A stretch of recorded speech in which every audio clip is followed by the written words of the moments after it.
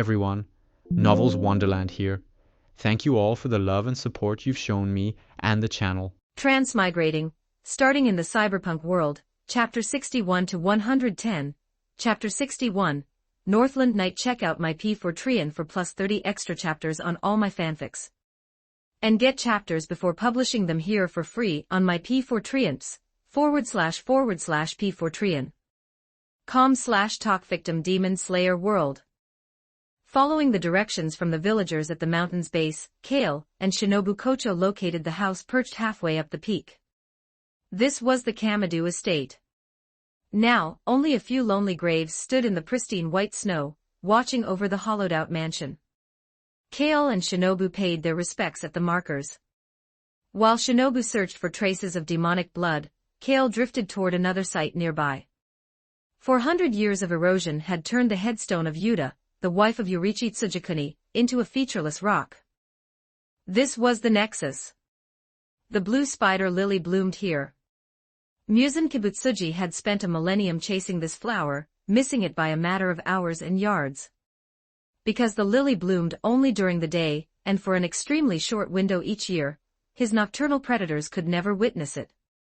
For the Kamadu family, the flower was just a seasonal wild vegetable their mother served for dinner. It was the system patch that had allowed Nezuko to conquer the sun. Kale scanned the snowy patches.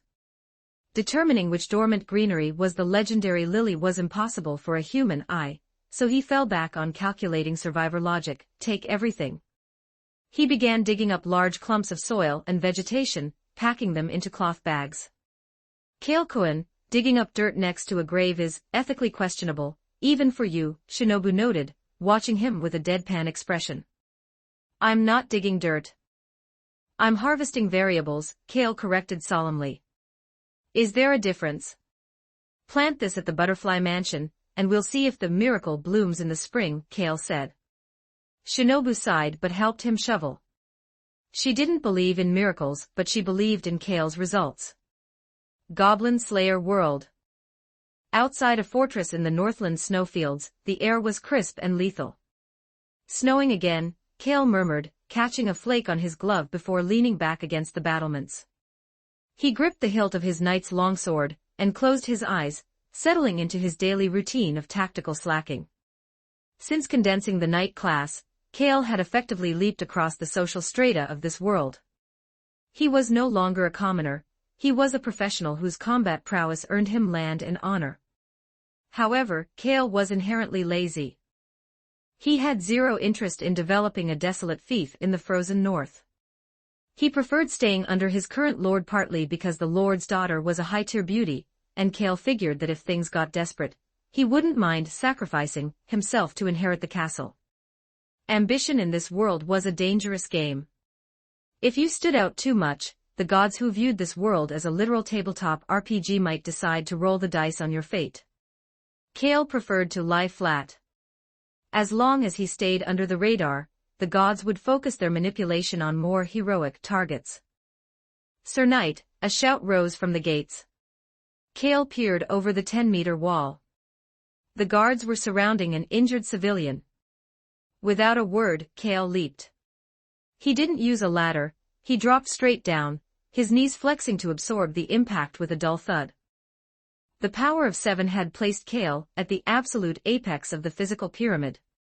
He didn't know exactly how strong he was, but a silver-ranked adventurer had recently challenged him, and ended up in the infirmary for 3 weeks after a single calculated elbow strike. An ogre, the civilian wheezed. It hit the caravan. Save them. The crowd gasped. Ogres were 3-meter-tall piles of greedy, aggressive muscle. While intellectually deficient, they usually moved in tribes. An ogre in my patrol zone. Kale mused.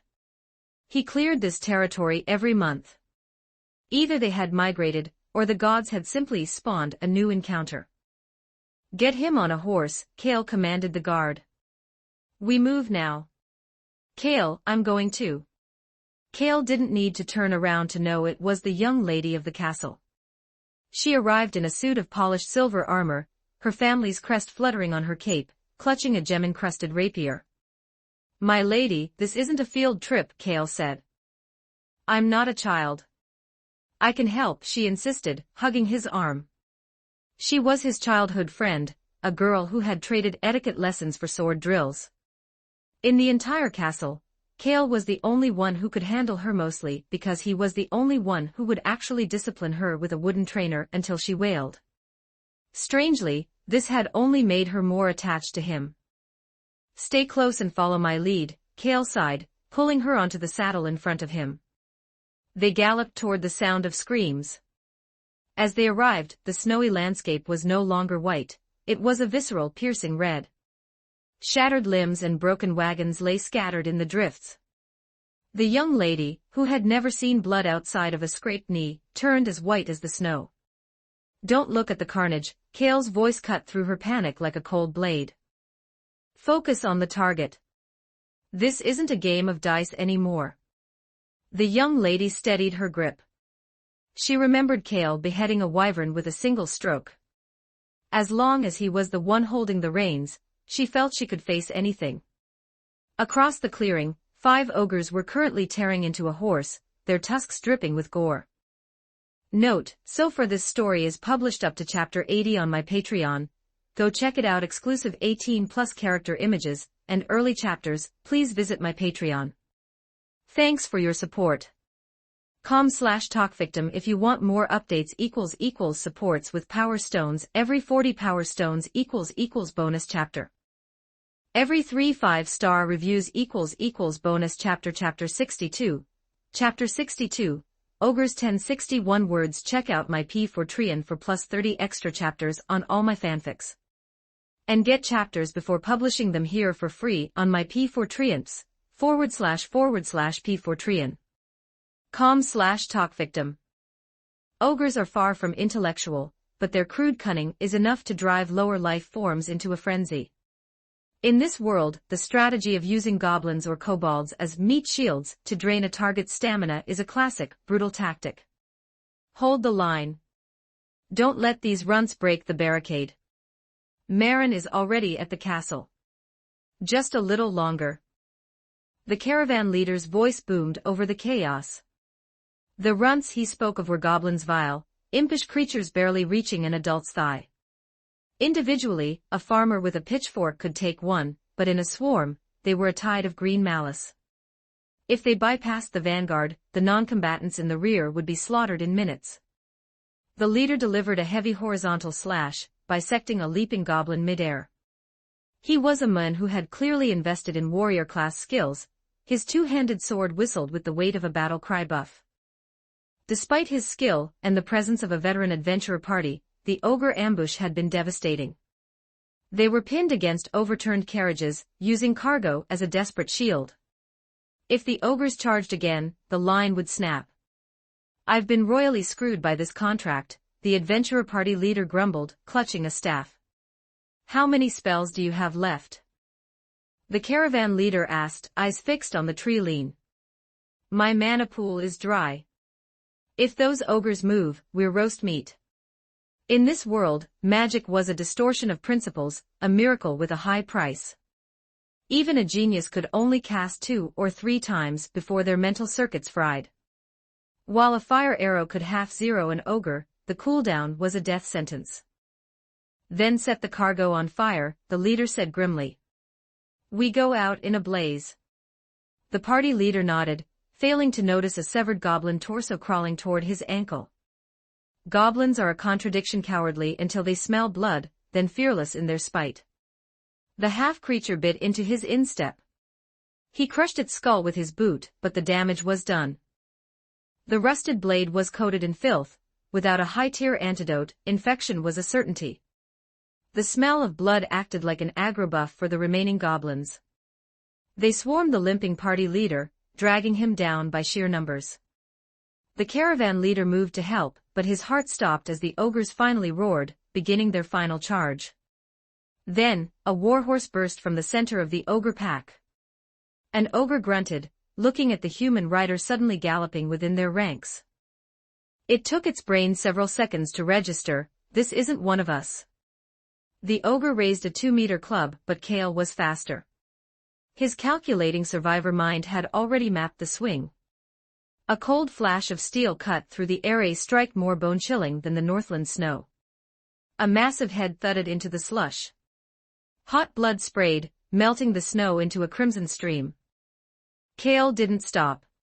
He moved like a ghost through the pack, his magic knight's longsword appearing as light as a willow branch. Even without the blood-chi power, his base stats synced across 7 worlds were astronomical. The ogre leader, enraged, triggered barbarian, berserk. Its muscles swelled, its eyes turning a feral red. 5 other giants joined the charge, creating an oppressive aura of raw, physical terror. The young lady, sitting in Kale's embrace on the horse, felt her mind go blank. Her body trembled so hard she forgot she even held a sword. Only Kale's riding skill kept the horse calm, shielding it from the mental debuffs of the giants. Kale exhaled. A blast of scorching air erupted, melting the snow for 100 meters around. This wasn't an illusion, it was the physical manifestation of his flame-breathing merged with knightly blood chi. Flame-breathing, 4th form, blooming flame undulation. Kale unleashed a soaring vortex of fire with himself as the epicenter. The ogre leader slowed, its hand reaching up to feel a head that was no longer there. Its body shriveled like a punctured balloon, collapsing into the mud along with the rest of its tribe. That was incredible. I want to learn that move. The young lady squealed, hugging him.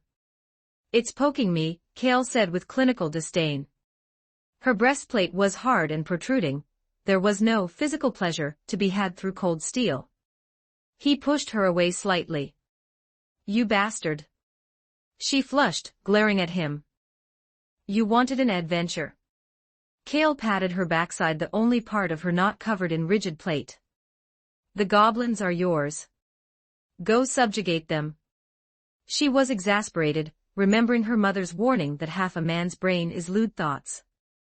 Yet, beneath the shame, she felt a surge of pride. In a world of widows and dangerous knights, Kale's touch was the ultimate confirmation of her value. It's the Northland Knight, the caravan cheered. The morale of the survivors hit its peak. The goblins, sensing the shift in the system, felt their courage evaporate. Get lost, you vermin. The caravan leader shouted, helping the party leader to his feet. As the remaining goblins attempted to beg for mercy, a classic, lying disguise, the young lady hesitated. Lightning. She chanted, her incantation sending a green bolt through 3 goblins. She turned to Kale, looking for praise. A wounded goblin lunged at her back. Kale's throwing knife ended its life before she could even scream. Turning your head during a fight. Is that what your tutor taught you? Kale's voice was like ice. Give up on being an adventurer and go back to being a highborn lady before you get yourself zeroed. The young lady bit her lip, her eyes turning stubborn. She didn't argue. She turned back to the goblins, her heart hardening. She knew Kale was right. In this world, there were no second chances. Note, so far this story is published up to chapter 80 on my Patreon. Go check it out. Exclusive 18+ character images and early chapters. Please visit my Patreon. Thanks for your support. com/talkvictim if you want more updates. Supports with power stones. Every 40 power stones bonus chapter. Every 3 5-star reviews bonus chapter. Chapter 63. Chapter 63. Clearing out bonus chapter. Check out my P4Trian for plus 30 extra chapters on all my fanfics. And get chapters before publishing them here for free on my P4Trians, //P4Trian. com/talkvictim. The young lady's swordsmanship was technically proficient, but her forms were calibrated for the ballroom and the tournament circle, elegant, rhythmic, and utterly lacking in street-level practicality. Against the chaotic swarm of goblins, her soft silver sword was a mismatch. It was a high-end magic catalyst, slender and flexible, built for precision rather than the brutal torque needed to deflect a rusted cleaver. She had to rely on her raw agility, weaving through the runts, like a dancer avoiding a collision on a crowded dance floor. She had no time to chant lightning, and with only 3 slots of mana per day, she couldn't afford a missed payload. Kale stood back, his calculating survivor mind monitoring the encounter. He didn't intervene, but his presence was a biological anchor for the girl. She knew he wouldn't let a system error like a goblin actually touch her, but she also knew that if he had to step in, her dreams of being an adventurer would be permanently archived. Eventually, the armor and the training won. A fully equipped swordsman versus a dozen naked goblins is a math problem that always favors the human, provided they don't panic. The young lady pierced the heart of the final creature and dropped to one knee, her stamina redlining. I did it. She panted, her eyes searching Kale's for a 5-star review. It was SOSO, Kale said, though he secretly gave her a passing grade. For a first live-fire exercise, she hadn't flinched. She turned away, but the curl of her lips betrayed her. Even a perfunctory compliment from the Northland knight was worth more than a dozen noble proposals. The caravan leader approached, presenting a heavy coin purse. In this world, a life saved wasn't a favor, it was a transaction. Kale accepted the eddies with a nod. Even if he didn't need the money, breaking the social contract of the adventurer system would only cause friction later. Do what you want with the carcasses, Kale told the leader. Ogre hides could be tanned into magic-resistant leather, and their bones were a hot commodity for both weaponsmiths and miracle cure peddlers. In an era where high-tier monsters were rare, 5 dead ogres were a windfall. Kale turned his attention to a thin man among the guards. You have the tracking skill, don't you? The Monet thief class stepped forward, his eyes shining with motivation. I do, Sir Knight. Find the nest. Ogres on this territory are a security breach I need to patch. As they set out to follow the tracks, the young lady insisted on joining. Kale agreed, mostly to save his own stomach. If she stayed behind unhappy, she'd insist on cooking him starry-gazy pie, a traditional English horror that Kale considered an insult to biological life. The thief led them to a coniferous forest where the ogres had dug a burrow under a slope. Several adults inside, the thief reported after a detection check. Step back, Kale ordered. We're doing this with technical efficiency. Kale had the young lady use her family heirloom sword to chop dry branches. If her father, the Earl, saw the legendary blade being used as a hatchet, he'd have a heart attack, but Kale didn't care. Once a pile was formed at the cave mouth, he had the girl use her mental focus to ignite it. Why the smoke, she asked, her face becoming smudged with soot. Ogre nests are biochemical hazards, Kale said, remembering a previous speedrun through one. The stench is a debuff that lasts 3 days. We flush them out, or we lose our appetite for a week. As the thick smoke funneled in, the roars began. A juvenile ogre rushed out, only to be met by the young lady's rapier through its eye socket. Before she could celebrate, 3 adult females smaller but more feral charged. Kale stepped in, pulling the girl behind him. Flame-breathing, 5th form, flame tiger. His blood chi detonated into a scorching sword arc. The vortex of fire didn't just cut, it evaporated the targets. In a heartbeat, the clearing was silent, save for the crackling of the fire. Is it zeroed? The young lady asked, covering her nose. Wait for the smoke to clear, Kale replied. He wasn't interested in the treasure she hoped for. These ogres were new spawns, they hadn't had time to accumulate loot. If you want to go in and check for gold, be my guest, Kale teased. But I hope you like the smell of ogre dung and rotting horse meat. She looked at her polished silver armor and shook her head. I think this sword is enough treasure for one day. As the caravan returned to the Northland town to settle their affairs at the temple and the guild, Kale prepared to head in a different direction. Going to that witch's hut again? The young lady asked, her tone turning sharp with jealousy.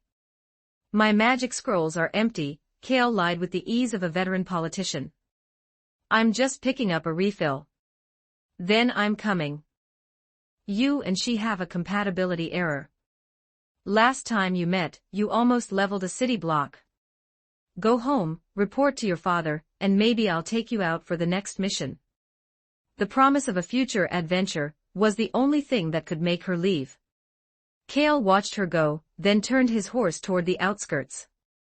He had work to do, and it didn't involve noble etiquette.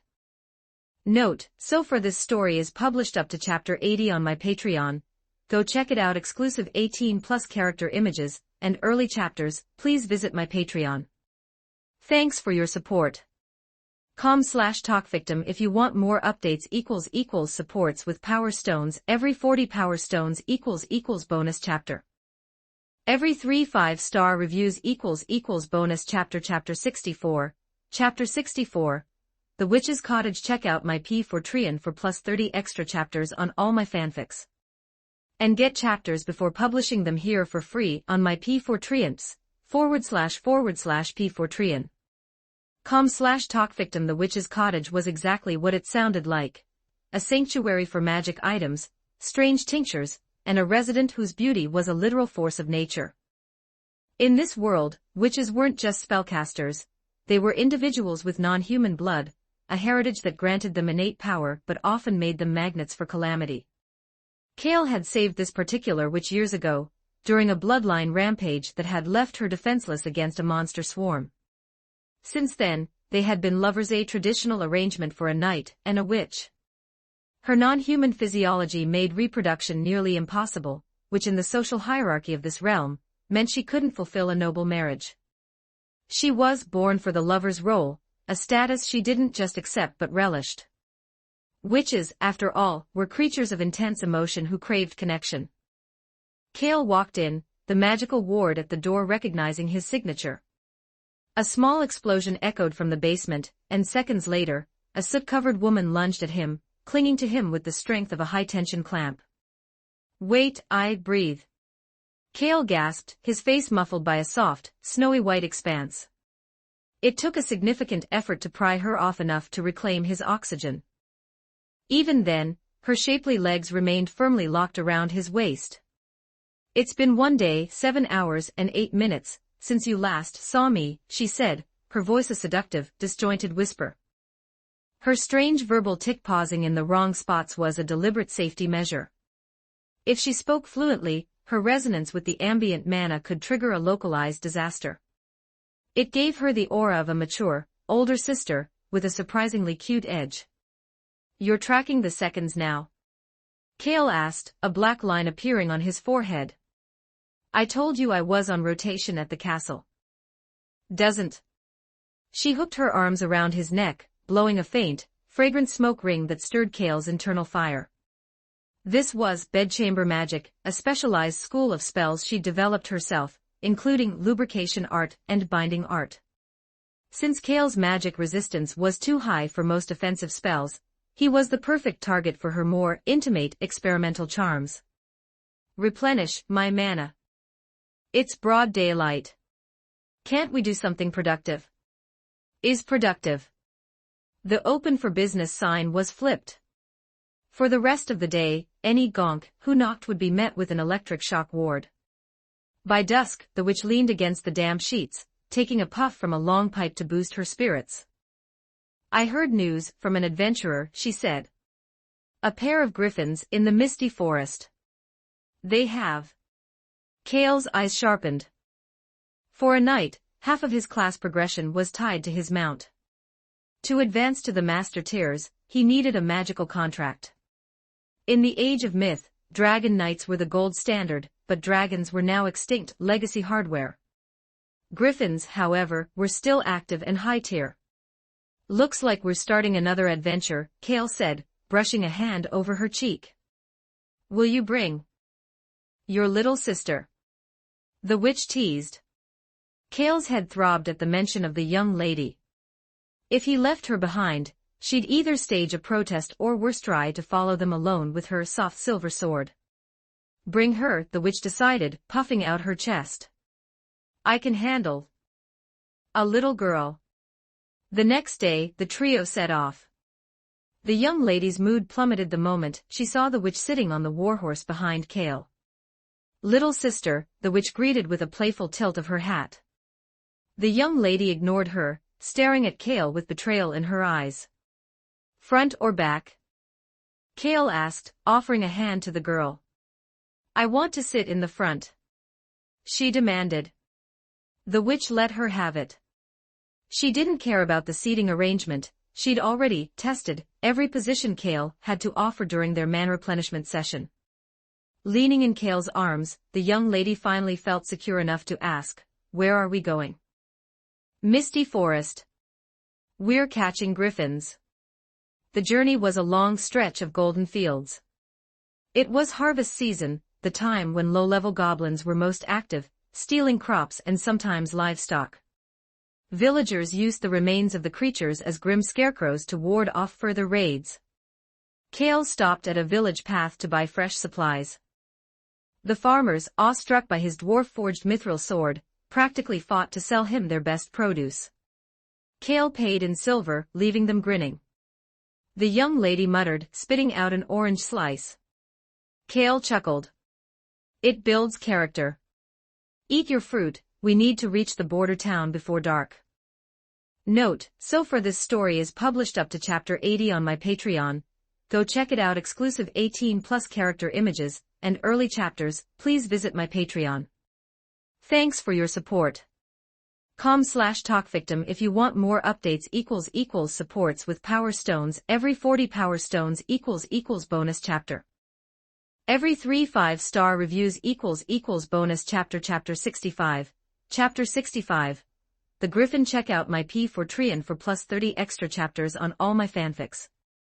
And get chapters before publishing them here for free on my P4 //P4 com/talkvictim. Kale rolled out of the inn's bed, the morning air biting at his skin. Being alone in the room sucked. It felt cold, empty, and functionally inefficient. This was the tax for bringing the young lady along. She was so paranoid that the witch would pull a midnight maneuver on Kale that she'd insisted on sharing a room with her. She'd spent the night with her eyes pinned open, guarding the witch like a hawk over a mouse. The result? The witch was a yawning mess by breakfast, and the young lady had enough red streaks in her eyes to look like she'd just done a high-end combat drug. After a quiet breakfast, the trio headed to the Adventurers Guild.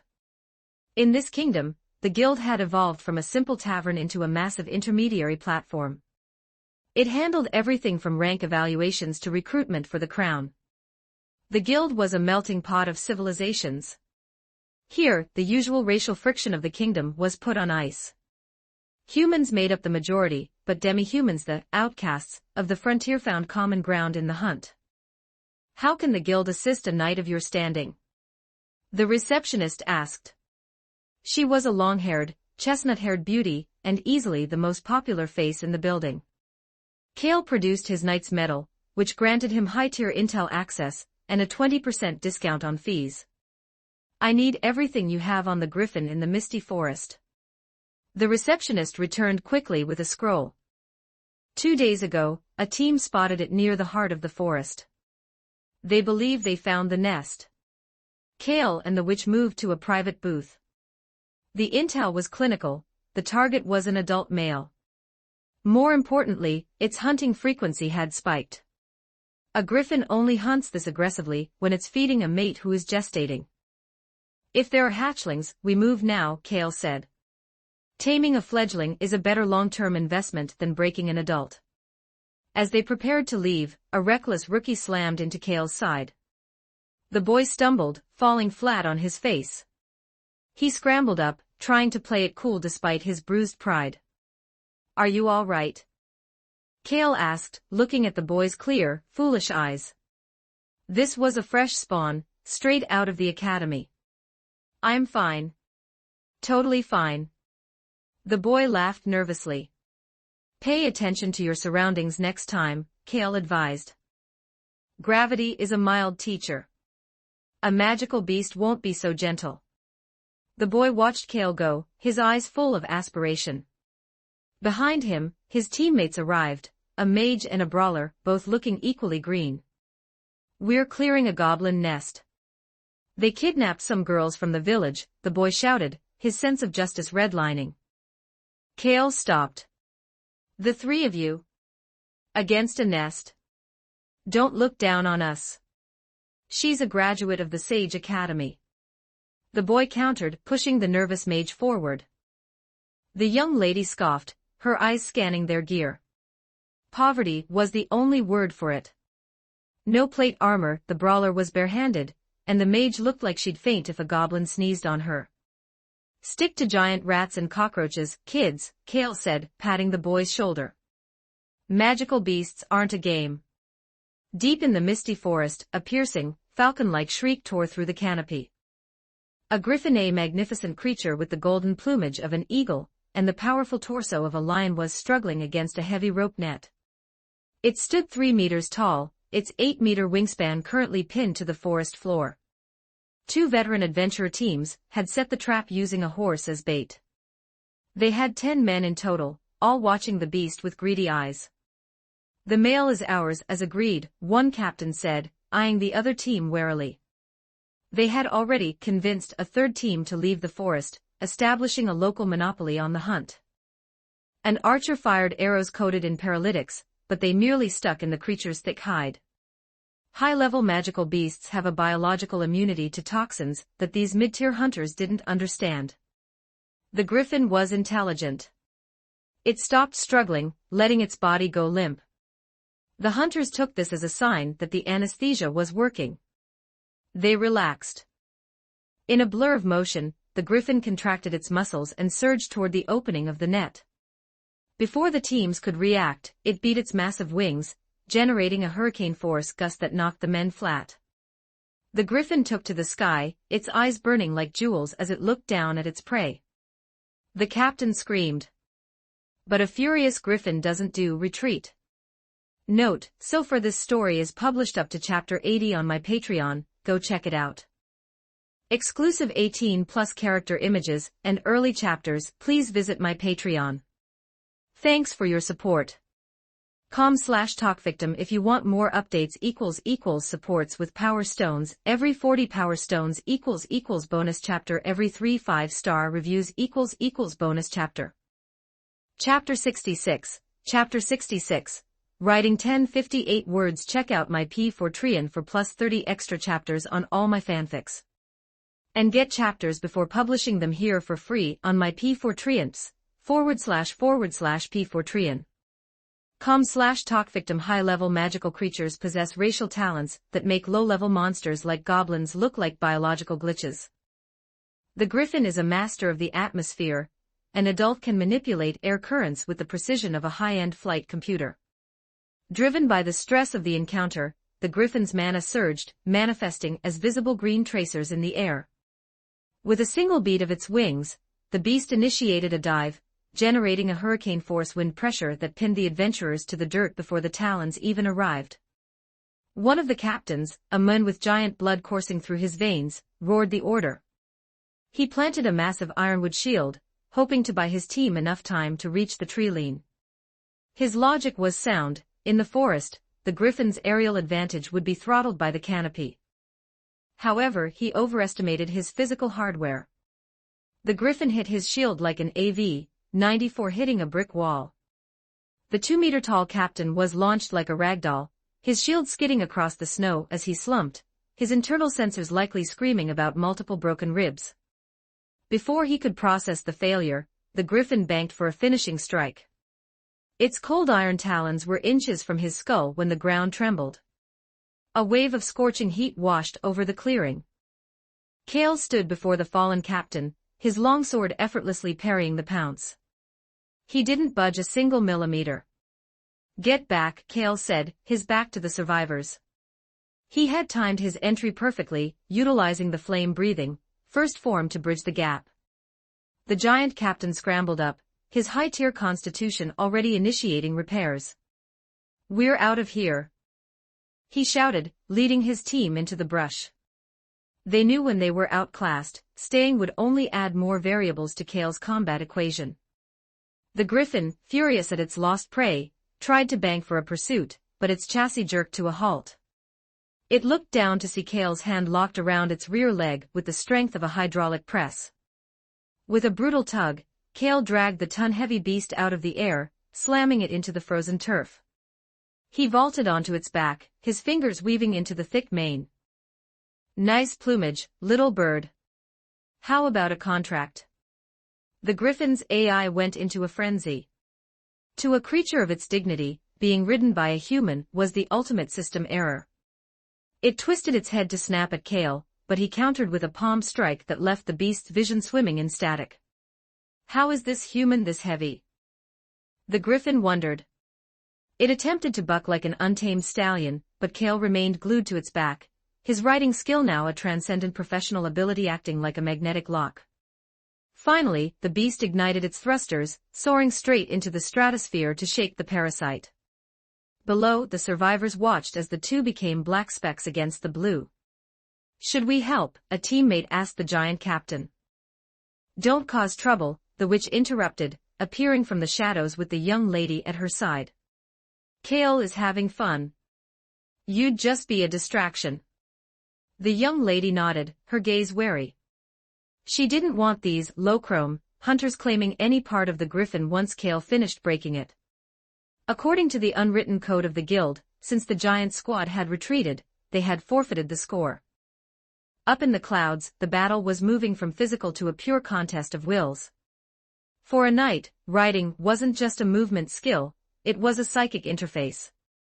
Once Kale was on its back, his influence began to color the creature's mind. By dusk, the Griffin's stamina was redlining. Its initial rage had transitioned into a hollow, exhausted anxiety. Its roars grew hoarse. In this contest of mental and physical endurance, the Griffin was a four-cylinder engine trying to outrun a nuclear reactor. The beast finally surrendered, tumbling through the clouds and sliding to a halt on a grassy slope. It didn't try to bite when Kale offered the reins, instead, it actively put its head through the May total system override. When the witch and the young lady caught up, they found the Griffin nuzzling Kale's arm. Did he actually break it that fast? The young lady asked, bold enough to reach out and touch the sun-colored feathers. The Griffin glanced at Kale, caught his scent on the girl, and sensibly allowed the contact. What a handsome kitty, the witch added, her hand also finding a spot on the mane. The Griffin's eyes showed a flicker of confusion. As a monogamous creature, it was struggling to process Kale's complex social network. The giant captain stepped forward, bowing his head in genuine respect. Northland Knight, thank you. We owe you a life. It was on the route, Kale dismissed. He knew the guild's rumors about him that he was handsome, lethal, and incredibly petty. No one in the squad was stupid enough to mention the bounty on the Griffin now. They knew Kale would scatter their ashes before the sun went down if they crossed him. The trio mounted the Griffin. Its back was broad enough for all three, and the ride was infinitely more high-end than a standard warhorse. They headed for the cliffside lair. Legend says Griffins hoard gems, the young lady whispered, her eyes sparkling.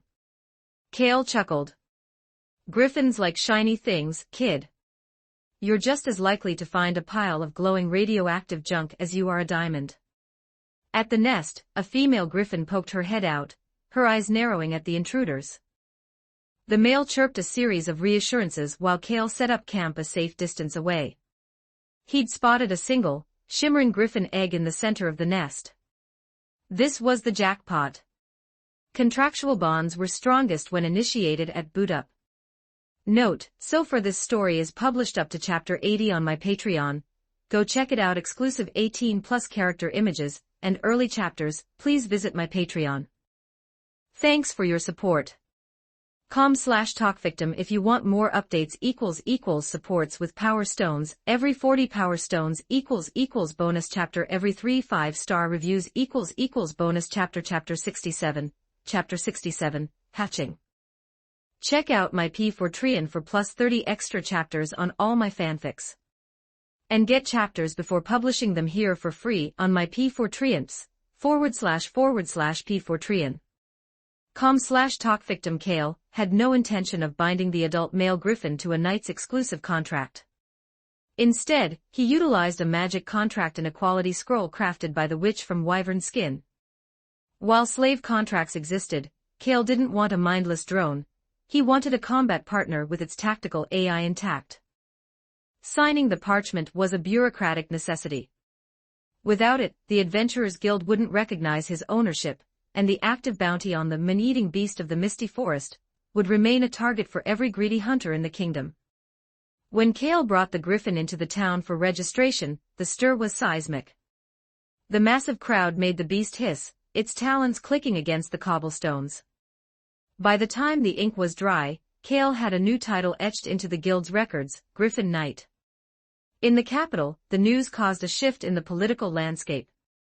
Kale was already ranked alongside the legendary Sword Maiden, the arbiter of justice in the West. While the maiden was favored for her high-level swamp dragon apostle, Kale's conquest of a griffin pulled the scales of power back to a dead even. To the royals, Kale was a secular pillar, to the commoners, he was a living myth. As Kale prepared to leave the guild with the witch and the young lady, a familiar, armored silhouette blocked the sunlight at the entrance. Goblin Slayer. The silver-ranked adventurer stood in his signature battered plate, face hidden behind a grim, slotted helm. He was the guild's most controversial high-tier member, a man who reached the third rank solely by exterminating goblins. To many, he was a specialist, to others, a bottom-tier silver who lacked the torque for true frontal combat. Behind him were the four rookies Kale had warned earlier. They looked like a party that had just returned from a meat grinder. The reckless swordsman was missing his right arm, his longsword gone. The mage's robes were soaked in copper-smelling blood, her eyes hollowed by trauma. The brawler was physically intact but spiritually zeroed, a broken unit. They were here to cancel their adventurer status.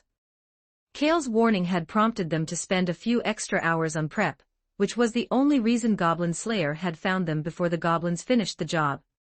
Northland Knight, Goblin Slayer grunted, his voice a low vibration within his helm. Is there another commission? Yes, Kale replied, slipping into professional mode. A tribe in the snow forest followed an ogre to raid a caravan. The size of the nest is expanding beyond safe thresholds. Understood. Leave it to me. As they parted, the guild's receptionist, the most popular girl in the building, gave Goblin Slayer a look of genuine affection, causing a dozen nearby adventurers to grind their teeth in envy. Kale ignored the drama and mounted his griffin, heading back to the lair. The hatching came sooner than expected. Chirp, chirp, a mucus-covered ball of fluff broke through the shell, looking more like an oversized chick than a legendary predator. Kale fed it strips of high-protein horse meat he'd prepared. Because he'd initiated the knight's contract during the final stages of incubation, the life feedback loop made the hatchling sturdier and more intelligent than a wild specimen. The little griffin instinctively imprinted on Kale, completely ignoring its biological father. In 7 days, the hatchling was as large as a hound, gliding through the castle halls and hunting the local livestock. Kale spent his days in a cycle of compensation and calibration. He paid the farmers in heavy silver for their dead sheep and spent hours training the fledgling to restrain its predatory edge without breaking its spirit. The contract feedback was so potent that the little griffin began ascending toward a legendary life form status months ahead of schedule. But Kale's energy was a finite resource. The more time he spent syncing with the griffin, the less mana he had for the witch and the young lady. One morning, Kale woke up in the witch's bed to the sound of rhythmic, violent pounding on the front door. The young lady had tracked him down. I really need to research soundproofing magic, the witch groaned, her fair skin glowing against the silk sheets as she stretched like a lazy cat. Kale dressed, ignoring her man-replenishment seduction. He pushed open the door to find the young lady fuming, her face turning a vivid red as she spotted the strawberries on Kale's neck. Isn't this Goblin Slayer? Kale noted, looking past the girl. Goblin Slayer was there, but he wasn't alone. Behind him stood an elf archer, a dwarf warlock, and a lizardman priest. It was a high-spec multicultural team. Are you sure we have the right men? The elf archer whispered, her gaze scanning Kale's languid, post-pleasure appearance with disdain. Is this the strongest knight in the kingdom? Sho, the dwarf interrupted. This is his territory. Even if he looks like a playboy, he's the one who zeroed the wyvern. Note, so far this story is published up to chapter 80 on my Patreon. Go check it out. Exclusive 18+ character images and early chapters. Please visit my Patreon. Thanks for your support. com/talk victim if you want more updates supports with power stones every 40 power stones bonus chapter every 3 5-star reviews bonus chapter 68 Goblin Nest 1014 words. Check out my P4 Trian for plus 30 extra chapters on all my fanfics and get chapters before publishing them here for free on my P4 Trians //P4 Trian com/talk victim. Kale leaned back into the plush cushions of the sofa, his boots resting on the mahogany coffee table as he listened to the dwarf warlock deliver the briefing. The situation was a classic. The Demon King had been resurrected.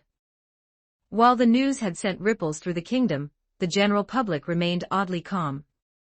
These cycles of destruction and rebirth had happened for eons. 10 years ago, a gold rank party had zeroed the last Demon King in a labyrinth.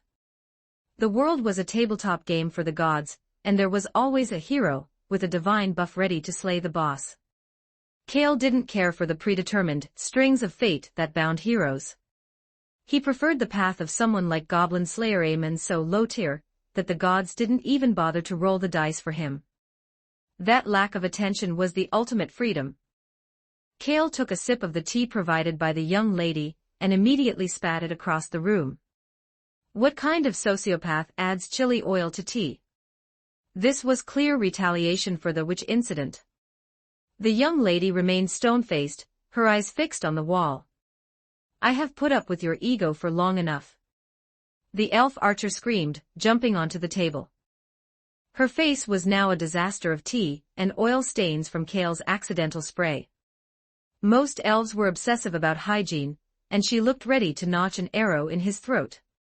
My bad, Kale said, raising his sleeve to wipe her face. The elf froze. At over 2,000 years old, she had never been this close to a human male. Her internal logic crashed, and she sat back down, her ears turning a vivid shade of crimson. She had just failed Kale's charisma check. The dwarven elders had forged Kale's mithril sword, and now they were calling in the favor. A massive nest had formed on the border between the elven forest and the human kingdom. If the elves sent an army, the humans would see it as an invasion. If the humans moved, the elves would suspect slave traders. Kale was the neutral insurance policy. The squad traveled in a luxurious 4-horse carriage, a perk of Kale's status that allowed them to bypass every border checkpoint. This is a joke, the young lady fumed.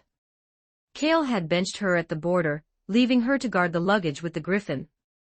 He'd taken the young priest instead, as her protection and purification. Miracles were high-utility assets for a nest raid. The young lady couldn't understand why a green priest got to go while a noble swordsman had to sit with a big cat. The nest was hidden in a mountain cleft, guarded by goblin wolf riders. Domestication of predators was a sign of a king, or hero, level leader, a platinum rank threat. Up to you, Miss Elf, Kale said as they approached at dusk. Whizzed the elf archer's arrow pierced 3 goblins and the lead wolf in a single trajectory. Despite her slender frame, her draw weight was astronomical. Impressive, Kale noted. Her ears twitched pink again. Goblin Slayer stepped forward, methodically disemboweling a corpse to mask their scent with goblin blood. The elf archer screamed as he approached her with a gore-soaked cloth. Why doesn't he have to do it, she hissed, pointing at Kale after her cloak was thoroughly ruined.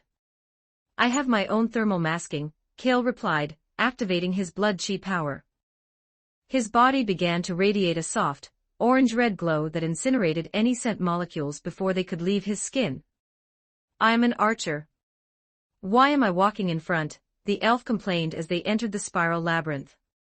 Because a knight always watches the rear of his party, Kale teased, though he quickly moved to the front.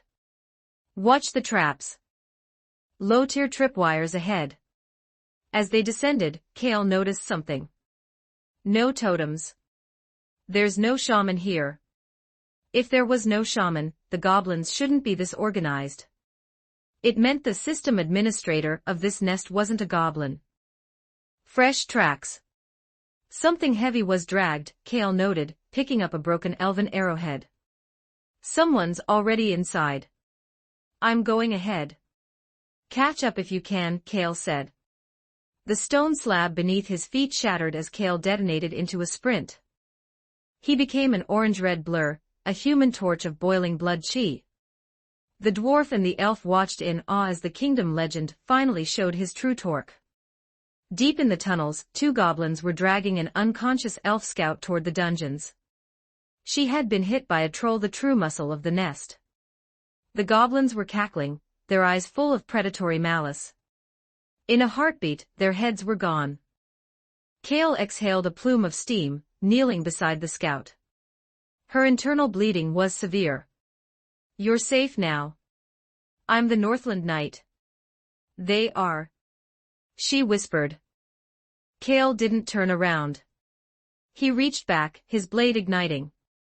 Flame-breathing, second form, rising scorching sun. A pillar of fire incinerated the 50 goblins rushing down the hall. By the time the rest of the party arrived, the hallway was a charred graveyard. "Are you hurt?" the elf archer asked, rushing to Kale's side. "Something is very wrong," Kale said, his voice full of sorrow. "Let the priest heal you." "My boots," Kale pointed to a small blood stain on his 3 gold coin leather. "I was reckless." The splatter hit the finish. The elf archer stared at him for 3 seconds, before trying to stomp on his foot. Kale dodged with a grin. Note, so far this story is published up to chapter 85 on my Patreon. Go check it out. Exclusive 18+ character images, and early chapters. Please visit my Patreon. Thanks for your support. com/talkvictim. If you want more updates supports with power stones, every 40 power stones bonus chapter, every 3 5-star reviews bonus chapter. Chapter 69. Chapter 69. The sports student. Check out my P4Treon for plus 30 extra chapters on all my fanfics. And get chapters before publishing them here for free on my P4Treons, //P4Treon. com/talkvictim. Goblin Slayer World. Although the elf scout's injuries were severe, the young priest's healed miracle had successfully patched her primary hardware. Her emerald eyes remained fixed on Kale, tracking his every move with a mix of awe and relief. "Thank you for saving me," she whispered. "It's what a knight does." "Can you give me a sit rep on the interior?" Kale asked, helping her to her feet. Note to self, next time I take a wrong turn, make sure it's toward the elven forests. Their scouts are much better looking than dwarven prospectors. "A troll is leading them," she warned, her voice trembling. The elf archer's breath hitched. A troll was a high-level biological hazard, a tank-class monster comparable to a griffin in raw torque. "It's not a standard unit," the scout continued. "It's massive, and I think it's received a demon god's blessing. My daggers couldn't even keep a wound open, it heals in real time." As she spoke, a rhythmic thud-thud-thud echoed from the darkness. The master of the nest was approaching. Kale stepped forward, planting his knight sword into the stone floor and resting his hands on the hilt. He became a biological wall, absorbing the atmospheric pressure of the approaching beast. The goblin slayer tossed a torch. The light revealed a blue-skinned titan over 3 meters tall, its muscles looking like forged rock, clutching a massive iron hammer. "Terrain's bad, Kale," Goblin Slayer whispered. "Collapse risk is high." "You slaughtered my servants," the troll roared, its eyes locking onto Kale. It completely ignored the others. In its primitive, God-blessed logic, only Kale possessed the attack power to be a threat. "If you mean the green runts, yeah. I zeroed them," Kale replied, his eyes scanning the troll's horns. "Troll horns are high-value reagents. If I bring these to the witch, I can probably unlock that new binding spell she was talking about." "Life is good." Enraged, the troll swung its hammer. The floor shattered, the impact shaking the entire ruin. But when the dust settled, Kale had teleported. He was standing atop the hammerhead, looking down with clinical indifference. Flame-breathing, 9th form, purgatory. A solar flare of blood chi erupted. The sudden bloom of light blinded the party. In that microsecond, a shooting star cut through the passage. When the light faded, the troll was kneeling, its body emitting the stench of seared meat. Its head was no longer attached. Kale tossed the heavy, horned head to the elf archer. "Help me pack this." "It's a gift," she stammered, holding the gruesome trophy. "Who would want this?" "I'll leave the cleanup to you all," Kale said, sheathing his blade. "Goblin Slayer, have fun." Tokyo Ghoul World. Inside the sterile, underground lab of Kano General Hospital, Dr. Akihiro Kano was recording data next to a cold corpse. The transplantation of a kakuho had failed again. "The rejection rate is too high," Kano murmured. Ken Kaneki truly was a one-in-a-million miracle. The door slid open. Nimura Furuta walked in, followed by the Yasuhisa twins, Kurona and Nishiro. Furuta, the architect of the steel beam incident, had brought these two investigator trainees as fresh experimental tissue. "Yasuhisa. Your father was a good friend," Kano lied smoothly, using his kind doctor persona to manipulate the frightened sisters. He wanted to prime them with hatred, hoping the emotional variable would stabilize the half-ghoul transformation. Furuta watched from the side, a frivolous smirk on his face. He was a half-ghoul himself, stronger than any pure ghoul, but doomed to a shortened lifespan. The lab door was kicked off its hinges. Shiro, you really shouldn't believe everything a man with a lab coat tells you," Kale said, stepping out of the shadows. "Since when were you so easy to exploit?" the twins cried out, rushing to his side. Their panic vanished, replaced by the security Kale always provided. "You were followed." Kano looked at Furuta, surprised by the lapse in security. Furuta's smirk vanished. He didn't recognize Kale, but the fact that he'd been tailed without his high-spec ghoul senses picking it up was a system error he couldn't ignore.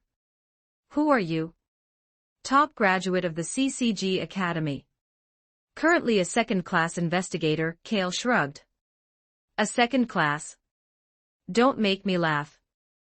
Furuta's body became a blur as he lunged. He didn't have a Kagun, but his physical attributes were Tier 1. He moved to end the investigator instantly. Kale lifted his eyelids. "Since you love playing the understated villain, let me show you some raw power. I'm the star of the varsity basketball team, Furuta. The ultimate sports student. Can you handle the torque of this punch?" It was the sound of a mosquito being hit by a sledgehammer. Furuta Nimura was pulverized into a visceral smear against the white lab wall. No amount of ghoul regeneration could fix being turned into a liquid. Kale wiped a drop of blood from his sleeve. "All right, document. Let's talk about your research. Note, so far this story is published up to chapter 85 on my Patreon. Go check it out. Exclusive 18+ character images and early chapters. Please visit my Patreon. Thanks for your support. com/talkvictim. If you want more updates supports with power stones, every 40 power stones bonus chapter, every 3 5-star reviews bonus chapter 70. Chapter 70. Rise Kamishiro 1260 words. Check out my P4Trian for plus 30 extra chapters on all my fanfics. And get chapters before publishing them here for free on my P4Trians, //P4Trian. com/talkvictim. Among the 7 Kales, the version inhabiting the ghoul world stood as a statistical anomaly in terms of raw physical capability. While all were beneficiaries of the collective soul merge, his strength was peculiarly devastating. This wasn't merely a byproduct of his past as a varsity athlete, the secret lay in the hyper-evolution of his RC cells. In this world, RC cells, red child cells, are the building blocks of both human and ghoul biology. They circulate through the blood and are stored in a specialized organ called the kakuho. The fundamental metric of this world is the RC value. Healthy humans, 200 to 500 ghouls, 1,000, 8,000 plus. When RC cells reach a certain density, they can be manifested externally as a kagun, a ghoul's predatory organ. Although Kale's RC value remained technically within the human range, the quality of his cells had undergone a cosmic transmutation. His cells were denser and more resilient than the hardest tooth enamel. He was a human, whose skin could snap high-grade steel blades, and whose fists possessed the kinetic energy of a hydraulic press. I've explained everything. Can you spare my life? Akihiro Kano looked up at Kale, his tone subservient, but his eyes were wide with a manic, scientific fervor. He had realized that Kale was a human plus, a bridge to the evolution he had spent his life chasing through bloody experiments. Kale saw that look. He had seen it in the eyes of corporate scavs in Night City, and mad sorcerers in the Taisho era. It was the look of a man who would turn the world into a petri dish if given a second chance. Kale didn't bother with a verbal rebuttal. He stepped forward and a single, heavy stomp snapped the doctor's neck like a dry twig. Akihiro Kano was a genius, but dead geniuses are far less troublesome than live ones with messiah complexes. What do we do now? Corona and Nishiro Yasuhisa moved to his side, their faces pale. Their anxiety was rooted in the logistics of the situation. Juzu Furuta wasn't just a murderer, he was a high-ranking member of the CCG Commission of Counter-Ghoul. By taking the sisters, he had scrubbed their identities from the system. They were now ghosts, trapped in an illegal laboratory with 2 corpses. Don't worry. I'm here, Kale said, his voice calm. He began the grim task of body disposal. Kano was easy to move, but Furuta had been pulverized with such force that parts of him were practically part of the wallpaper. It took the 3 of them significant effort to scrub the room clean. Kale had no intention of letting Kano's assets go to waste. The underground laboratory was a state-of-the-art facility hidden from the world's prying eyes. Since the doctor had consented in Kale's mind to the transfer of property, Kale now owned a fortress of forbidden science. Kale navigated the depths of the lab until he reached a reinforced containment cell. Inside, suspended in a regenerative tank, was the ghoul mother herself, Rise Kamishiro. She was the S-rank ghoul known as the Binge Eater. Despite her imprisonment, she remained defiant. As Kale approached, she let out a sharp, hunger-driven howl. What do you want? Give me meat. Kale scrutinized her. She was undeniably beautiful, fair, porcelain skin, and a mature allure that was a curated weapon. Rise had been raised within the Washa clan as a womb, a breeding machine for the clan's pure-blooded lineage. Her entire existence had been defined by serving the whims of men until she escaped, only to be recaptured by the Yandere-obsessed Furuta. Where are those 2 bastards? Rise hissed, her violet eyes flashing. Dead, Kale replied. Did you kill them? Casual matter. No need for a thank you, Kale shrugged. Rise squeezed out a seductive smile, pressing her body against the glass. Little brother, let me out. I'll thank you properly. Kale stepped closer, reaching through a feeding port to stroke her face. Rise acted like a docile pet, nuzzling his hand before in a flash of predatory instinct biting down with the full force of her jaws. Rise's eyes went wide with agony. Instead of tearing through flesh, her teeth had shattered against Kale's hand, as if she had bitten a titanium slab. Kale calmly withdrew his hand, shaking off the fragments of her teeth. Seriously? You got my hand covered in slobber, he muttered, wiping his palm on her face. Rise slumped back, her mind reeling. She was the Binge Eater, a predator that had consumed hundreds. Yet, she couldn't even break the skin of this human, she asked, her voice muffled as her ghoul regeneration began to regrow her teeth. Call me Kale, Miss Kamishiro. He squeezed her cheek like a disobedient child. Rise was currently at her weakest, starved and missing her kakuho, which Kano had repeatedly harvested. She had no leverage. I will let you out eventually, Kale said, his gaze clinical yet oddly warm. But you need training. You're too wild for the streets right now. In exchange for your cooperation, I can satisfy your... I'm so hungry, Rise whispered, her obsession with flesh overriding her terror. Give me just a bite of you. She could smell him. To a ghoul, Kale didn't smell like a human, he smelled like a concentrated sun. The energy radiating from his blood was a siren song. You want to eat me? Kale teased, running a finger across her lips. Just a taste.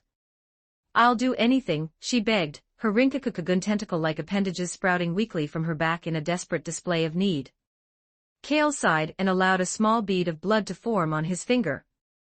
Rise lunged, sucking his finger with a desperation that bordered on madness.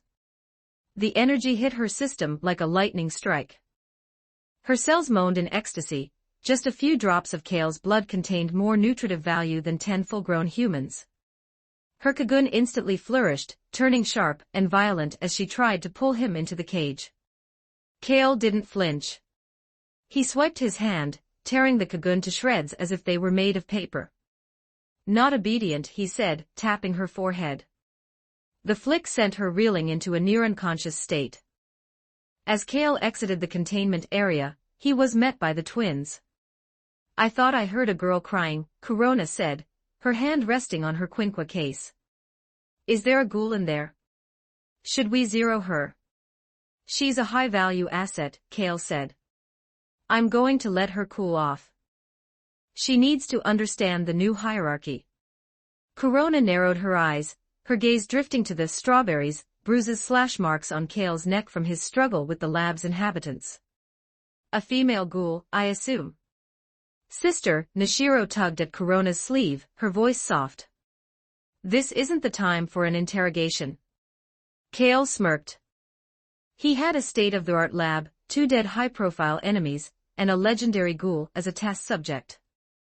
The calculating survivor had officially upgraded his toolkit. Note, so far this story is published up to chapter 85 on my Patreon. Go check it out. Exclusive 18+ character images and early chapters. Please visit my Patreon. Thanks for your support. com/talkvictim. If you want more updates supports with power stones, every 40 power stones bonus chapter, every 3 5-star reviews bonus chapter. Chapter 71. Buy one get one free 1019 words. Check out my P4Trian for plus 30 extra chapters on all my fanfics. And get chapters before publishing them here for free on my P4Trians, //P4Trian. com/talkvictim. Kale sat on a high stool in the coffee shop, gazing at the city's neon-drenched night through the window. He stretched lazily, trying to shake off the mental fatigue of the daily grind. It was his first week as an investigator in Ward 20, and he was already pulling late-night overtime on patrol. Ward 20, usually a low-threat zone, had recently spiked in activity. Rumors of a rabbit-hunting CCG personnel had the local branch on edge. Ever since Rise Kamashiro moved through this district, the seeds of chaos had found fertile soil. Sir, your cappuccino. Ken Kaneki set the coffee down, his hands visibly trembling. Having only recently been forcibly integrated into the ghoul world, facing a CCG investigator across a counter was like a civilian standing in front of an activated combat droid. He kept his head down, the medical patch over his left eye a clumsy shield for his uncooperative Kakugan. Kale took a slow sip. The flavor was Robuste, Tier 1 brew. Hey kid, he asked casually, what's with the eye? Injured a while ago. It's fine, Kaneki stammered. Is that so? Kale reached out, hooking an arm around Kaneki's neck and pulling him into a mock-friendly huddle. The atmosphere in the shop, populated almost entirely by ghouls, hit a freezing point. Irimi Kaya at the counter and Koma Enji behind the machine went still, their predatory instincts ready to redline. That shy girl behind the pillar keeps staring, Kale whispered into Kaneki's ear. Think she fell for me at first sight. He glanced at Toka Kirishima, who immediately ducked behind a beam like a startled rabbit. Kaneki's voice was stiff. He looked at Toka, then back at Kale. He couldn't exactly tell the investigator that she was likely measuring the distance between her claws and his carotid artery. I don't think so. You're not a girl, Kaneki. You don't get the vibe. Someone of my aesthetic is a magnet for the high school demographic. It's a burden, Kale said, flicking his hair with a cynical grin. Koma Enji gave Kale a subtle thumbs up from the counter. It wasn't an endorsement of his narcissism, it was an acknowledgement of his sheer balls to flirt in a den of monsters. Coffee's great. I'll be back, Kale said, dropping several eddies on the counter and waving as he walked out into the cool Tokyo night. The night was deep, the neon lights giving way to shadows in the narrow alleys of Ward 20. Kale stopped in his tracks.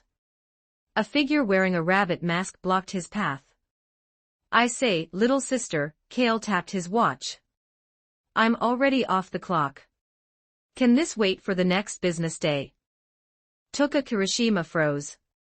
The casual, dismissive tone stung her more than a taunt. "You actually treat hunting us as just." Her single-sided Okaku Kagun bloomed behind her shoulder, firing a barrage of crystalline shards. Kale strolled through the hail of projectiles, his suit remaining pristine, as if he were walking through a light drizzle. Realizing long range was a failure, Toka closed the distance. The Okaku provided explosive velocity, but it was a high-consumption engine. She lunged with a spinning whip kick aimed at Kale's head. Kale's hand shot out, catching her slender calf with a grip like a vice. "If you're not wearing safety shorts, don't make such high-velocity movements," Kale noted, his gaze clinical. "It's distracting." Toka's face turned scarlet behind the mask. She tried to ignite her Kagun for a point-blank blast, but Kale's other hand clamped onto her throat, pinning her against the brick wall with a sickening thud. "You look familiar, Rabbit," Kale whispered, tapping her mask. A blood-colored Rinkaku tentacle whipped out of the darkness, intended to force Kale back. Kale didn't even turn his head. He reached back, caught the tentacle midair, and gave it a violent yank. Ken Kaneki, wearing his own one-eyed mask, was pulled into the light and slammed face-first into the asphalt at Kale's feet. "Buy one get one free." Kale tilted his head. "A delivery right to my doorstep. I love high-efficiency nights." Kale didn't kill them. He shouldered both unconscious ghouls and slipped into the shadows, heading back to his newly acquired underground laboratory.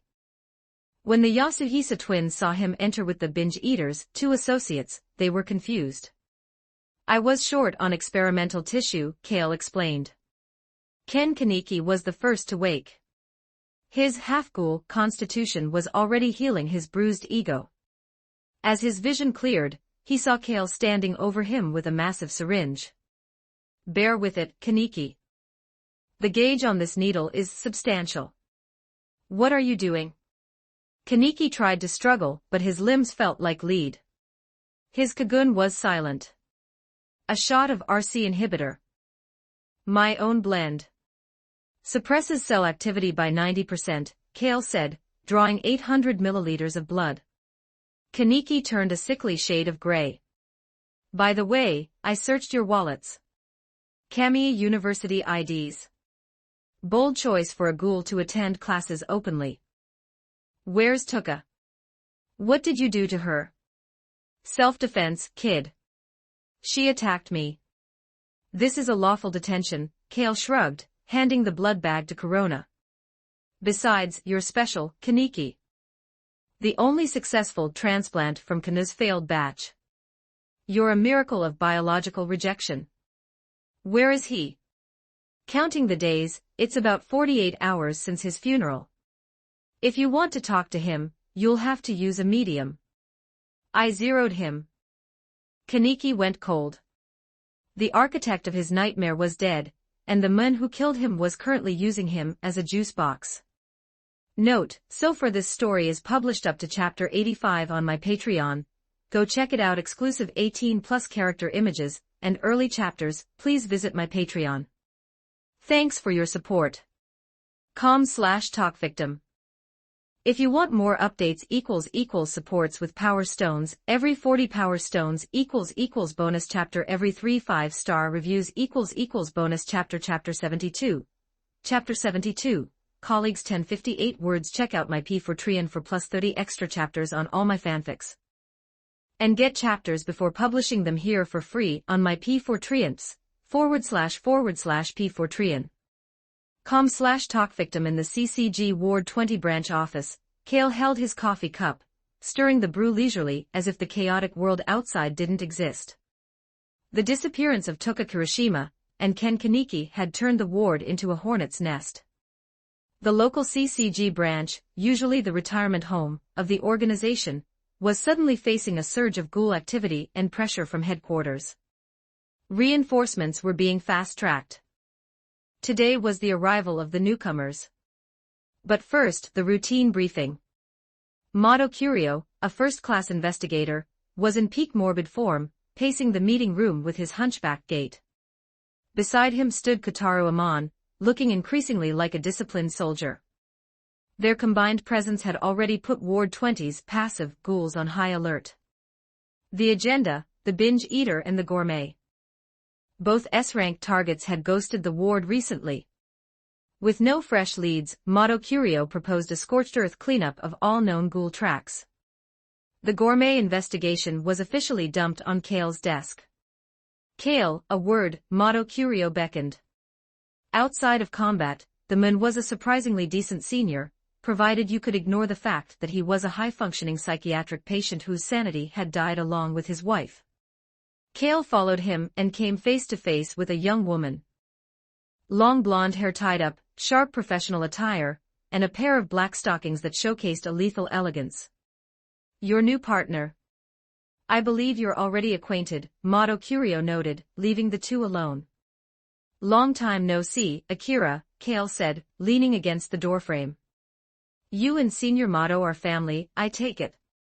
Yes, Mato Akira replied, her tone as cold as an ice bath.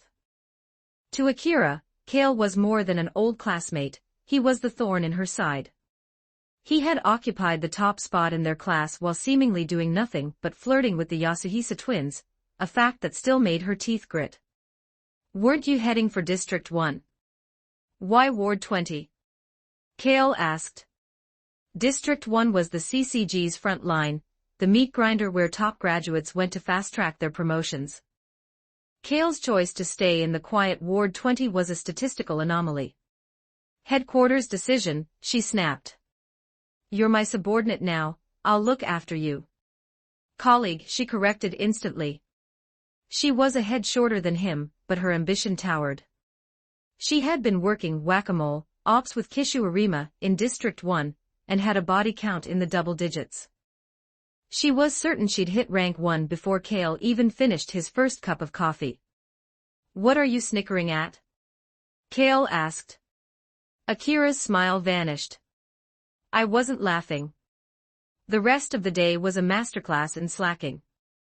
Kale spent his patrol introducing Akira to the coffee machine, and then promptly falling asleep at his desk. Is this your process? Akira hissed, slamming a stack of files on his desk. With this attitude, ghouls will never be eliminated. You're just a second class, Akira. Why worry like the director? Find the gourmet first, Kale muttered into his pillow. He had spent the night calibrating the Yasuhisa twins in the lab, and his energy reserves were redlining. Akira's eyelids twitched.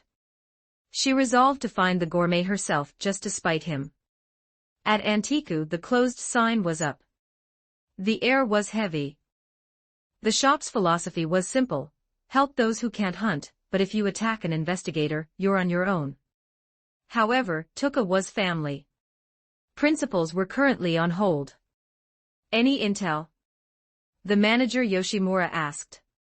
Just this, Irimi Kaya replied, handing over a file on Kale. Their network had finally penetrated the CCG's local database. I will visit this young man personally, Yoshimura decided. Irimi, tell everyone to stay quiet. Something big is coming. Don't draw any more CCG heat. After clocking out, which Kale insisted was a worker's fundamental right, he dragged a reluctant Akira to hot pot. Despite her murderous glares, she seemed to relax under Kale's casual charisma. After sending her home, Kale turned toward the Kano General Hospital ruins. Halfway there he spotted a kind-looking old man in a trench coat feeding pigeons. How long have you been waiting, Yoshimura? Kale asked, stepping into the light. The manager didn't look up. Not long. My patience has grown with my age. You're here for Kaneki and Tuka. Yoshimura nodded, following Kale into a deserted construction site. How are they? Sound hardware, no bugs. Just a bit hungry, Kale replied, stopping a few paces away. "Let them go," Yoshimura requested, his presence beginning to expand. He sensed Kale wasn't a standard investigator. The connection to the Washa clan or the V organization was a possibility he was currently calculating. "They attacked me. I'm just using them for research. I've been generous, don't you think, Owl?" The moment the name was spoken, the manager erupted. A massive akaka blade bloomed from his shoulder, slashing toward Kale's neck. Yoshimura's eyes widened. Kale had caught the blade in his palm. The steel-cutting kagun left nothing but a faint white scratch on Kale's skin. Kale applied pressure, and the crystalline structure shattered. "Amateur move, old man. You're too old for surprise attacks," Kale muttered. He seized Yoshimura's arm and snapped it with a clinical crack. Before the owl could manifest his full Kakuja form, Kale's knee drove into his chest with the force of a wrecking ball. Internal organs collapsed. Blood and lung tissue sprayed from the manager's mouth. Kale didn't give him a second to breathe. He grabbed the SSS rank ghoul by the face and slammed him into the concrete. The sound echoed like thunder. Kale stood over the unconscious legend, a faint look of joy on his face. Picking up an SSS rank like this was like finding a rare drop while walking to the store. The calculating survivor had just secured the ultimate research subject. Note, so far this story is published up to chapter 85 on my Patreon. Go check it out. Exclusive 18+ character images and early chapters. Please visit my Patreon. Thanks for your support. com/talkvictim if you want more updates. == supports with Power Stones. Every 40 Power Stones == bonus chapter. Every 3 5-star reviews == bonus chapter. Chapter 73. Chapter 73. Ghoul 1000 words. Check out my P4 for plus 30 extra chapters on all my fanfics.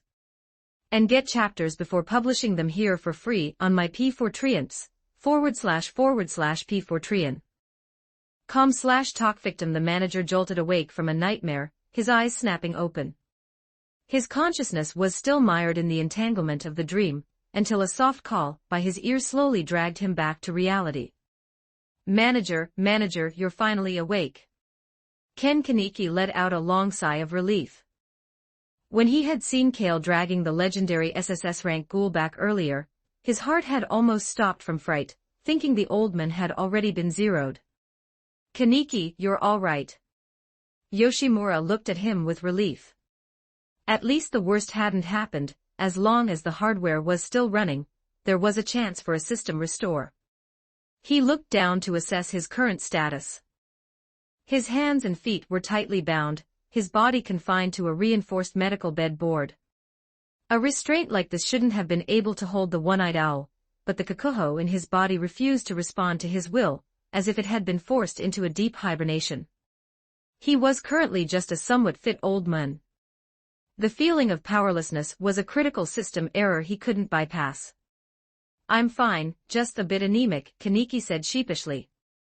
His face was pale, but his operating system seemed stable. "Where is Tuka?" Yoshimura asked, his anxiety spiking. "She's fine too, it's just..." Kaneki hesitated. At that moment, Tuka Kirishima walked in, answering the question visually. Yoshimura's eyes widened. He squeezed them shut and opened them again, confirming he wasn't hallucinating. Tuka was wearing a black and white maid outfit, her slender legs wrapped in white stockings, appearing both pure and deeply humiliated. "Manager." Tuka tugged at the lace of her skirt, her face a vivid scarlet. "It must be hard for you, child," Yoshimura whispered. He knew her personality. She would have rather faced a firing squad than put on that outfit. "Actually, it's all right," Tuka lied, her voice cracking. That damn investigator had made the outfit a prerequisite for her limited freedom. She'd held out until her biological waste management system hit critical levels. She simply couldn't wait any longer. Hey, I just had you change your clothes." "I didn't touch your internal components," Kale said, knocking on the door with a smirk. "This is between us, Kale. It has nothing to do with the manager," Tuka snapped. It originally didn't, Kale replied, pulling out a syringe the size of a forearm. Kaneki visibly shuddered, his PTSD sensors redlining. But the moment he tried to zero me on your behalf, the variables changed. Take my blood instead, Tuka stepped forward, rolling up her sleeve. Kale brushed her aside. What value does an underdeveloped Akako like you have compared to the legendary owl? SSS rank. Tuka stared at the manager in shock. It's all right, Tuka. It's just a sample, Yoshimura said comfortingly, though the massive RC cell suppression made his blood regeneration feel like a dial-up connection. Investigator, what is your endgame? The manager asked. Just call me Kale, he replied, storing the warm vial. Ghouls consume humans to maintain RC activity. But biologically, this doesn't fit natural evolution. Human and ghoul DNA have a 99% match. Such a massive predatory shift shouldn't have happened naturally. The three captives listened, momentarily forgetting their status as lab rats. Humans have RC cells too, Kale continued. If we overclock a human's RC concentration, what happens?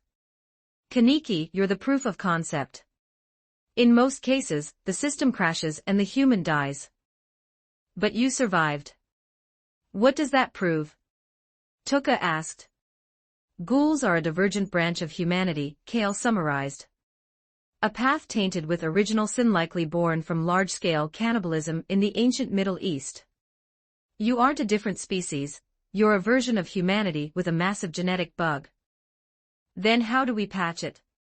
Kaneki asked urgently. He was the one who most wanted to roll back to a human state.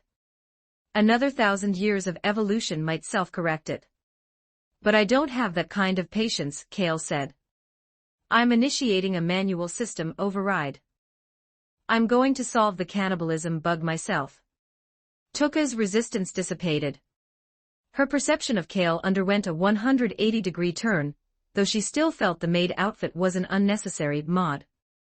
Try this, Kale said, offering Tuka a lollipop. Why should I? I can't taste sugar, she huffed. To prove my patch works, Kale said, his calculating survivor charisma making it impossible to refuse. Tuka popped the candy into her mouth. The faint sweetness hit her tongue like a burst of light. She froze. Is this? Kale scribbled in his notebook. The RC inhibitor he had developed using Biotechnica, and Kana's data didn't just suppress cells, it put them into a deep sleep, allowing the body's human organs to function normally. Can I have one? Kaneki asked eagerly. Useless for you, Kale waved him off. You were injected with the legacy version. Only Tuka gets the high-end updates for now. Kaneki slumped. He had realized Kale had a serious gender bias in his research subjects. As Kale left the room, the manager watched him silently. He felt a rare sense of anticipation. What truly made him submit wasn't Kale's ideology, he wasn't as naive as Tuka, it was Kale's matchless power.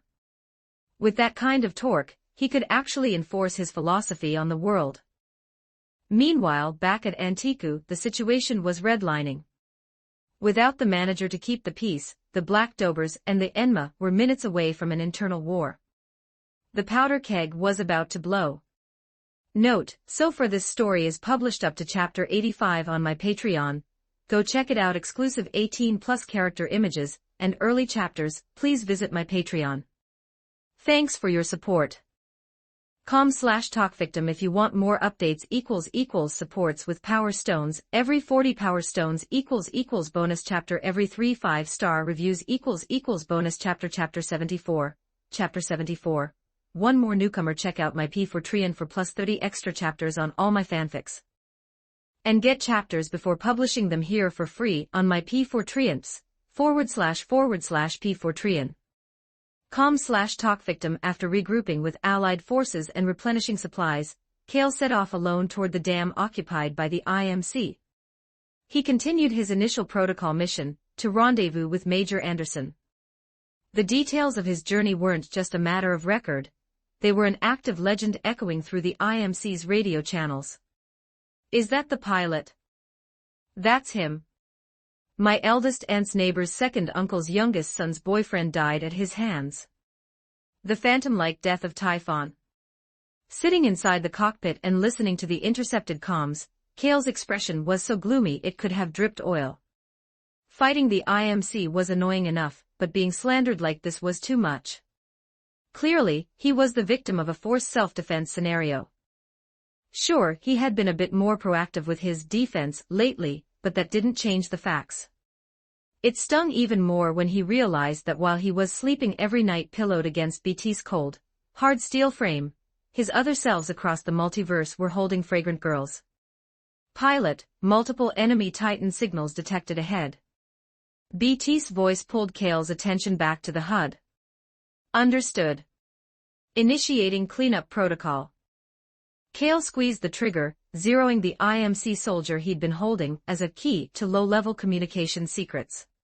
He'd hoped for tactical intel, but all he'd gotten was a barrage of accusations. He leaped from the high platform, and BT reached out to catch him, sliding him into the pilot's seat. Neural link established. Flesh and blood consciousness merged with the giant steel machine. Every time he piloted BT, Kale marveled at the Resistance's neural link technology. In truth, Kale was the only one currently reaching the hardware's ceiling.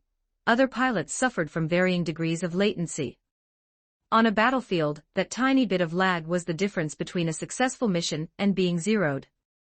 Just as an enemy stalker Titan landed, Kale performed an accelerated dash, pinning it against a wall before it could even adjust its stance. He aimed his 40mm cannon directly at the cockpit and fired. The thin energy shield failed instantly. An enemy pilot of this caliber couldn't even last one round against Kale and BT. As Kale piloted into the IMC chemical plant, a heavy Titan blocked his path. Well, another lone hero in a Vanguard class. Welcome to Kane's party. Kale recognized the crazed voice. Kane was a mercenary belonging to Blisk's apex predators. Long-term drug abuse had fried his circuits, but he remained a Tier 1 threat with his Scorch loadout and thermite grenades. Kale pushed BT's kinetic systems to the limit and charged. Kane, startled by the velocity, fired thermite at the ground to block the advance. But Kale's Tone 20mm armor-piercing auto-rifle knocked Kane's barrel off course. The grenade landed on an unlucky stalker support unit instead, melting it into a puddle of molten iron. Kane roared. He had never seen a pilot use a rifle with such precision at high speeds. Kale delivered a heavy kick, sending the Scorch Titan stumbling back against a wall. While the heavy armor was solid, it was sluggish in close quarters. Kale pulled out a Titan-grade tactical knife and plunged it into the shoulder joint, severing the circuit connections. You bastard. You want to kill me? Then try it. Kane, driven into a drug-fueled frenzy, prepared to manually detonate the thermite stored on his hull for a suicide strike. Kale saw the movement. He used the knife to pin Kane's remaining hand to the floor and stomped heavily on the cockpit. The impact caused Kane's visual sensors to fail. By the time the screen cleared, Kale's cannon was centimeters from his face. The battle had lasted less than 30 seconds. Kale hauled out Kane's remains and took the pilot's helmet. IMC radio detected, decrypting protocols, BT reported. Strategic value confirmed. This will be to our advantage. Suggestion, pilot, you should take an appropriate rest. You have been in high-intensity combat for 4 consecutive hours. Kale rubbed his temples. It wasn't physical fatigue. It was the psychological drain of knowing that every time he went to the white space for an update, the cockpit would feel colder when he woke up. But he had to go online. Every Kale was desperate to latch onto a powerhouse's leg. Titan Kale opened his eyes in the void. Bro, high five. Cyber Kale shouted, desperate for the Titan world's data gold mine. Titan Kale endured the crowding of the other Kales with an expressionless face. One's own failure is depressing, but the success of a friend is often agonizing, and Titan Kale was still the only one in the collective who was physiologically a virgin. A newcomer is here, Titan Kale noted. He turned to look at an exquisite, small cicada perched on Cyberkale's shoulder. He hadn't expected a version of himself that wasn't even human. He synchronized with the cicada Kale's monotonous memories. Webbed Cave. Ziyun Mountain. Kale's brow furrowed as the legendary lore of the black myth world flooded his mind. I want to be a demon too. Note, so far this story is published up to chapter 90 on my Patreon. Go check it out. Exclusive 18+ character images and early chapters. Please visit my Patreon. Thanks for your support. com/talkvictim if you want more updates == supports with power stones. Every 40 power stones == bonus chapter. Every 3 5-star reviews == bonus chapter. Chapter 75. Chapter 75. Reunion 1005 words. Check out my P4Treon for plus 30 extra chapters on all my fanfics. And get chapters before publishing them here for free on my P4Treons, //P4Treon. com/talkvictim. Irimi Kaya followed the scent trail, her senses sharp as a hound's, until she reached Kale's residence. The description was morbidly apt. She was currently wearing her signature black Doberman mask. It had been years since she had donned this attire, and the sensation of the tight black leather coat which perfectly showcased her slender but brutal physique brought back a wave of cold nostalgia. As an SS rank ghoul, Irimi Kaya sat at the absolute apex of the regional food chain. Even the CCG's special class investigators would think twice before initiating a subjugation mission against the leader of the Black Dobers. She didn't act rashly. With the manager missing, she knew she couldn't afford a tactical error. She circled the perimeter, checking for thermal traps or tripwires. Finding none, she silently vaulted onto the rooftop, her movements a whisper in the night. I say, you've been circling outside for so long, why haven't you come in yet? I'm almost out of patience. A ghostly voice entered her ear, causing every hair on her body to stand on end. Instinct overrode logic. Her akaku instantly bloomed from her shoulders, two curved, obsidian blades designed for close-quarters lethality. She slashed backward with enough torque to cleave a car in half. Her heart sank. Her blades had struck an immovable steel wall. She glanced sideways, her pupils trembling. Kale had blocked her full-power strike with a single, straight index finger. Don't be so nervous. Let's talk first, Kale said. He was dressed in thin silk pajamas, standing under the moonlight with the casual air of a man headed to the kitchen for a glass of water. Irimi retreated, putting 10 meters of space between them. Where is the manager? The manager is where he needs to be. Now, let's go see him. Kale reached out. Although they were separated by a significant distance, space seemed to compress as his palm shot toward her neck. Irimi's akaku-enhanced reflexes barely allowed her to dodge the initial grab, but Kale's hand changed trajectory with fluid, clinical efficiency. He pressed down, gripping the back of her neck and lifting her off her feet like a disobedient puppy. You're quite good at running, Kale praised.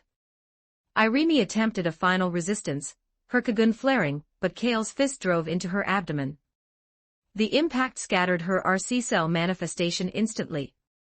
Be a good little puppy, Kale said, stroking her long, fine hair. What are you? She gasped through the pain. I'm the protagonist, obviously, Kale replied, turning his head. 2 more shadows materialized on the roof. Put her down, Koma Enji growled, his devil ape mask glinting. Did you capture Tukatu? Renji Yomo asked, his presence radiating an oppressive SS rank aura. Look at this. I really am the villain here, aren't I? Kale tilted his head, pulling Irimi's face closer until she could see her own terrified reflection in his dark eyes. Before Koma Enji could finish his next sentence, Kale's leg lashed out. The kick bent the devil ape into a U shape, launching him 100 meters across the skyline. As a villain, don't talk too much, Kale noted. Renji Yomo's akaku shards erupted like a rain curtain, each one capable of shattering stone. Kale merely waved his arm, the shards clanging against his skin and shattering into dust. He closed the distance, his fist meeting Yomo's jaw with the weight of a freight train.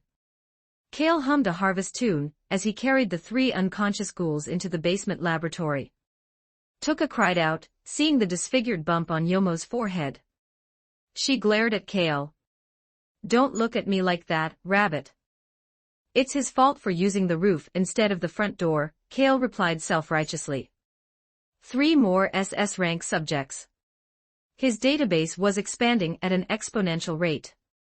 Yoshimura, the manager, watched from his bed with a calm, almost amused expression. He had come to realize that as long as they didn't try to kill Kale, they were safer here than in the wards. He was even enjoying his new role as a research consultant, provided Kale kept the coffee machine stocked. "You have everyone now," Tuka realized, her voice trembling. "What about Hinami? Should I bring her?" "I have plenty of spare beds," Kale suggested. Tuka sighed, realizing that leaving a defenseless child like Hinami in a ward about to descend into a power vacuum was a death sentence. The next morning, Kale arrived at Antiku. A timid Hinami Fueguchi opened the door. "Brother Ken sent me," Kale said, handing her a phone. Hearing Kaniki's voice settled her heart, and she took Kale's hand. Inside the lab, Hinami froze. "Sister Tuka." Tuka was standing there in her lace-edged maid outfit and white stockings. "Hinami, stay away from this scoundrel," she hissed, though she didn't move away from Kale. Kale put his hands on his hips. "What did you just call me, Tuka?" Tuka's body trembled. She bit her lip, the humiliation reaching a boiling point. Hinami covered her mouth, her eyes wide. In Japanese, the term could also mean husband. She looked at the stockings, then at Kale's smug expression. "Did they get married while I was at the shop? Should I call him brother-in-law?" Hinami looked at the group, Kaneki with his book, the manager with his coffee, and the others being treated for their injuries. For a ghoul at the bottom of the food chain, this cage felt more like a home than the outside world ever had. Note, so far this story is published up to chapter 90 on my Patreon. Go check it out. Exclusive 18+ character images and early chapters. Please visit my Patreon. Thanks for your support. com/talkvictim if you want more updates. Supports with power stones. Every 40 power stones == bonus chapter. Every 3 5-star reviews == bonus chapter. Chapter 76. Chapter 76. Quinqua. Check out my P4 for plus 30 extra chapters on all my fanfics. And get chapters before publishing them here for free on my P4 //P4 com/talkvictim. Time blurred, and winter had officially descended upon Tokyo. The temperature in Ward 20 plummeted, and a fresh dusting of snow brightened the distant mountain peaks, masking the city's underlying grime with a deceptive layer of purity. Late at night, a convoy of transport vehicles sped along the highway. The logos on the chassis were unmistakable, CCG. A closer look at the reinforced tires and the pressurized cargo seals indicated they weren't hauling standard office supplies. The security detail was armed to the teeth, carrying enough firepower to win a small urban skirmish. The trucks were transporting a high-value shipment of Quinqua steel. This strategic alloy is the primary medium used to fuse with a ghoul's kagun, reconstructing the biological matter into a stable, pseudo-kagun weapon known as a Quinqua. While they lack the fluid adaptability of a natural kagun, their structural stability makes them the most lethal tools for tearing through ghoul biology. On an overpass overlooking the mandatory route, 3 shadows waited. "Why are we working for that guy? He drains my blood, harvests my flesh, and now I'm a highwayman. Does the devil ape have no dignity left?" Koma Enji squatted on the railing, his face a mask of resentment. He had been cooped up in the lab for so long he was practically vibrating with hyperactive energy. "You had the option to refuse," Irimi Kaya noted flatly. "Only a fool would stay in that basement when there's fresh air out here. Besides..." Koma shuddered, remembering Kale's clinical efficiency. "I'm not looking to find out what his plan B looks like." Submission was the only logical operating system for a ghoul.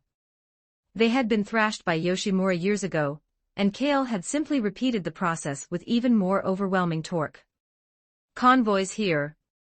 Focus, Renji Yomo interrupted, sliding his mask into place. Enji didn't wait.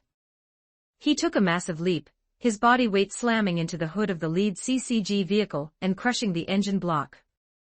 The following cars swerved, slamming into the guardrails in a chaotic pileup. As the dazed guards struggled out of the wreckage, they found themselves hunted by 3 SS-rank ghouls. But they weren't using Kagun. Handy little gadgets, Koma mused, firing a high-grade tranquilizer gun. The battle was a masterclass in efficiency, lasting less than 3 minutes. Kale had equipped the trio with gear salvaged from his various multiversal knowledge bases, signal jammers to kill comms, and non-lethal tactical hardware that allowed them to win without leaving a biological signature. Applying Night City's cyberscavenger tactics to the ghoul world was a literal dimensional strike.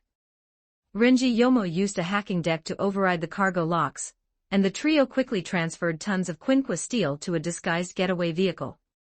By the time the CCG reinforcement protocols triggered, the scavengers were long gone. Kale checked his watch as the trio returned to the underground lab. Right on time. With the devil ape on the clock, Koma started to brag, but Kale's calm gaze made him pull back instantly. I mean, it was all thanks to your planning, boss. Irimi Kaya ignored the banter. What's the endgame for all this metal, Kale? I'm making something interesting, Kale replied, weighing a shard of the steel. Metal fused with biology. Inspiration from Biotechnica, and the Marvel Universe began to merge in his mind. I'm thinking of developing a set of biological nanotechnology bioarmor. Bad feeling about this, Koma whispered to Irimi. He was right. Wait, Kale. You harvested me yesterday. My kidney hasn't even finished its Regan cycle. Koma screamed as he was pinned to the operating table. Who wants your useless kidney? Kale muttered, injecting a sedative. I need a fresh kakoho for the alloy test. Kale was a professional at harvesting leaks. He extracted the organ with the precision of a ripperdock. The wound would close in minutes thanks to SS-rank regeneration. Within an hour, he had successfully forged his first SS-rank Quinque long-handled heavy weapon. Koma, forgetting his pain the moment he saw the shiny new hardware, started swinging it around only to lose his grip and send himself flying into a wall. The learning curve is a bit steep, Kale noted. Toka Kirishima approached Kale, her posture stiff. I have school tomorrow. Go ahead, Kale agreed easily. Toka froze. She had expected to have to trade for her freedom. Just like that. I've implanted biological markers in all of your neural stems, Kale said, stretching. There's no ghosting me now. The signal covers the whole city. Any more questions, or do you want to warm my bed tonight? Toka turned scarlet and bolted for the exit. She knew Kale wasn't just posturing, he was a man who followed through on his incentives. Kale decided to let Kaneki and Yoshimura go as well. Keeping them in the lab was a drain on resources, and he'd already collected enough baseline data. He only kept Irimi Kaya behind. Someone had to model the various tactical stockings he'd been ordering, and the Yasuhisa sisters were still too young for that specific aesthetic. Stay quiet, all of you, Kale warned them. Aogirai tree just zeroed the Ward 11 branch. The CCG is mobilizing the special classes. Ward 20 is about to become a war zone because Aogirai is looking for Rise. He smirked. Let them come. Between his bioarmor research and the SSS rank samples in his fridge, the calculating survivor was more than ready for an escalation. Note, so far this story is published up to chapter 90 on my Patreon. Go check it out. Exclusive 18+ character images and early chapters. Please visit my Patreon. Thanks for your support. com/talkvictim if you want more updates supports with power stones every 40 power stones bonus chapter every 3 5-star reviews bonus chapter 77 the gourmet 1115 words. Check out my P4 Trian for plus 30 extra chapters on all my fanfics. And get chapters before publishing them here for free on my P4Triumphs, //P4Trian. Talk victim. Shortly after the briefing, Mato Curio and Kotaro Amon departed for an operational summit regarding the Aogiri tree. Facing an organization that brazenly decapitated entire branch offices, the CCG was mobilizing its elite, heavy hitters from across Tokyo. As a second-class investigator, Kale was technically excluded from this high-tier deployment.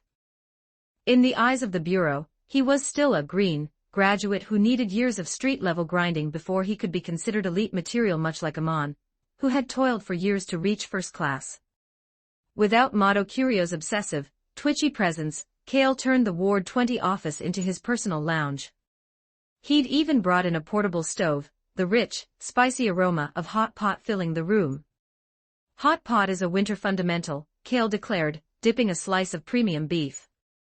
The third-class investigators under his command nodded with religious fervor. Second-class Kale is a visionary, one chimed in. I've also got a bottle of red wine tucked away in the evidence locker. Another whispered. Third-class Goro, that is a severe breach of protocol, Kale said, his voice dropping into a mock-stern register. If you had wine, why didn't you bring it out an hour ago? My deepest apologies, sir. Correcting the error immediately. The office atmosphere was officially corrupted, or, as Kale saw it, optimized for morale. The revelry was interrupted when the door hissed open. The room went silent, save for the bubbling broth. Mato Akira walked in, clutching a stack of files, her expression as flat as a dial tone. We've been waiting for you, Akira. Make room for second-class Mato, Kale said, pulling her into the chair beside him. Before she could protest, he was already feeding her a piece of perfectly seasoned meat. Akira's eyes widened. The sauce was high-spec. Realizing she was being watched by the entire office, she reluctantly finished the bite. It was a tactical surrender. The calculating survivor had won the lunch break. Once the office had been aired out, Akira laid her findings on the table. I've found traces of the gourmet. I have the warrant. He's not slipping through the net this time. The gourmet? Shijukiyama is an S rank, Kale noted, leaning back. A bit aggressive for two second-class units, isn't it? Should we wait for senior investigator Mato? By then, the gourmet will have changed his menu and vanished. Besides, Akira said, her gaze narrowing, you and I both know you can handle an S rank. Kale smirked, his eyes drifting to her legs. It's freezing out, and you're still wearing those thin denier stockings. That's dedication to the aesthetic. Focus, Kale, Akira snapped, though she shifted half a step behind him to avoid his clinical gaze. Christmas is coming. Want a gift? I'm thinking silk. No means yes in my database, Kale muttered. Akira's fists clenched, but she stayed quiet. She couldn't beat him in a fight, and she certainly couldn't beat him in a verbal sparring match. Akira had profiled Shijukiyama with disturbing accuracy. His background was aristocratic, his tastes fastidious, and his ego massive. She led Kale to an aged, medium-sized church on the outskirts of the ward. The gatekeeper, a withered old man, tried to bar their entry. Akira simply flashed the warrant. As they entered the main hall, sunlight filtered through stained glass, casting holy patterns over the empty pews. Not going to initiate your ambush? Kale asked, looking back.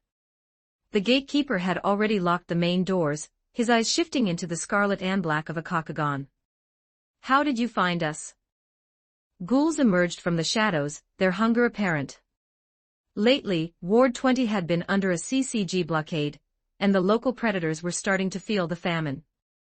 Are you looking for me? A voice drifted from the second-floor balcony. Jukiyama stood there in a bespoke suit, swirling a glass of high-vintage blood. He looked annoyed. He hadn't changed his clothes in 48 hours, a true tragedy for the gourmet. Is this the target? Kale asked.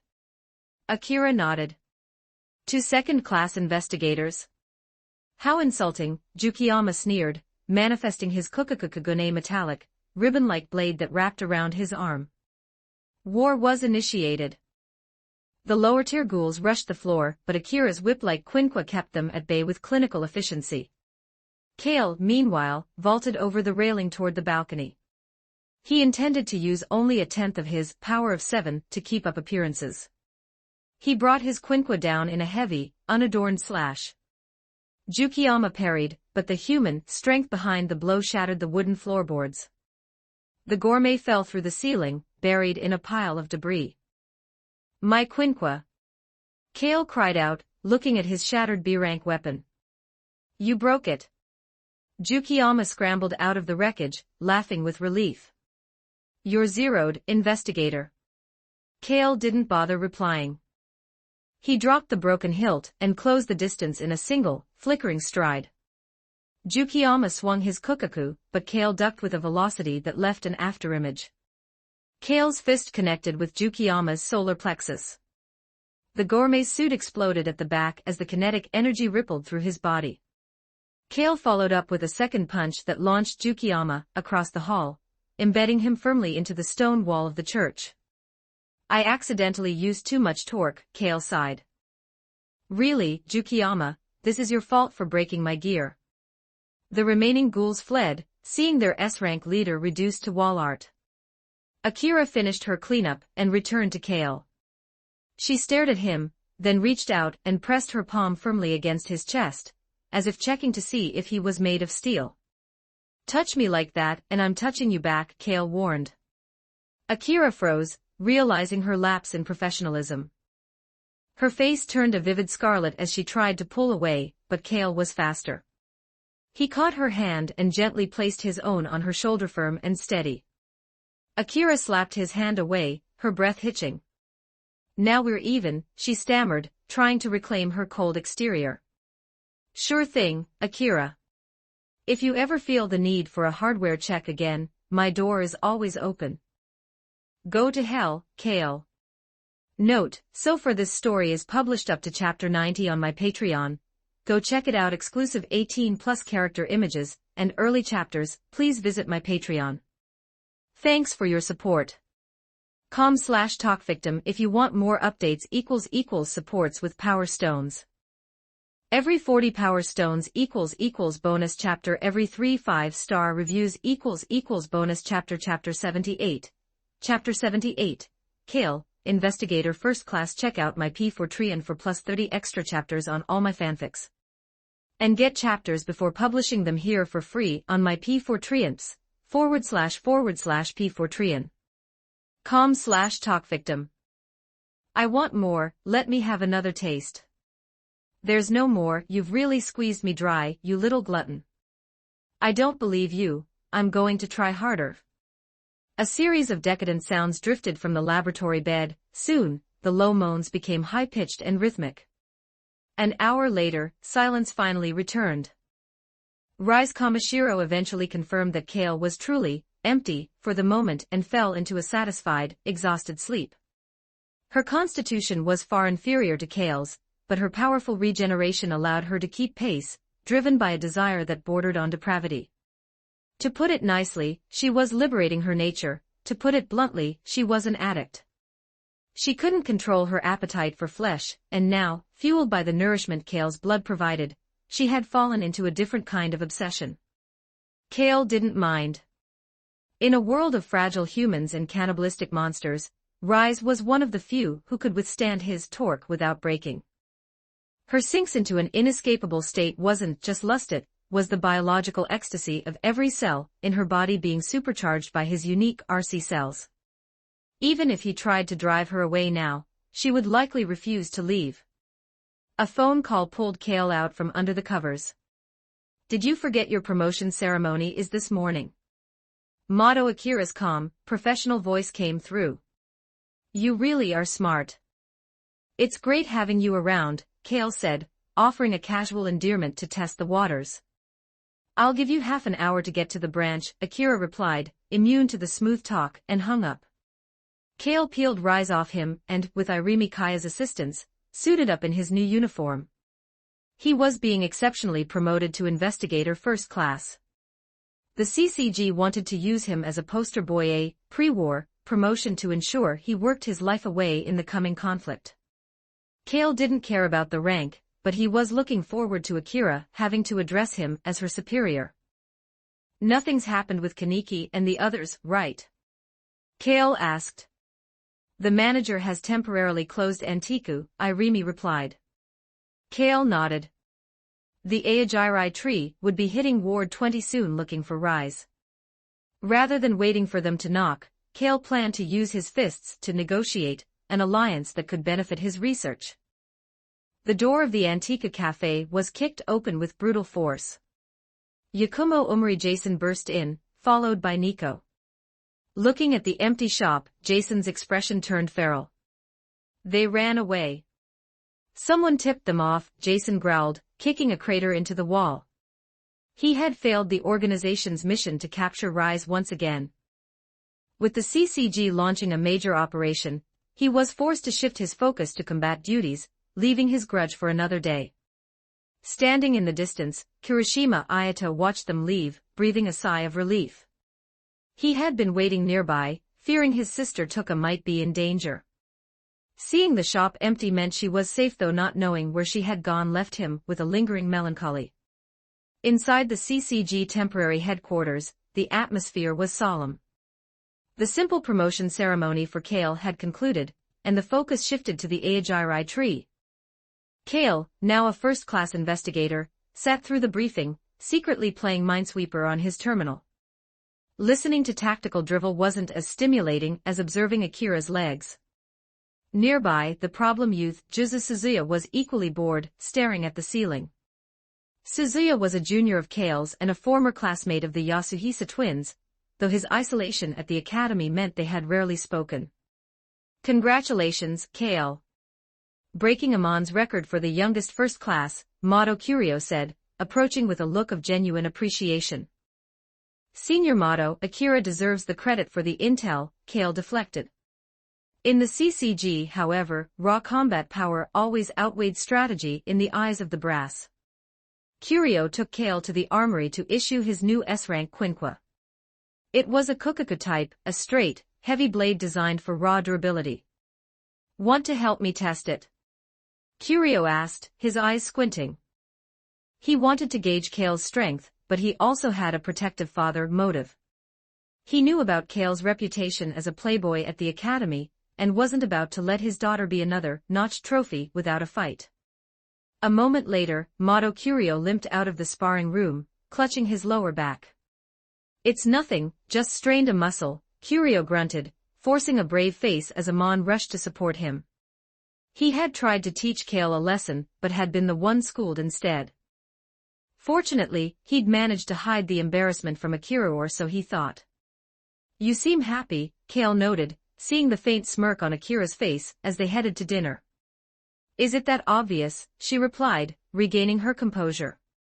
The operational mission was now in Kale's hands, targeting Jason. Seeing Kale so relaxed as he ate, Akira found herself calming down as well. Even when Amon arrived, out of breath, with more emergency intel from a hospital-bound Curio, Kale just waved him over. No rush, Amon. Eating is more important.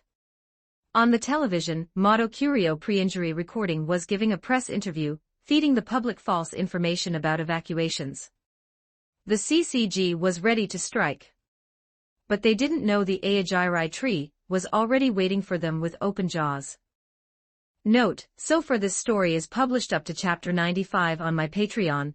Go check it out. Exclusive 18+ character images and early chapters. Please visit my Patreon. Thanks for your support. com/talkvictim if you want more updates. Supports with Power Stones. Every 40 Power Stones == bonus chapter. Every 3 5-star reviews == bonus chapter. Chapter 79. Chapter 79. Encounter 1098 words. Check out my P4Trian for plus 30 extra chapters on all my fanfics. And get chapters before publishing them here for free on my P4Trians, //P4Trian. com/talkvictim. Shomaruzai was in charge of the operations command, but right at the start, the action encountered a setback. The Aogiri tree's resistance was much tougher than he had anticipated. The organization had hired professional human mercenaries as a vanguard, creating a messy, high-friction obstacle for the CCG's tactical units. Maruzai's angry roars echoed continuously over the radio. Kale, unable to endure the auditory assault, pulled off his headset and rubbed his ears. That old guy really has a high decibel output, he muttered. Indeed, Mato Akira agreed, stepping forward to tighten Kale's tactical vest. The proximity allowed Kale to catch the scent of her hair, a sharp contrast to the smell of gunpowder and asphalt. Akira, what brand of shampoo do you use? Is now the time for a lifestyle survey? Akira rolled her eyes, but her hands didn't stop. To her, this gear was the only thing standing between a successful mission and a body bag. It smells good. I'm using it next time, Kale hinted. Talk about it after we're off the clock, she replied. She understood the implication. To use her shampoo, he'd have to be at her place. In the shadow of a high-risk operation, the invitation felt like a tether to the future. Mind if I join the conversation? Mato Curio leaned in, his uneven eyes squinting at the intimate scene. Actually, I do mind, Senior Mato, Akira rebuffed him instantly. The radio crackled with new orders. The front lines had finally broken the mercenaries. Maruzai ordered the decapitation teams to move in. Their goal, destroy the base and eliminate the executives. As they breached the facility, Kale snagged a red-cloaked ghoul and pinned him against a concrete pillar. Excuse me, where is Jason? The ghoul's eyes were wide with terror as he watched Mato Curio and Amon clearing the hallway behind them. I don't. Don't be nervous, Kale cooed, his voice a masterpiece of calculated empathy. Confess, and I guarantee you'll survive. You'll get a permanent room in cochlea treatment usually reserved for S ranks. Think of the prestige. The ghoul's mental firewall collapsed. He pointed down the eastern corridor. Kale thanked him by gently but firmly slamming his head against the wall, knocking him into a peaceful unconsciousness for the cleanup crews. You're too merciful, Kale, Mato Curio lectured. Senior Mato is right, Kale replied perfunctorily, his eyes already tracking the thermal signatures ahead. How did investigators find this sublevel? Let's just delete them and move on. Two voices echoed from the darkness. The Bin brothers, S-rank executives, stepped into the light. Split up, Mato Curio decided, his eyes gleaming with the prospect of new quinqua material. Amon and I will take these too. Can you handle the torque, Senior? Kale teased. Watch your tone, first class, Curio grunted. Amon, make sure the elderly doesn't have to carry the whole load. Kale took Akira down a side passage, leaving the Bin brothers to the obsessive Mato and the heavy-hitting Amon. As they rounded the next corner, they ran straight into a tall man in a sharp white suit and a hockey mask. Yakumo Omori. Akira gripped her quinqua, her body tensing as she recognized the S-rank predator. Jason cracked his knuckles, a sound that usually signaled the start of a nightmare. He looked at Akira, a sadistic grin spreading beneath his mask. I was worried I'd be bored. Thanks for the entertainment. Nico, the alluring male companion at his side, gently stroked Jason's back. Don't waste too much time, dear. I've been holding it in. Jason roared, then immediately softened. Sorry, Nico. The two shared an affectionate, twisted moment. Kale let out a loud, dramatic dry heave. I'm actually feeling a bit nauseous. If you're going to be that disgusting, do it in private. I'll educate you first, Jason growled, pulling out his beloved pliers. Wait, Kale raised a hand. I have a math question for you, Jason. What is 1000 minus 7? The air in the room froze. Jason's expression twisted into a mass of scars and wrinkles. He lunged with the pliers, but in a flicker of steel, his right arm hit the floor with a dull thud. Kale's slash was so fast that the pain only hit Jason's brain seconds later. Enraged, the ghoul sprouted his rinkaku, multiple tentacles lunging like spears. Kale sidestepped with cyber-like precision, his blade severing the Kagun as if they were silk ribbons. Jason retreated, his regeneration frantically trying to seal the shoulder stump. He roared, his body beginning to swell as he entered his half-Kakuja state, armor plating his upper body. "I'm going to crush you." He charged, swinging a massive Kagun-formed arm. Kale didn't flinch. He delivered a vertical slash that cleaved the armored arm, followed by 2 swift strikes that severed Jason's legs. 9-meter monster collapsed into a stump. Kale grabbed Jason by the hair, pulling his face close. "Answer the question. What is 1000 minus 7? 993. Jason murmured, his mind completely broken, regressing to the trauma of his own torture. "He's junked now," Kale noted, tossing the broken Jason toward a stunned Nico. "What happened to him?" Kirishima Ayato appeared in the window, his eyes wide as he saw the human stump on the floor. Beside him stood Tatara, the high-ranking executive of Aogiri. "Time is almost up," Tatara said, looking at Kale with icy indifference. "The signal is jammed," Akira reported, checking her comms. "We're cut off." "It's a trap," Kale realized. He turned to Akira. "Find the others. Tell them to evacuate." "That's an order," second-class motto. Kale's tone was absolute. Akira bit her lip, looked at him one last time, and bolted.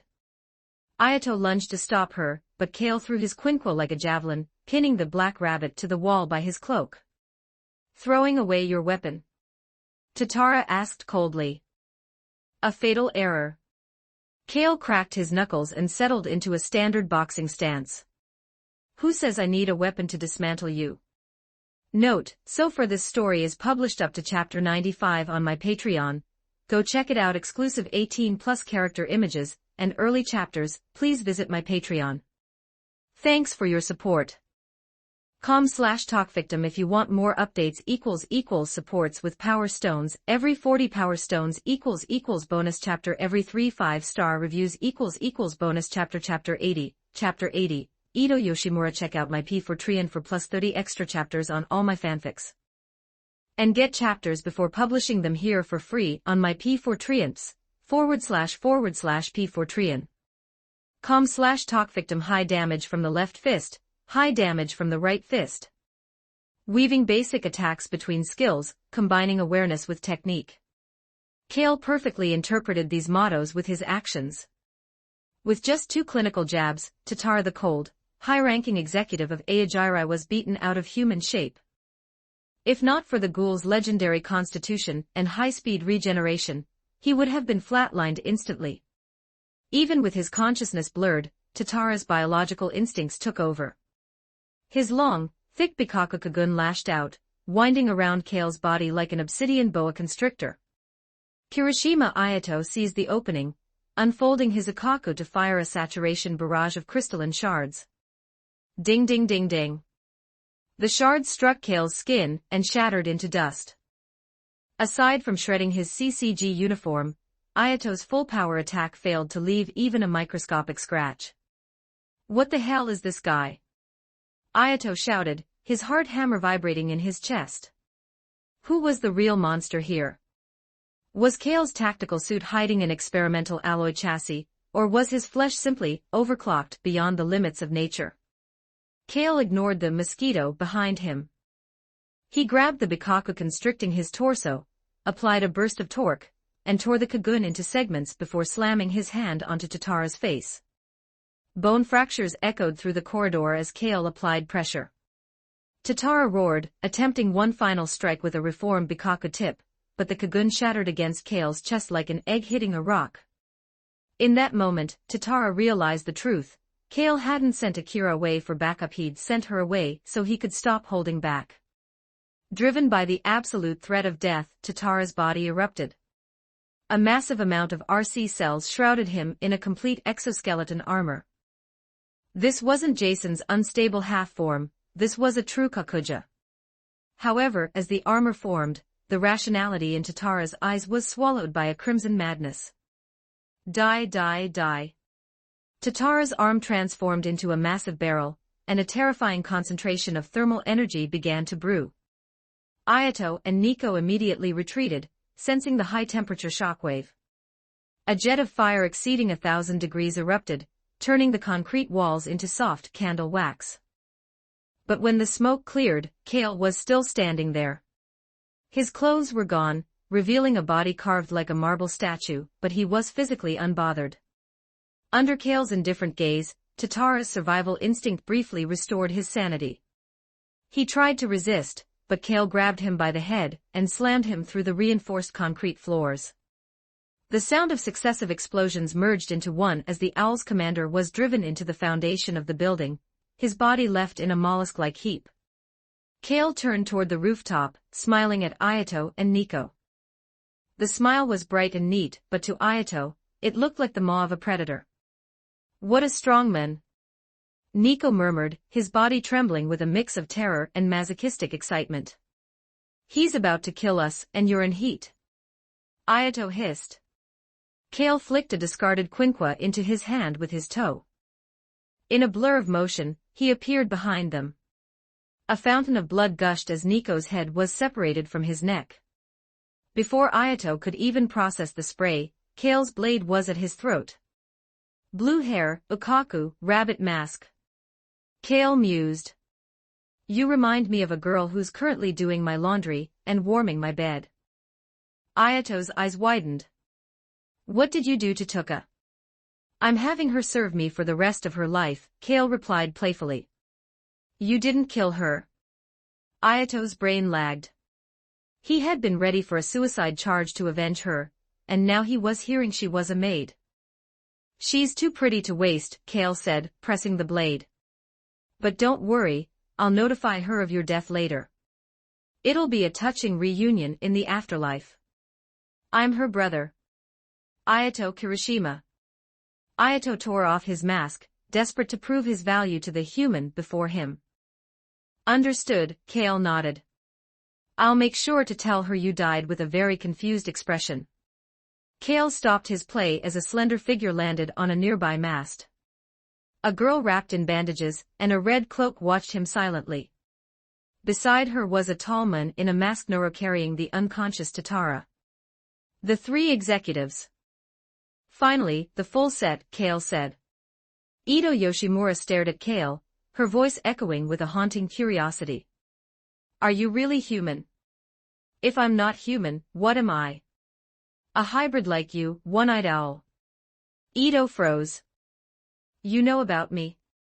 I've talked to your father, Kyuzan. He's currently a guest in my lab," Kale said, his gaze piercing through her bandages. "I'm currently recruiting research subjects. Join the team, Ito.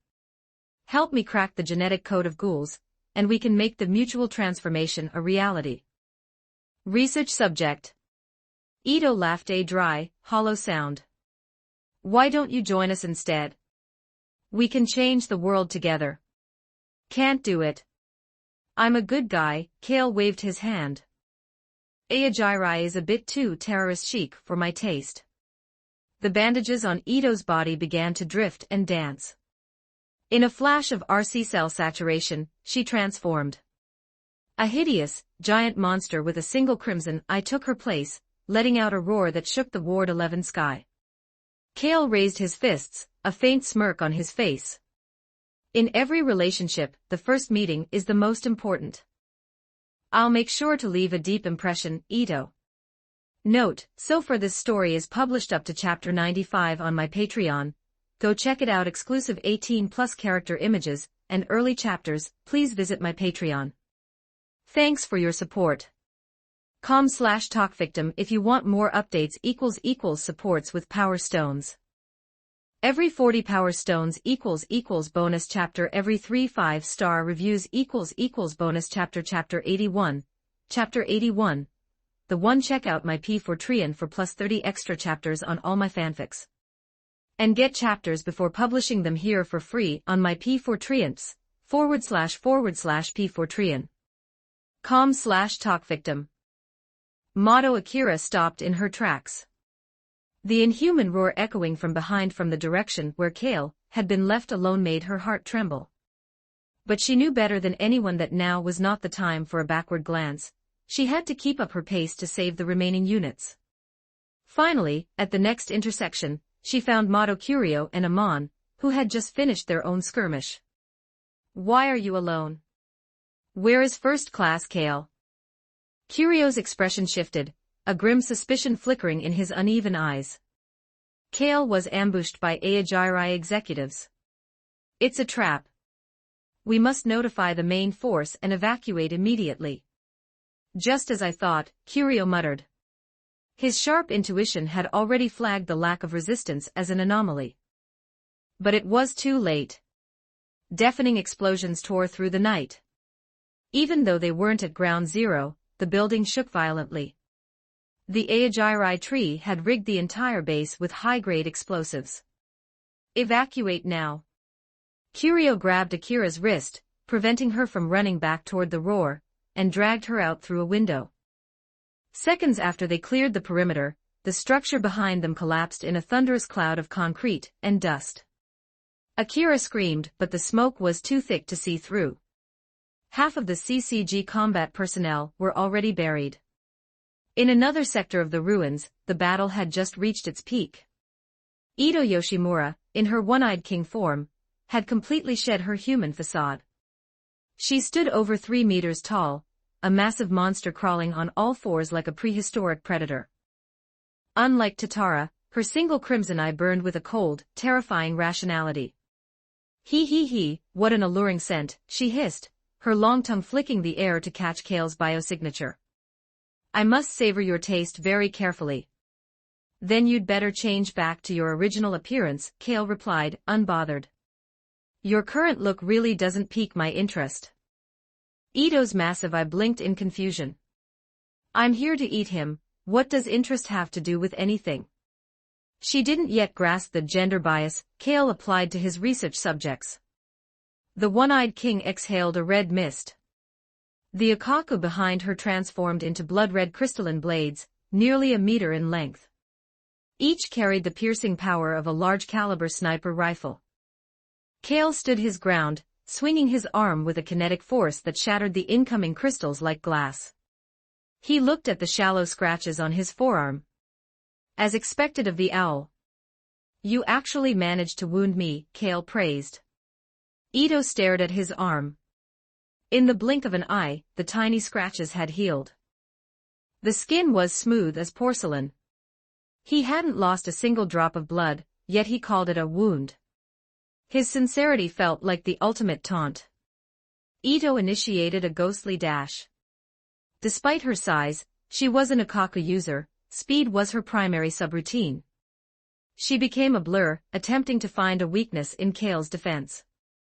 Finally, she used her Kagun-based propulsion to burst forward, wrapping her sharp claws and 4 extra arms around Kale in a fervent embrace. "Got you," she laughed. "No," Kale whispered, his arms exerting a sudden, crushing force. He snapped her kakuja arms like dry twigs. "I've got you." Serious punch. Kale's fist drove into the center of the monster's chest. The kakuja shell exploded outward, revealing the petite, bandage-wrapped girl inside. Before she could recover, Kale grabbed her by the throat, pulling her out of the kagun husk like pulling a radish from the soil. She tried to fire a last-ditch barrage of shards, but Kale pinned her to the ground. He raised his fist again. Serious punch. The rooftop shattered. The shockwave swept away the smoke for 100 meters.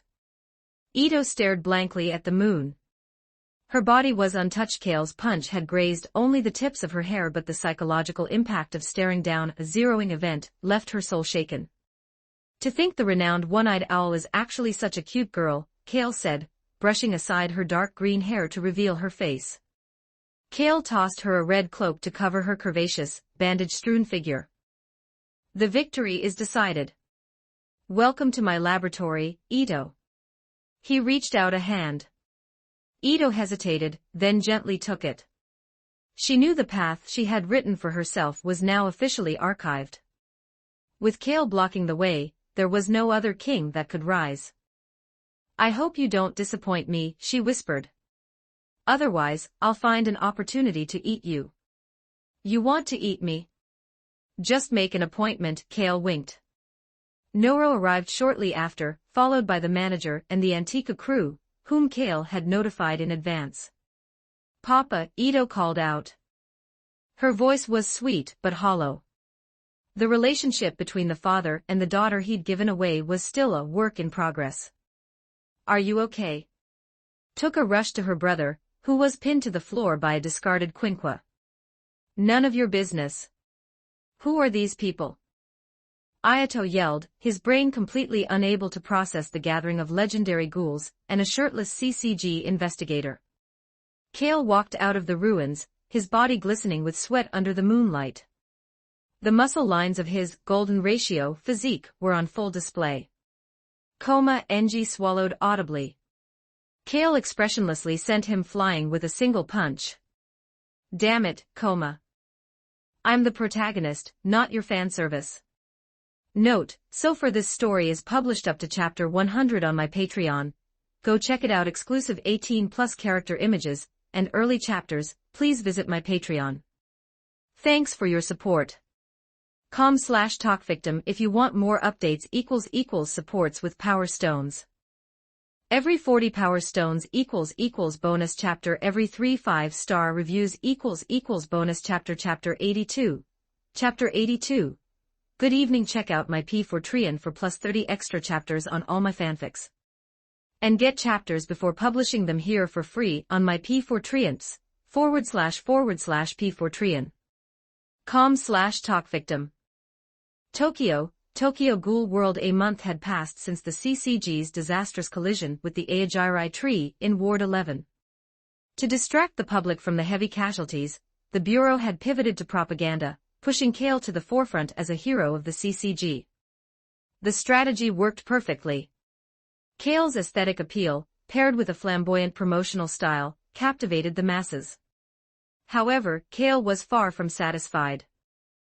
Damn it, those PR hacks photoshopped my jawline to be way too soft, Kale grumbled, looking at a billboard. I'm supposed to be a hardened combat engine, not a boy band lead.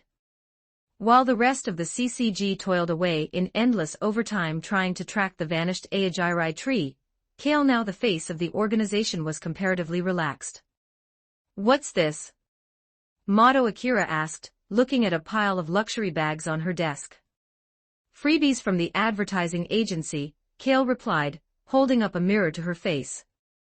Working overtime had left her looking a bit haggard, her lovely face shadowed by dark circles. You need a hardware refresh, Akira. Akira rolled her eyes, but she quietly tucked the expensive skincare products into her drawer. Kale's value in funds and publicity had already far exceeded that of a standard first-class investigator. Akira tapped the desk, switching to work mode. I've been analyzing the data. Since the binge eater vanished, a hidden force has been consolidating the ghouls of Ward 20. I suspect this person has deep ties to Aogiri. Kale secretly clicked his tongue. A woman's intuition is a dangerous subroutine. The higher-ups aren't taking my report seriously, Akira said, her voice sincere as she looked at him. They've authorized me to investigate, but I have no support. I want you to join me. Kale hesitated. Investigating himself was the pinnacle of inefficiency. I just bought a whole box of 15 destockings, Akira added. In every color. The calculating survivor's mental firewall collapsed instantly. Count me in. Kiwi's recent days had been a system error. After the Kong implant heist, she had taken her savings to the rural outskirts, dreaming of a pastoral, self-sufficient life. But the village chief, the same man who sold her the land, had broken into her home with a gang of bandits to take it all back. Night City had taught her well. Her traps made the thugs pay in blood, but she couldn't outrun a dozen men with her limited combat chrome. She fled back to the only place she knew, Night City. Standing under a platform in the acid rain, the smell of chemicals felt strangely like a home directory. Hey babe, you open for business? A piece of city trash asked, vulgarly gesturing to his crotch. Got a second-hand big steel cannon installed. You'll love it. Kiwi's cyber eyes flickered, scanning his information. "Your junk is about to blow," she said flatly. The man's wails echoed through the street.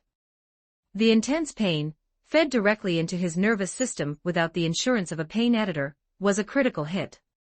Nearby pedestrians immediately began filming and uploading the dick-blowing event to the net.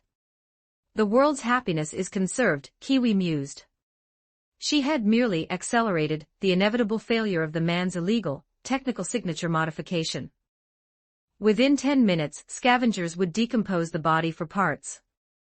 Frustrated and broke, Kiwi tried to call Kale. "Sorry, the number you have dialed is out of the service area." She tried Lucy, getting the same response. They were likely on a moon trip. Just as she was contemplating a night in a dumpster, a luxury Rayfield Caliban pulled up. The window rolled down to reveal an empty driver's seat. "Good evening, Miss Kiwi."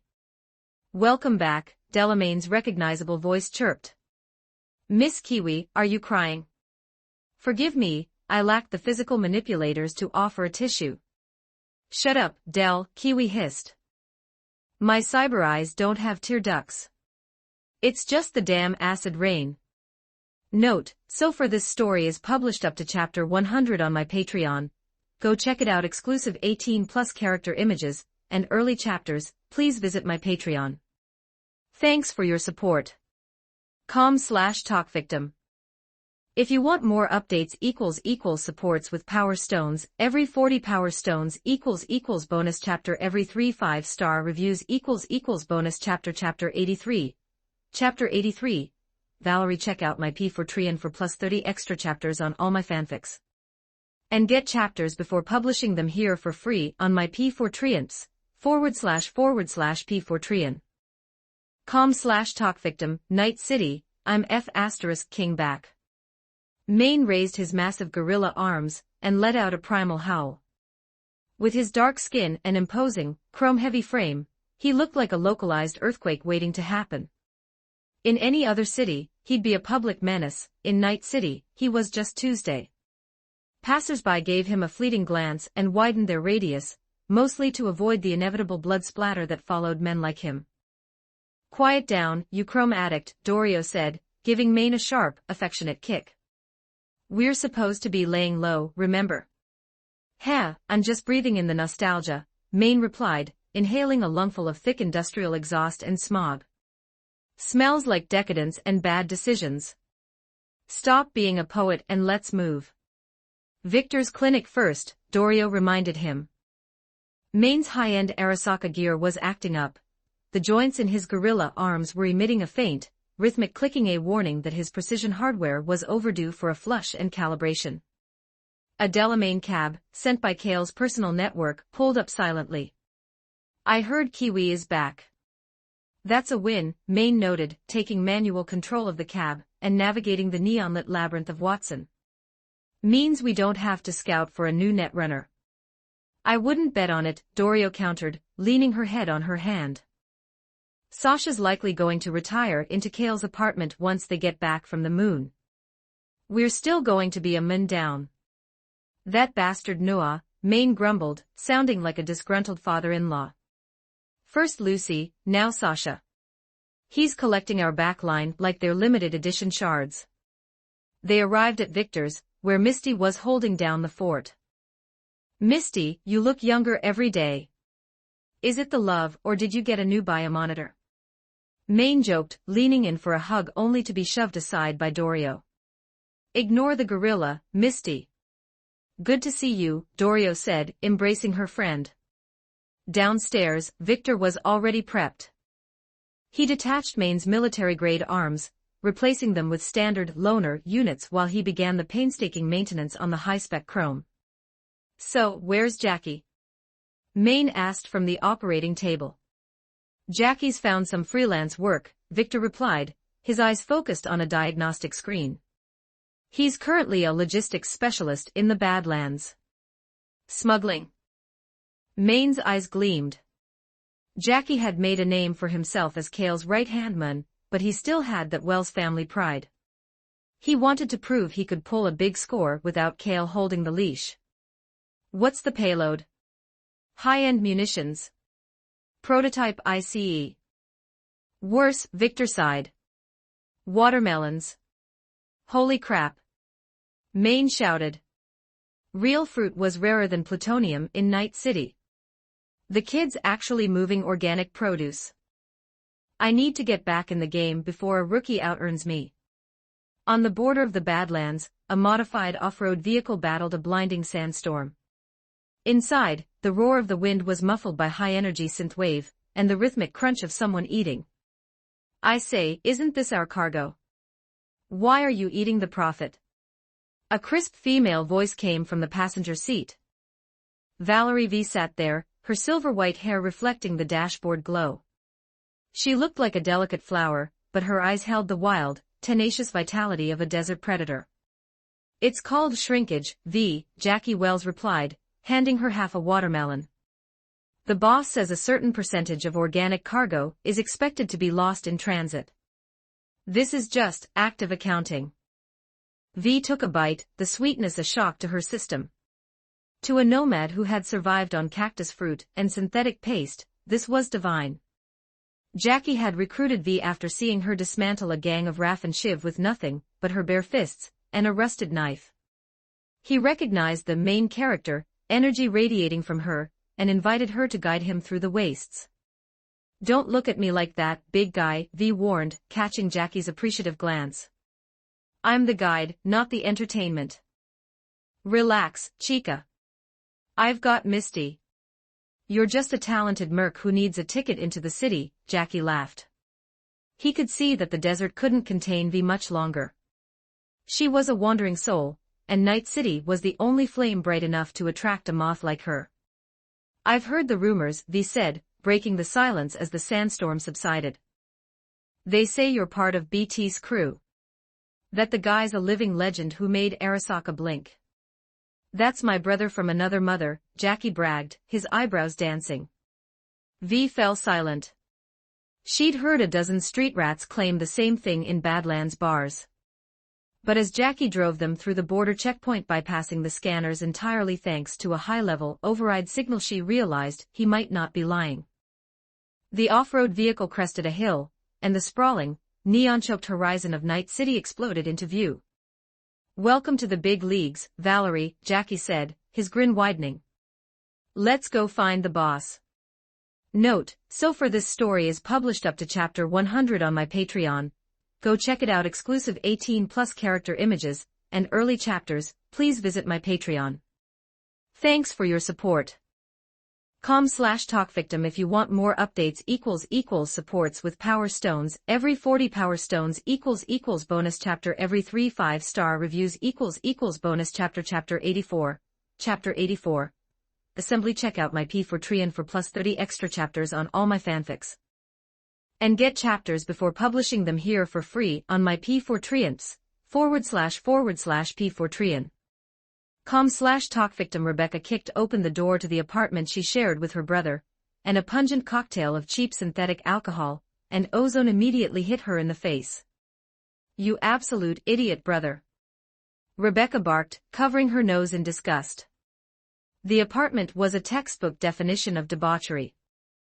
Colorful underwear was scattered across the floor like confetti, and the sofa was a sea of pale skin and striking tattoos. Pilar had clearly spent his honeymoon with Night City's moxes. Using Kale's connections, he'd even managed to secure a 20% frequency discount. Buried beneath the pile of working girls, only Pilar's golden tech cybernetic arm was visible. Rebecca didn't hesitate. She pulled her pistol and fired a shot into the ceiling. The room jolted into a chaotic scramble. Pilar, fumbling under a mountain of synthetic silk, emerged clutching a slippery plastic rod, a personal hobby item, pointing it at his sister with wide, bloodshot eyes. Damn, Becca. You scared the chrome off me, Pilar wheezed, tossing the rod aside. He scratched his greasy hair and offered a goofy grin. Finish your lunar honeymoon with Kale. Rebecca turned a vivid shade of crimson. She kicked him squarely in the backside. I've been trying to ping you for ages. Get dressed. Maine and the others are back. All right. Sisters, until next time, Pilar said, turning to pay the moxes. He froze as his neural link displayed his balance. I might need a small loan. You son of a. Rebecca suppressed the urge to zero him right there, settling for a round of frustration-venting stomps. She eventually paid the bill. No one defaulted on the moxes and expected to keep their skin. Rebecca hauled a somewhat reformed Pilar into her brand-new off-road vehicle. The wheels were taller than she was. Kale had customized the driver's seat just so she could reach the pedals. Wow, did my dear brother-in-law buy this for you? Pilar wriggled onto the hood, his unsightly golden hand leaving smudges on the paint. It's just transport, Rebecca feigned indifference, though her internal ego was redlining. Ask him if he's interested in a change of pace, Pilar whispered, gripping her shoulders. I can get a minor operation. For that kind of eurodollar, I'll be whatever he wants. Rebecca kicked him under the car. Competing with Lucy and Sasha at night was a high-intensity sport. She didn't need her own brother entering the bracket. They arrived at the afterlife. The security detail, recognizing the short-fused firecracker, stepped aside without a word. Inside a private booth, Maine, Dorio, and Kiwi were already waiting. Yo, long time no see. Rebecca chirped, plopping onto the sofa. Still haven't hit a growth spurt, Becca. Maine teased, triggering a wave of laughter that Maine's crew had missed during their time in hiding. Kiwi, you look even prettier. Let Big Brother scan your hardware, Pilar said, leaning toward the netrunner. Before he could make contact, his body began to twitch and spark. Kiwi had hacked him before he could finish the sentence. It's time to put Maine's crew back on the map, Maine said, his voice dropping into professional mode. We need the eddies. I poured my savings into my internal cooling system, and the ROI is looking thin. I'm in, Kiwi nodded. She was currently the most cash-strapped after her rural disaster. What about Sasha? She's providing remote network support, Maine replied. Retired to the second line. Kiwi made a rare smirk. She understood. Sasha had found a master, and the front lines were no longer her priority. Night City had taught Kiwi never to depend on a man, but looking at the crew, that creed was becoming a legacy subroutine. The booth door slid open. Kale walked in, wearing a simple trench coat. Even after a short absence, his aura felt even more oppressive, the biological instinct to fear a superior predator yet softened by a charismatic smile that made the room feel warmer. Damn, did you get custom sculpted on the moon? Maine asked, taking a shot of tequila. The gap between us is getting ridiculous. Can industrial plastic surgery even reach this ceiling? Kale joked, touching his face. Thanks for the safe house, Kale. I owe you, Kiwi said, raising her glass. Can I collect in kind? If Lucy doesn't mind, I'm flexible, Kiwi countered. Kale laughed it off. Kale took a seat, handing a data chip to Maine. I'll be blunt, these are Arasaka internal jobs. V is in the middle of a life-and-death struggle between the counterintelligence and special ops departments. Abernathy is pushing back hard. He needs us to clear her board. Maine grinned as he scanned the advance payment. The numbers were astronomical. Risky, Kiwi noted. We'll be hitting Arasaka elites. Don't worry, Kale said. I'll provide the assistance you need to bridge the tech gap. As Kale finished the briefing, his neural link pinged. An invite from Rogue Amendiers. What's up? Sasha asked, her cat-like senses picking up the shift.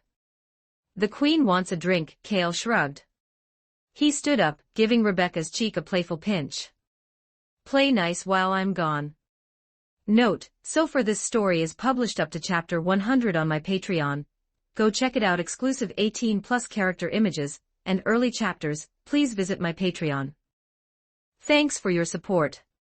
com/talkvictim if you want more updates == supports with Power Stones, every 40 Power Stones == bonus chapter every 3 5-star reviews == bonus chapter 85, Chapter 85, Pan Am. Check out my P4 for plus 30 extra chapters on all my fanfics. And get chapters before publishing them here for free on my P4 //P4 com/talkvictim. Kale made his way to Rogue's private booth. The security detail, recognizing the man who made Arasaka flinch, didn't even check his credentials before pulling the door open.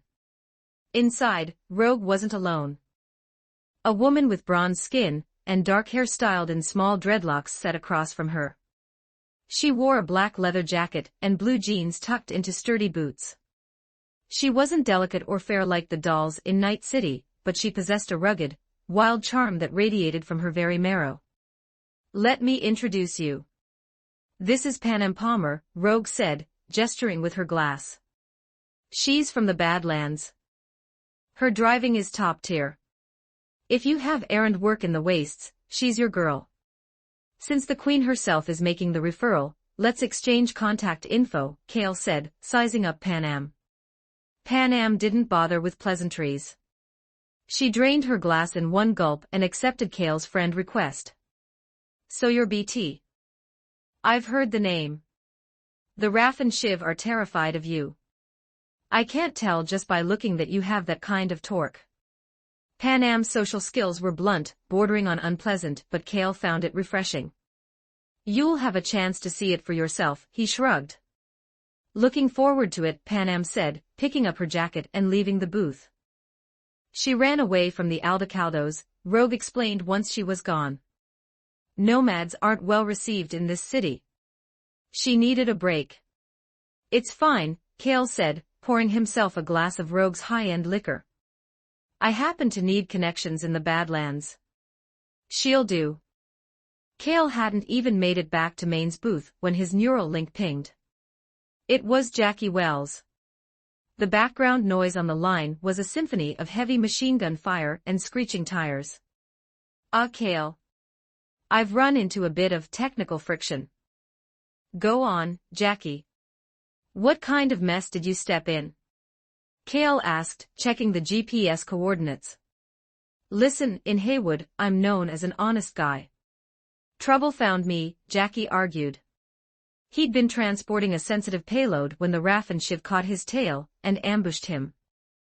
Fortunately, his car modified by Delamain had armor plating thick enough to ignore most small arms fire, but the ambushers were persistent. I'll have that on your epitaph, Kale joked. Any last words? I'll make sure Misty gets the life insurance.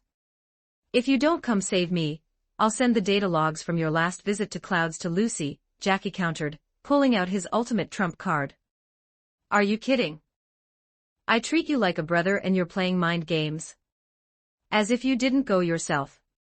I was just playing flying chess with the girls, Kale. My love for Misty is pure. I'm not like you. Kale disconnected the link, a smirk playing on his lips. He said goodbye to Maine and the others. As he walked out of the afterlife, he spotted Panam leaning against a corner, nursing a drink. Panam, are you free? Always, she replied, her eyes lighting up. She was currently in the not sure where my next meal is coming from phase of her Night City stay. I need a delivery to the Badlands. What am I delivering? Kale climbed into the passenger seat of Panam's rugged, scavenged off-road vehicle. It looked like a collection of scrap metal held together by sheer willpower and desert engineering. Nice car, Kale noted politely. It works, Panam replied, hiding a small smile of pride. Where to? Kale sent Jackie's location and a transfer of 5,000 eddies. 5,000? Panam's eyes widened. Usually, the rate is 1,000. The rest is a tip, Kale said. Panam immediately looked suspicious. I'm warning you, pretty boy, don't get any funny ideas. You're overthinking it, Panam. I like my women delicate. You're a bit too structural for me. But we can be friends. Panam's mouth twitched. She wasn't sure if she should be relieved or insulted, but she slammed the car into gear and hit the gas. Her driving was violent and efficient, a G-force test that Kale passed with ease, much to her secret disappointment. In the sandy wilderness, Jackie had managed to shake the initial pursuit by hiding in a tribal camp, thanks to V's guidance. Those lunatics, Jackie cursed, looking at the bullet-pocked surface of his beloved car. He'd just waxed it the day before. "When is your guy getting here?" V asked, checking the magazine on her rifle. "The Raffen won't stay confused for long." "Kale is on his way," Jackie said calmly. He reached into the back seat and picked up a small, bristling kitten. "Relax, little guy. We're safe." He'd bought the rare pet through Rogue as a gift for Misty, following Kale's advice to get her a companion for when he was out on jobs. Outside the camp, Nash, a brutal leader of the Raffen Shiv, was demoting his failed subordinates to car slaves, stripping them of their gear and pride. He was furious that a single target had escaped his encirclement. "It'll be dark soon," Nash ordered. "He'll try to run under the cover of night. Watch every route to Night City." Inside the car, Jackie had reclined his seat and was taking a nap with the kitten. He had zero intention of moving. He'd called for the calculating survivor, after all. Why bother driving when the heavy artillery was on its way? Note, so far this story is published up to chapter 100 on my Patreon, go check it out. Exclusive 18+ character images and early chapters, please visit my Patreon. Thanks for your support. com/talkvictim if you want more updates == supports with Power Stones every 40 Power Stones == bonus chapter every 3 5-star reviews == bonus chapter. Chapter 86, Chapter 86, Nash. Check out my P4 for plus 30 extra chapters on all my fanfics. And get chapters before publishing them here for free on my P4 //P4 com/talkvictim. Panem couldn't get Kale to his destination because the road ahead was effectively a dead zone, fortified by a Raffen Shiv blockade. "Those damn bastards." Panem spat, her grip white on the steering wheel. In the Badlands, the Raffen Shiv were the ultimate system error exiles and scavengers who made a living preying on the established nomad tribes. The level of hatred between Panem and these vultures had long since hit a rolling boil. "Wait, what are you doing?" Panem shouted as she watched Kale casually push open the door. Before she could process the reckless move, Kale was already striding toward the Raffen position. Then came the pew-pew of a suppressed muzzle. One by one, the Raffen guards collapsed in an orderly fashion, their central nervous systems zeroed before they could even draw. Kale returned to the passenger seat, methodically clicking a fresh magazine into his Kenshin pistol. "What are you staring for?" "Keep moving," Kale reminded her. "Damn it. If I die, I die," Panem muttered, flooring the gas. The roar of the engine tore through the desert silence, immediately drawing more heat. Headlights cut through the dark as several Raffen armored vehicles surged toward them. Kale leaned out the window. A flash of cyan electric light, the signature of a high-spec kinetic shot, flickered past. A Raffen armored truck performed a violent mid-air flip and slammed into the sand. Panem cheered. The money didn't matter anymore, seeing the Raffen suffer was the ultimate payout. She'd never seen anyone achieve sniper-level precision with a handgun at these speeds. In the Raffen camp, Nash watched the headlights with growing rage. "Who's this freak who's tired of living?" "Looks like an Aldecaldo mod job, boss," a lackey reported, his cyber eyes zooming in. "Since when did those stray dogs dare to bite back?" Nash snarled, jumping into his lead armored vehicle. "Chase them down." As the pursuit intensified, Panem's confidence wavered. It was like poking a hornet's nest. Looking at her outdated neural link and legacy tier chrome, it was clear why the nomads were struggling. They were nearly an entire era behind Night City's tech. The Raffen Shiv, however, were equipped with heavy weapons that screamed Biotechnica sponsorship. "Is that a rocket?" Panem screamed as a trail of fire ignited in the rearview mirror.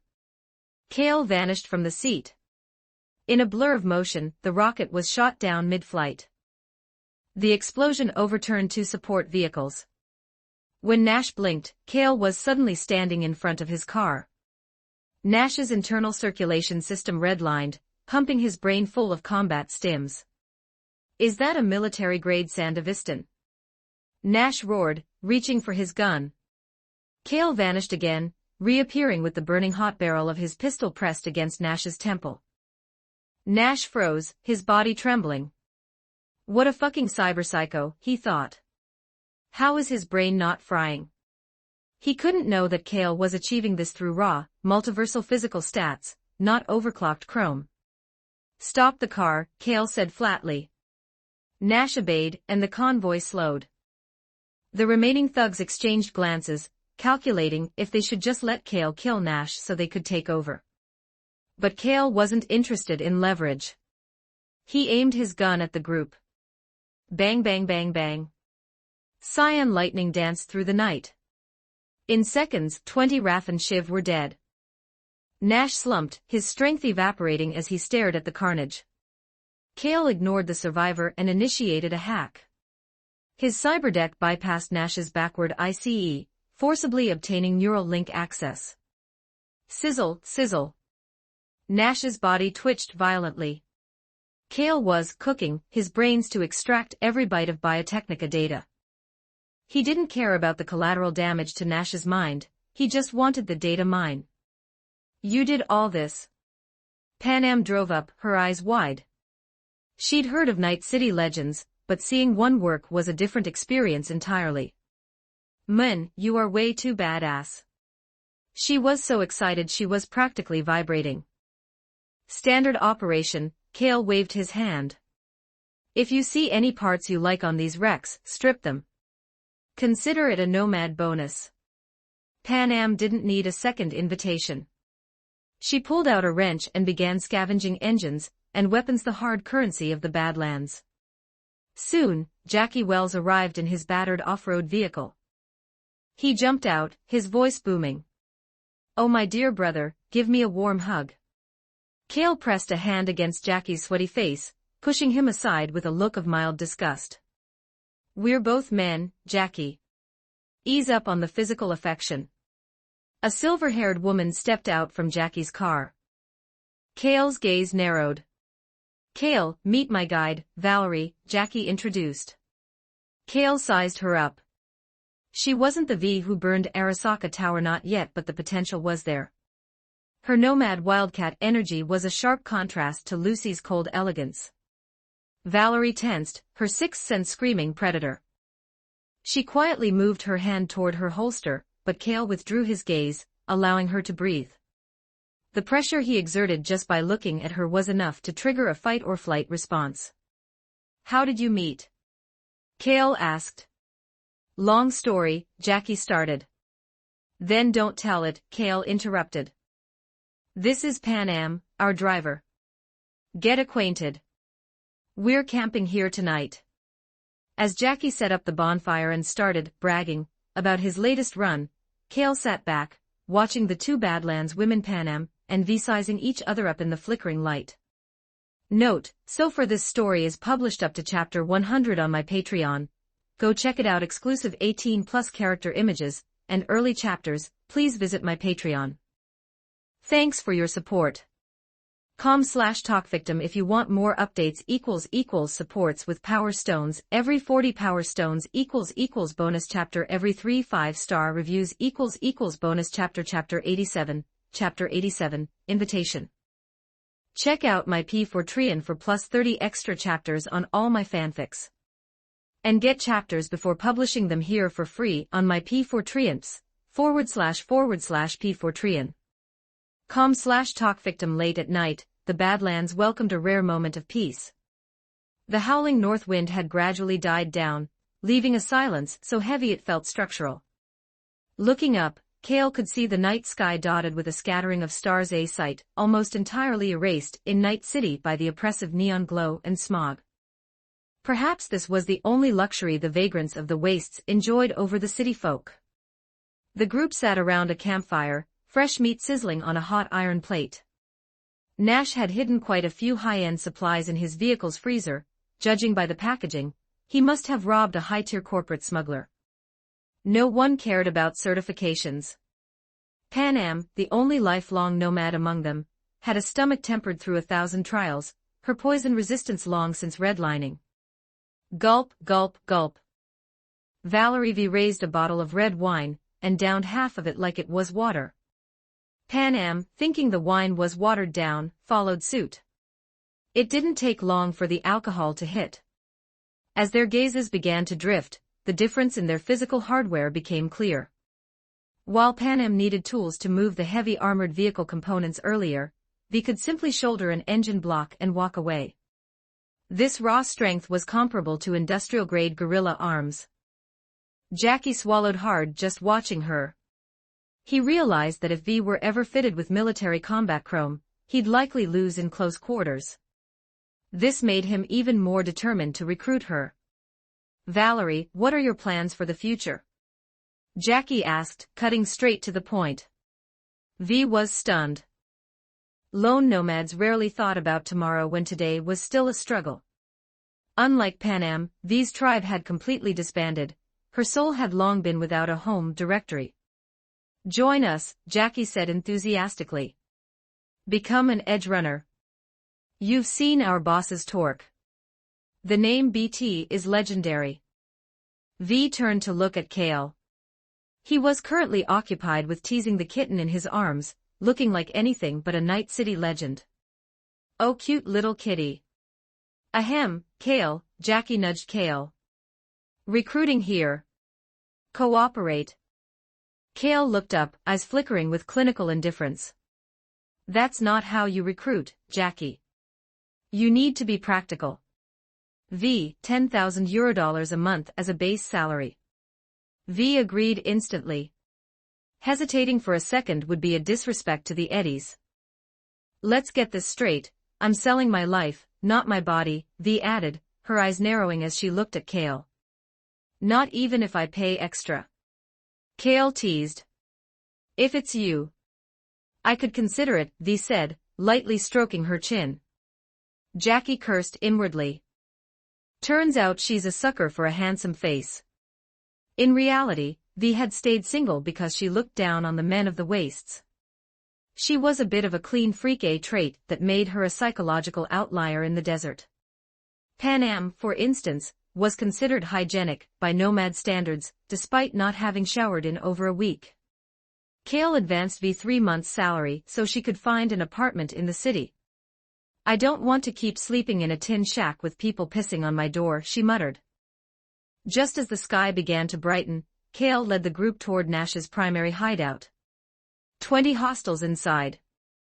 I've sent you the tactical overlay, Kale said, initiating a link. In 1 minute, I will breach their ICE, kill their comms, and disable their automated defenses. Then, it's up to you too. Kale wanted to practice his netrunner techniques.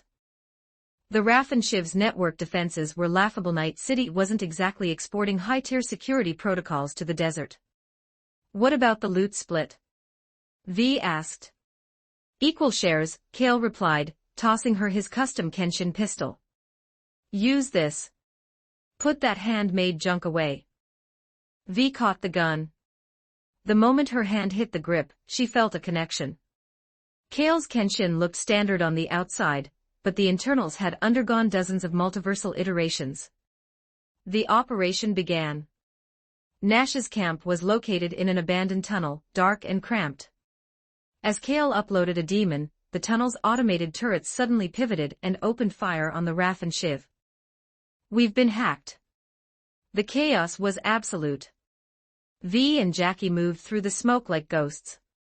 V's reaction speed was a system shock. She zeroed a wraith before Jackie could even raise his rifle. Panam provided long-range support with Overwatch, her personally modified sniper rifle. In minutes, the gunfire died down. We're rich. Jackie shouted, prying open a cargo container. Inside were piles of high-end parts and supplies. It's too much to move into the city without drawing heat, Jackie noted. We'd lose half to bribes. Kale looked at Panam. You know trustworthy nomad tribes.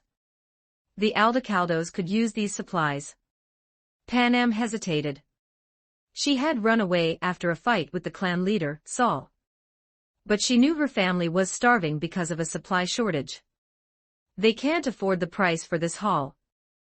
Everything is negotiable, Kale said.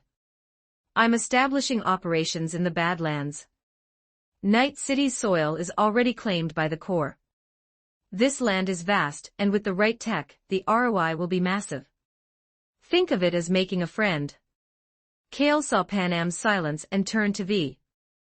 He knew he had just assembled a team that could change the trajectory of the wastes. Note, so far this story is published up to chapter 100 on my Patreon. Go check it out. Exclusive 18+ character images and early chapters. Please visit my Patreon. Thanks for your support. com/talkvictim if you want more updates. Supports with Power Stones. Every 40 Power Stones equals bonus chapter. Every 3 5-star reviews equals bonus chapter. Chapter 88. Chapter 88. Aldecaldos. Check out my P4 for plus 30 extra chapters on all my fanfics. And get chapters before publishing them here for free on my P4 //P4 com/talkvictim. The Aldecaldo family was the first nomad nation established in the United States, born in 1992 in Los Angeles, founded by one Aldecaldo. They were the original dissenters, people who saw urban corruption as a terminal virus and chose the road over the concrete cage. Unlike other nomad groups, the Aldecaldos value family and unity above all else. If every nomad family were this cohesive, Valerie V would never have had to break away from her own. Most groups are just collections of interests. The Aldecaldos are a tribe of blood and history. The current leader of the local branch is Saul Bright. Saul's history is intertwined with Night City legends. He was once an edgerunner alongside Rogue Amendiers and Johnny Silverhand. After the failed 2023 raid on Arasaka Tower to rescue Alt Cunningham, Saul fled with the nomads, eventually rising to lead the clan. He even married Rogue during her time lying low with the family, and they had a son, Trace Santiago, before Rogue's ambition drew her back to the afterlife. Life for the Aldecaldos in the Badlands was a grinding war of attrition. Saul was a capable leader, but the clan was hemorrhaging resources. They were being squeezed by Biotechnica, and hunted by the RAF and Shiv. Saul had reached the desperate point of considering a contract to provide security for corporate farmlands, a move Panam Palmer saw as a betrayal of their nomadic soul. Panam left in a fury, and the clan remained fractured. As Kale recalled these files, the Aldecaldo convoy rolled into the hideout. Seeing her family after a month of running away, Panam's emotions were a mess of relief and stubbornness. She turned her head away the moment Saul looked at her, every fiber of her being radiating the message, "I'm still not admitting you were right. It looks like you've been doing well, even making new friends," Saul said, stepping forward with the weight of a patriarch. "Don't talk to me like that. I left, remember?" Panam snapped. "You're still family, Panam. You can't delete that from your code." Panam stomped off toward a nearby ridge, leaving her partners, Mitch and Scorpion, to catch the fallout of her frustration. "I'm Saul, leader of the Aldecaldos," Saul said, approaching Kale with a solemn respect. He'd heard the rumors of the man called BT, how he'd zeroed Nash and dismantled his hideout. In the Badlands, myths were usually just stories used to scare children, but looking at the carnage in the tunnel, Saul realized Kale was the real deal. "Call me Kale," Kale said, shaking his hand. Saul's first impression was positive. Kale hadn't just cleared out their enemies, he had saved Panam. "She acts impulsively," Saul noted with a sigh. "Without someone to watch her, she'd find a way to start a war with Arasaka by lunch." "Let's look at the supplies," Kale suggested, leading him into the tunnel. Saul's expression became a complicated map of joy and despair as he reviewed the inventory. Food, clean water, medical kits, and high-grade mechanical parts, everything the family was dying for. But the Aldecaldos were broke. "I'm not looking for eddies, Saul," Kale said, sensing his hesitation. "I want to collaborate. I'm planning to open a factory in the Badlands. I'll need logistics, security, and land reclamation. These supplies are your advance payment." Kale's plan was ambitious. With his multiversal technical knowledge and the eventual construction of an arc reactor, he could turn the toxic wastes into a profitable industrial zone. He needed the Aldecaldos as his boots on the ground. For Saul, it was a lifeline. He didn't know about arc reactors, he just knew his children would eat tonight.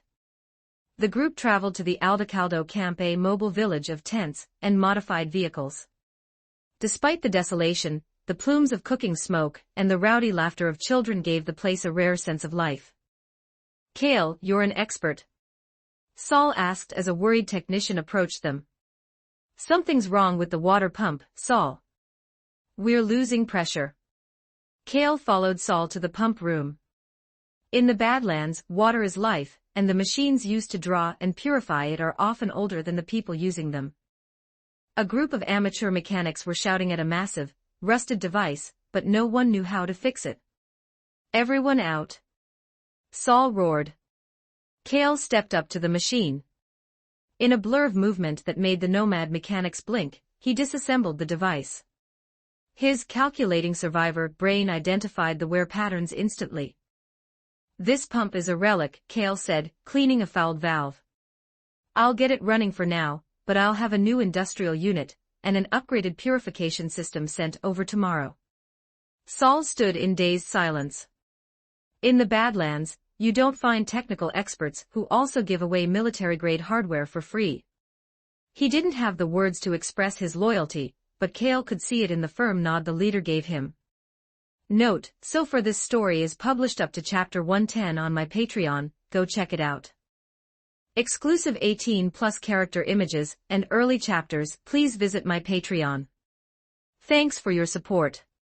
com/talkvictim if you want more updates == supports with power stones every 40 power stones == bonus chapter every 3 5-star reviews == bonus chapter. Chapter 89, Chapter 89, Business. Check out my P4 for plus 30 extra chapters on all my fanfics. And get chapters before publishing them here for free on my P4 //P4 com/talkvictim. The next day, as dawn began to bleed across the horizon of the Badlands, Falco drove the high-end transport truck into the Aldecaldo camp. Lucy and Sasha accompanied him.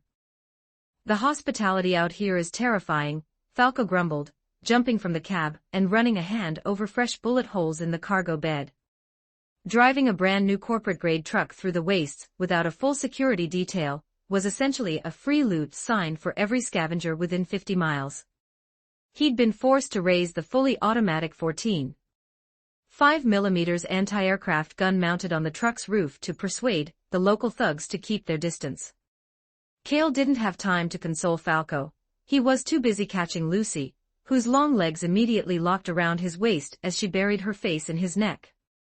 After only a night apart, her addiction to his presence had spiked. Sasha watched, chewing gum with a hint of cat-like displeasure at being sidelined, until Kale reached out to ruffle her hair, calming her instantly. Valerie V watched the scene from the campfire, her lips twitching. "How many women does our boss actually have?" she whispered to Jackie. 2.5. Jackie replied. "What the hell is a half?" V hissed. "Was the boss into some weird mod job?" "You'll understand when you meet Rebecca," Jackie said, choosing to leave the explanation of the pint-sized firecracker for later. "Everything you wanted is here, including the hardware V helped source," Falco said, pulling open the truck's cargo doors. Saul and the nomad mechanics stepped forward, eager to help, but Kale snapped his fingers. From the depths of the cargo hold, a massive, matte black humanoid robot stepped out. Built on a Kong Tao defense frame but upgraded with Beast-class Titan design concepts, the machine Baymax stood a head taller than Jackie. Baymax was a titanium alloy juggernaut equipped with lightweight ceramic steel plating. Its AI core was loaded with master-level mastery of firearms, emergency medicine, and close-quarters combat. With its built-in monowire and mantis blades, it was a walking urban skirmish winner. "Ready to serve you," Baymax chirped in a high-pitched, childlike voice that stood in absurd contrast to its brutal appearance. "Go help Saul install the industrial pump and upgrade their purification system," Kale ordered. Command received. V followed Kale into the truck's bed, which he had converted into a mobile tactical command center. One wall was an armory that made V's eyes glaze over. "I say, boss, are you sure you're not a corpo dog?" V asked. "Because if this is what being a dog gets you, I'd have been barking for Arasaka years ago." "Such a pretty face, such a shame you have a mouth," Kale sighed, ignoring her. V's attention shifted to a dormant, smaller machine in the corner, a King Kong-class Titan. As she reached out to stroke the chassis, a soft female voice interrupted her. "Please do not touch. Calibration in progress." V jumped back. "It talks." "That's Delve," Kale explained. "Or Little Fu. She's my new intelligent assistant." "Did Little Fu say something wrong?" the AI asked. "According to the data, I am the collaborative product of you and father." V's jaw dropped.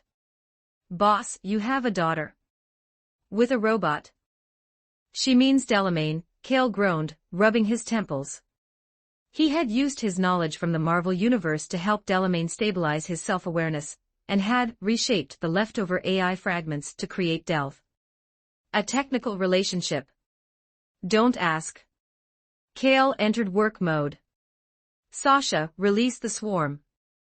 Sasha reclined in her Netrunner chair, her neural link glowing as she took control of over 100 drones. They took flight with a collective hum, fanning out across the Badlands. "Delve, perform a topographical analysis," Kale commanded. "Find the optimal site for a large-scale arc reactor." V leaned over the holographic display, her expression shifting from curiosity to wary concern. "What are you actually doing out here, Kale?" "I'm building a water plant," Kale said flatly. "I'm going to extract the groundwater, purify the biological toxins, and sell it at a low price to the nomads and the poor in Haywood." V laughed. "That sounds like a campaign slogan. You running for mayor?" "If I did, would I have your vote? If you actually deliver clean water to the Badlands." "Boss, I'll pull every vote in the wastes for you," V said, her face uncharacteristically serious. She knew the truth. Biotechnica had a monopoly on the local ecosystem. They intentionally polluted the land so that they could be the only source of food and water control through scarcity. By purifying the groundwater, Kale wasn't just doing business, he was declaring war on a megacorporation's profit model. "You don't even have voting rights yet, V," Kale reminded her. "Details," she waved him off. "Just get the water running." Note, so far this story is published up to chapter 110 on my Patreon. Go check it out. Exclusive 18+ character images and early chapters. Please visit my Patreon. Thanks for your support. com/talkvictim if you want more updates. Supports with power stones every 40 power stones bonus chapter every 3 5-star reviews bonus chapter 90 the water plant 1012 words. Check out my P4 for plus 30 extra chapters on all my fanfics. And get chapters before publishing them here for free on my P4 //P4 com/talkvictim. Time seemed to slow down in the monotonous Badlands. Although only a week had passed, Panem felt as if a month had gone by. Her heart was filled with a rare, fluttering hope, the kind that usually felt like a death sentence in the wastes. "It's ready." Scorpion's voice crackled through the radio. Panem took a deep breath, reached out, and pressed down on the faucet of the newly installed terminal. She turned the valve with a slight, trembling force. A burst of static hiss echoed from the pipes. Then, clear water gurgled out, gushing into the basin with a refreshing, rhythmic rush. Panem cupped the water in her hands, lowered her head, and tasted it. It was cool and fresh. There was no bitter chemical aftertaste, no fishy stench of heavy metals or biological rot. So this is what unpolluted water tastes like. She felt as if a new sensory world had opened. She quickly dipped a test strip into the basin.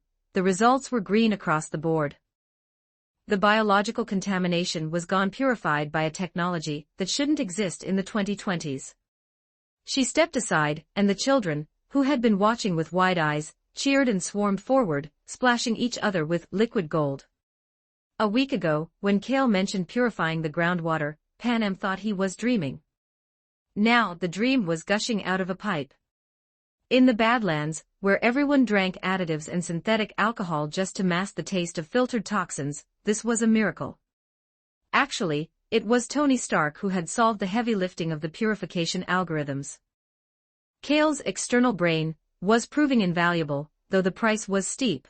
Kale had to promise to stop bothering Pepper Potts in the pure white space. Tony, get out of Pepper's office with your roses. If you have something to say it to me. Tony's furious roars still echoed in the collective mind, proving that Kale's flirting subroutines were effectively redlining the billionaire's patience. While the parents fought in the void, Kale had been busy in the physical world. He had hollowed out a mountain and constructed the framework for a large-scale arc reactor. He provided the blueprints and the inspiration. Delve and Baymax handled the 24-hour construction cycle. Delamain's automated factory had churned out a small army of mechanical laborers, moving the project forward as if an acceleration button had been held down. Attempting first ignition, energy output stable, rotation speed normal, Delph's gentle voice reported. A cool, blue arc of light slowly illuminated the cavern, dispelling the gloom. Recording data. Excellent, Kale announced as the light dissipated. That's enough for today. The ignition verified the design. While there was still work to ensure long-term stability, the power plant was now a reality. The underground water plant test is green. We can start operating, Lucy reported, joining Kale at the reactor core. Now Saul can rest easy, Kale smiled. Saul, the leader of the Aldecaldos, had gone all in on Kale. He had previously tried to sell the tribe's soul to Biotechnica for security. Now, he was betting on an edge-runner with God-tier tech. Saul is looking for you, Lucy added. What does the Hammer want now? Kale asked. Kale had nicknamed Saul the Hammer for his stubborn, blunt leadership. Saul hated it. Saul was already waiting outside. When he saw Kale, he charged forward, face glowing with a joy Kale hadn't seen in the desert. You're my brother, Kale. My real brother. Saul shouted, opening his arms for a massive hug. Kale instinctively pulled Jackie in front of him to act as a human shield. Speak quickly, Hammer. Are you idle? I imagine the logistics are a nightmare. According to their deal, the Aldecaldos would contract the water transport business, taking 30% of the profits. With that money, the tribe could expand their armed forces and reclaim their status as the kings of the Badlands. I want to change the agreement, Saul said, his face turning serious. 30% is too much. 10% is enough for us, Saul stated firmly. But I want a guarantee, priority water supply for the Aldecaldos. Saul was a smart leader. He knew that raw eddies could be stolen or inflated, but access was the true currency of the wastes. Kale patted his arm. 30% stays, Saul. And you get the priority supply. Consider it a family discount. From now on, my name is Hammer, Saul declared excitedly. If anyone calls me Saul, I'm getting mad. As Saul left with Falco to organize the first convoy, Kale turned back to the tactical map. The Badlands business is locked, Lucy noted. Who handles the Night City distribution? You can't just drive trucks into Watson and expect the Tiger Claws not to take a cut. You're thinking of the Moxes, aren't you? Lucy added, her Netrunner brain already 3 steps ahead. They're the only clean option, Kale explained. The Moxes have a decent reputation with the lower class. They aren't corporate puppets, and they already have the infrastructure to reach the people in Haywood and Santo Domingo. How about I communicate with them? Lucy offered. She didn't like diplomacy, but she liked the idea of those Mox bitches trying to flirt with Kale even less. If she handled the contract, she could keep the boundaries clear. I'll leave it to you, then, Kale said, reaching out to stroke Lucy's cheek. Lucy smiled a suggestive, sharp expression and with a gentle flick of her fingers, She began to unbutton Kale's collar. Let's celebrate the first ignition, boss. Note, so far this story is published up to chapter 110 on my Patreon, go check it out. Exclusive 18+ character images and early chapters, please visit my Patreon. Thanks for your support. com/talkvictim if you want more updates == supports with power stones, every 40 power stones == bonus chapter, every 3 5-star reviews == bonus chapter. Chapter 91. Chapter 91. Seeking help. Check out my P4 for plus 30 extra chapters on all my fanfics. And get chapters before publishing them here for free on my P4 //P4 com/talkvictim. Inside a private booth at Lizzie's bar, the air was thick with the scent of high-end synth perfume, and the low hum of electronic music. Susie, the current leader of the Moxes, sat across from Kale. She was a woman of sharp edges and neon-lit charm, her history with the city's underbelly etched into her high-spec cyberware. There was no shame in her game. In Night City, selling one's body was a far more honest trade than selling one's soul to a corporation. Don't look at me like that, Susie. Lucy is handling the logistics. Just pretend I'm part of the furniture, Kale said, leaning back and focusing on the holographic pole dance. He admired a particularly athletic waist twist. Damn, that's some serious motor coordination. Men like him are a dying breed in this city. You've got a rare find, Lucy, Susie noted, finally turning her gaze to the silver-haired netrunner. I didn't think so at first, but now. I agree, Lucy replied with an affectionate glance at Kale before shifting into her professional persona. The negotiations were one-sided. With Kale's reputation backing her, Lucy didn't need to resort to the typical gang tactics of intimidation or threats. Susie tried to play the vulnerability card, but Lucy, hardened by years as an Arasaka runner, didn't offer an inch of ground. In Night City, the Girls Helping Girls subroutine had been deleted long ago. By the time Susie left, a new smuggling route for the water plant was established. How did I do?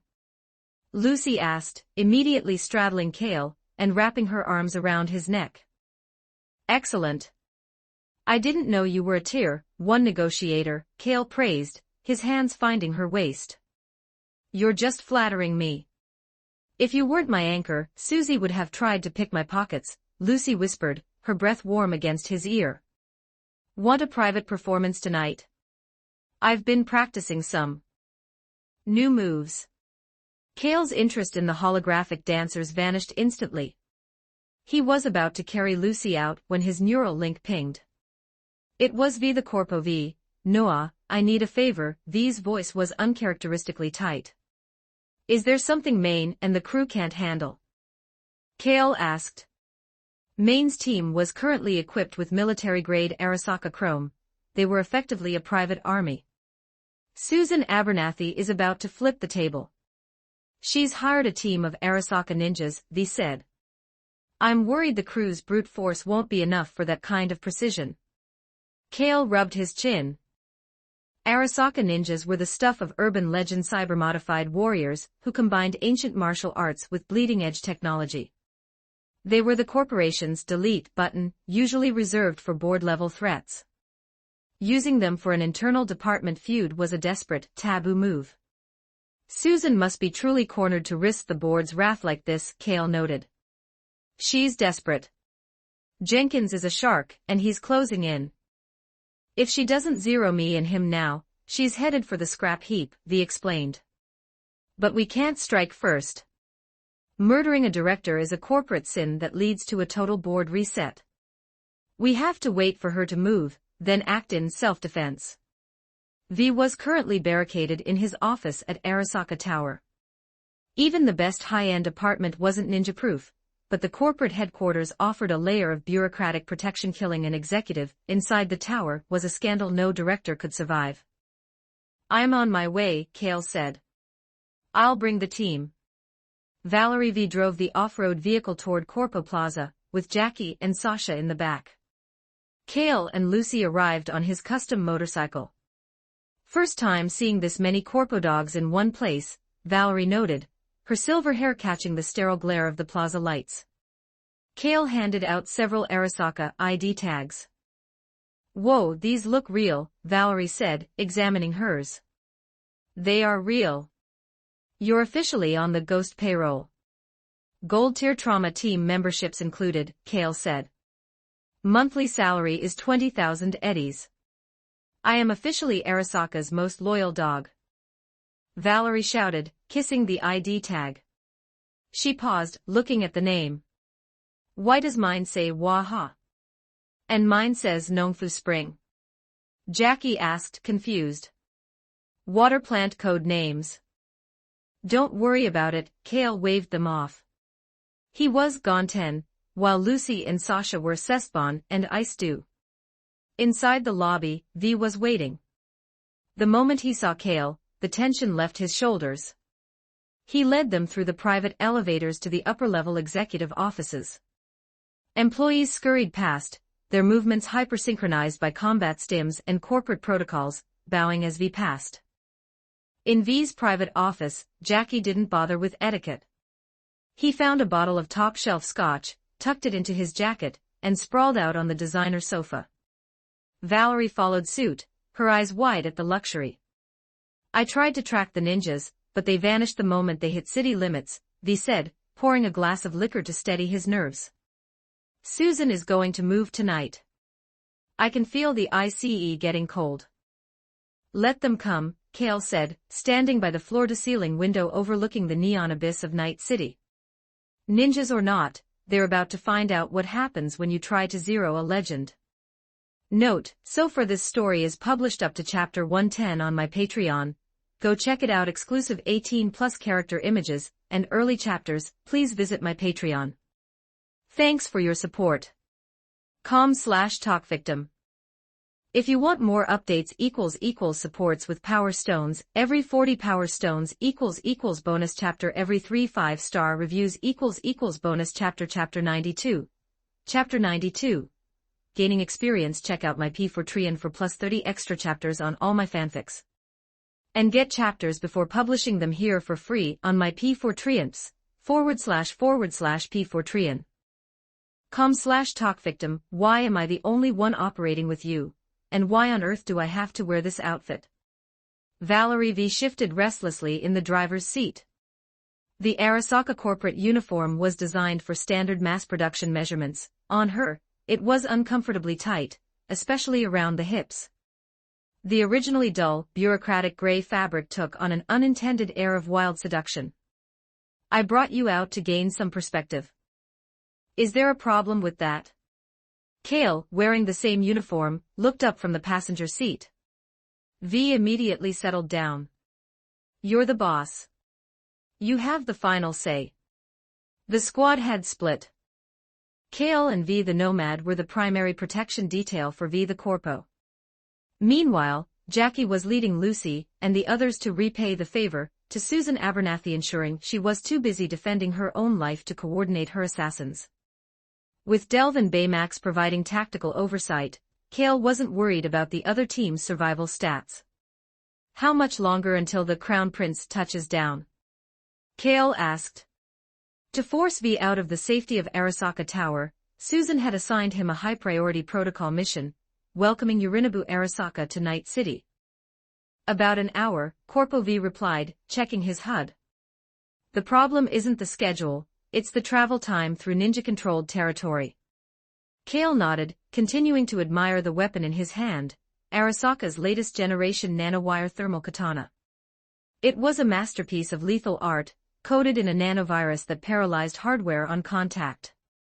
"I say, big brother, can you stop looking at the blade and look at me?" Before V could finish, Kale's hand shot out, pressing her head down.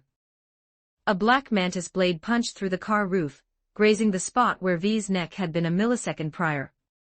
The assassin tried to retract, but Kale's thermal blade swept upward in a crimson arc. A heavy thud followed as something fell from the roof to the asphalt behind them. "I almost bit it." Corpo V hissed. "Whoa, boss!" Valerie shouted.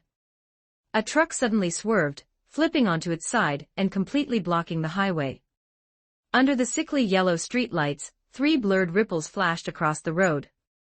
Optical camouflage. To the naked eye, they were ghosts, but to Kale's power of 8, they were as clear as high-res renders. He could hear the specific rhythm of their blood flow, and the hum of their customized silence implants. "Sit down and watch," Kale said, pushing the door open. The 3 cyber ninjas circled him. They didn't use firearms. Their custom chrome was built for the exquisite lethality of the blade and the shuriken. They launched a volley of high-penetration stars from 3 angles. Kale dodged the one from his blind spot with a fluid twist, while his thermal blade sliced the other 2 out of the air. The ninjas paused. They realized Kale could see them perfectly. Knock, knock. Corpo V tapped the window, pointing at his watch. "Now you're rushing me," Kale muttered. The ninjas initiated their Sandavistans. Even in Valerie's high-spec eyes, they were just blurred afterimages. 2 lunged at Kale to pin him down, while the 3rd bypassed him, aiming straight for the car and the target. Whoosh! Valerie saw Kale vanish into a sphere of glowing red light, the afterimage of the thermal blade vibrating at its structural limit. The 2 ninjas in front of him were suddenly reduced to a heap of glowing, half-melted mechanical parts. The 3rd ninja reached the car window, a hint of relief rising in his circuits. Then he saw Kale's face reflected in the glass, accompanied by a wall of fire.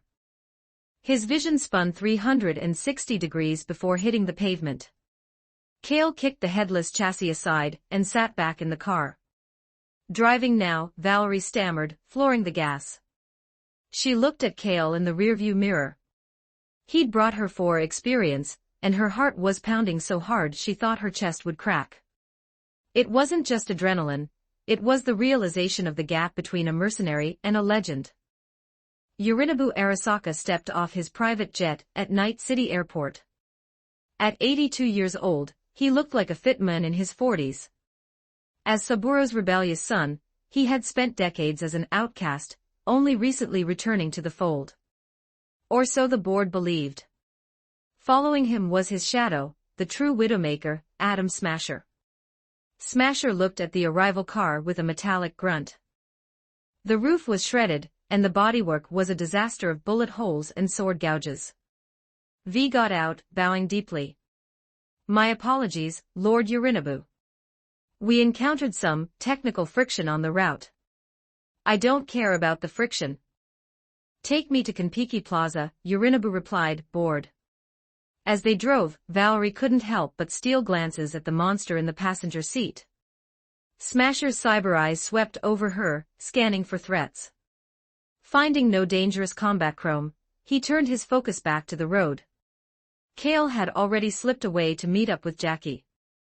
Back in the city, Susan Abernathy lay in the wreckage of her own getaway car, bleeding out. Who would have thought that kid was that capable? She laughed through a mouthful of blood, looking at the data on her screen. Now it's Jenkins' turn to have a headache. Note, so far this story is published up to chapter 110 on my Patreon.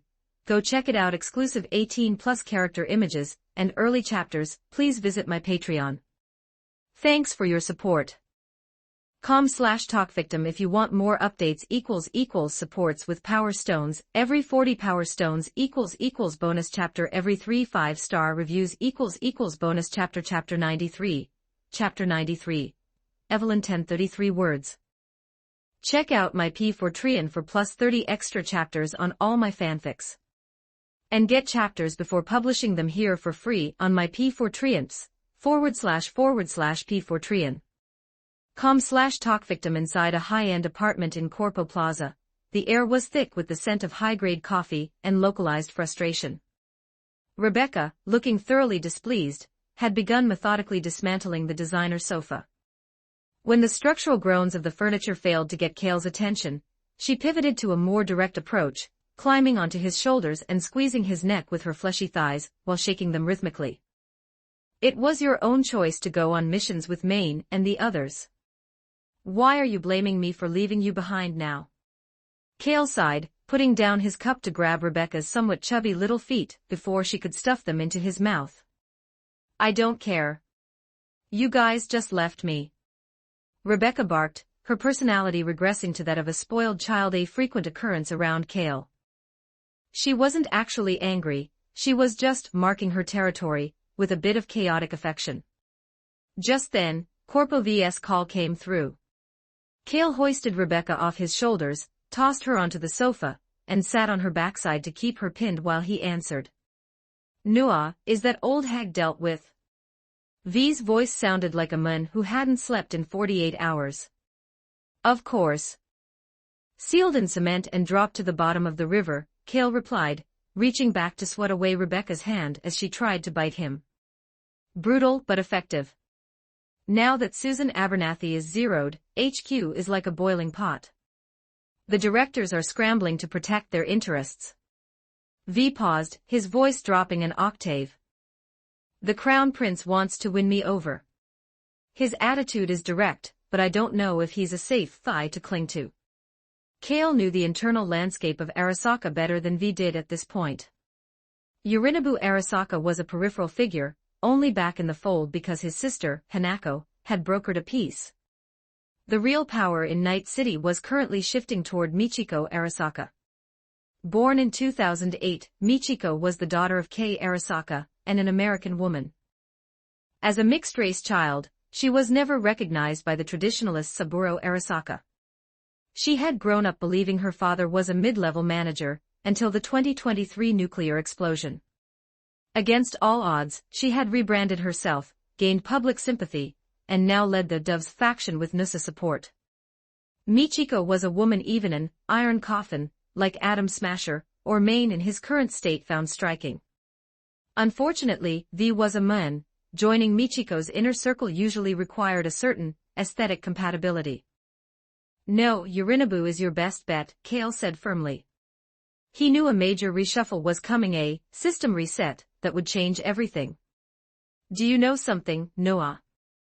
V asked, sensing the shift in Kale's tone. "Just trust the process." "Have I steered you wrong? Who was it that went to Clouds last time, forgot to pay, and left me with the bill?" V retorted gloomily. "I'm talking business. Why bring up Clouds?" "That was months ago." Kale interrupted. "Since I can't leave the tower, I need you to keep an eye on things for the Crown Prince. Consider it your service fee for the last few months." V hung up before Kale could refuse. "Motherfucker," Kale thought, slapping Rebecca's butt in frustration. The sound was crisp and loud. "If you're angry, slap your own," Rebecca hissed, kicking out wildly. A moment later, a text from Maine arrived with an address. Kale headed out on his motorcycle, leaving a dazed Rebecca hugging a pillow on the sofa. When he arrived at the apartment and rang the bell, he found himself staring at a woman who defined expensive. Evelyn Parker blew a puff of smoke from a lady's cigarette toward him. She had short blue hair and makeup that was a masterclass in facial sculpting. Her skin was flawless high-grade artificial dermal plating that likely cost more than a military-grade ballistic vest. She wore a silver-white backless dress with a neckline that plunged to her navel, and a hemline that barely qualified as clothing. She looked like the pinnacle of Cloud's pleasure technology. "Damn, Yorinobu sent me to pick up his mistress," Kale mused. I'm definitely remembering this debt. Evelyn was a former Mox and Judy Alvarez's ex-girlfriend, but she had pivoted to networking upwards, hoping to leapfrog into a higher social class. Hooking up with the Arasaka heir was her greatest achievement. "Maine sent me," Kale said flatly. Evelyn flashed a standard Cloud's professional smile, the kind that made most men's hearts itch. "Then I'll have to trouble you, handsome." She walked around his motorcycle, leaning over the handlebars to put her curves on display before sitting sideways on the back, resting a delicate hand on Kale's shoulder. They arrived at Kanpiki Plaza. Kale led her through security to the top floor, where Maine was guarding the door. The massive mercenary scanned Evelyn with his cyber eyes before letting her pass. "Nothing more for you here," Maine said coldly to Kale. Kale looked at Maine's Dione power armor, Arasaka's most mature tactical weapon. "I'd love to dismantle that," he thought. Maine's frame tightened instinctively, sensing a sudden, sharp danger, but the feeling vanished as Kale turned to leave. Walking away from the plaza, Kale glanced back at the monolithic tower.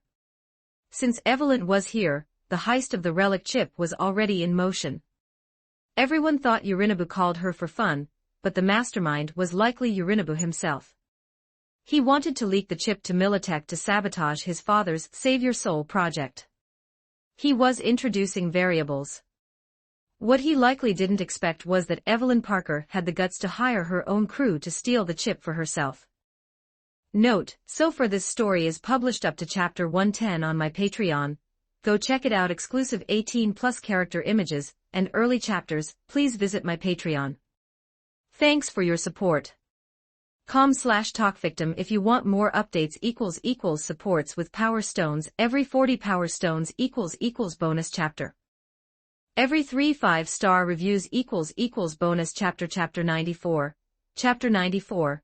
Change of plans. Check out my P4Treon for plus 30 extra chapters on all my fanfics. And get chapters before publishing them here for free on my P4Treons, //P4Treon. com/talkvictim. Delamain headquarters, Smart Factory. From the exterior, the headquarters looked like any other corporate hub in Night City, but the interior had undergone a total metamorphosis. It was no longer a mere car factory, it was a high-spec armory. 3 fully automated mechanical production lines were operating 24/7, a sight that would make Arasaka's board of directors suspect someone was preparing for the 5th corporate war. Kale was busy integrating new kinetic auxiliary hardware. The old rocket packs were legacy tech now. He was replacing them with arc pulse cannons designed by Tony Stark. These units were compact, brainwave controlled via Titan neural links, and powered by Kale's handcrafted second-generation miniature reactors. Target locked. She's at the afterlife, Sasha reported from her Netrunner station. As expected, Kale noted, pausing his work. The target was Evelyn Parker. From their first meeting, Kale had secretly tagged her with a stealth demon designed by Sasha. He wanted to know who was backing a high-end sex doll with enough audacity to bypass the Voodoo Boys and attempt a solo play for the relic. Evelyn was naive. She didn't realize the Voodoo Boys had already planted a thermal bomb in her head. Her only stroke of luck was running to Rogue, who, sensing the heat, had passed the job to Dexter Deshawn. Kale knew the true value of the relic. It wasn't just personality transfer tech. It was the key to Mikashi, and a link to Alt Cunningham, a rogue AI beyond the Blackwall with the power of a digital goddess. Valerie, Kale said to V the Nomad nearby. This is your first solo op, tale Evelyn. Keep her breathing. V was excited. She started stuffing frag grenades into her pockets until Kale gave her a sidelong glance. It's a tail and protect mission, not a frontline assault. Leave the heavy ordnance here. And go see Victor. You'll need a high-spec ice upgrade if you're going up against the Voodoo Boys. A few days passed, and Kale realized he had overestimated Dexter Deshawn. The fat black guy was a relic of a past era. His reputation had eroded, and he'd been forced to hire 2 total rookies for the heist. The plan hit a wall at the Maelstrom hideout. Dexter had paid for a flathead drone, the key to breaching Konpeki Plaza's security, but the original leader, Brick, had been overthrown by Royce. The Maelstrom kept the money and the drone. Dexter sent his 2 rookies to negotiate. In response, Maelstrom sent him a package containing 2 heads. Without the drone, the heist was dead, and Dexter's career was in the scrap heap. For Evelyn, it was a death sentence. She'd burned her bridges with the Voodoo Boys, and now lacked the leverage of the heist. She fled to the only person she could trust, her ex-girlfriend, Judy Alvarez.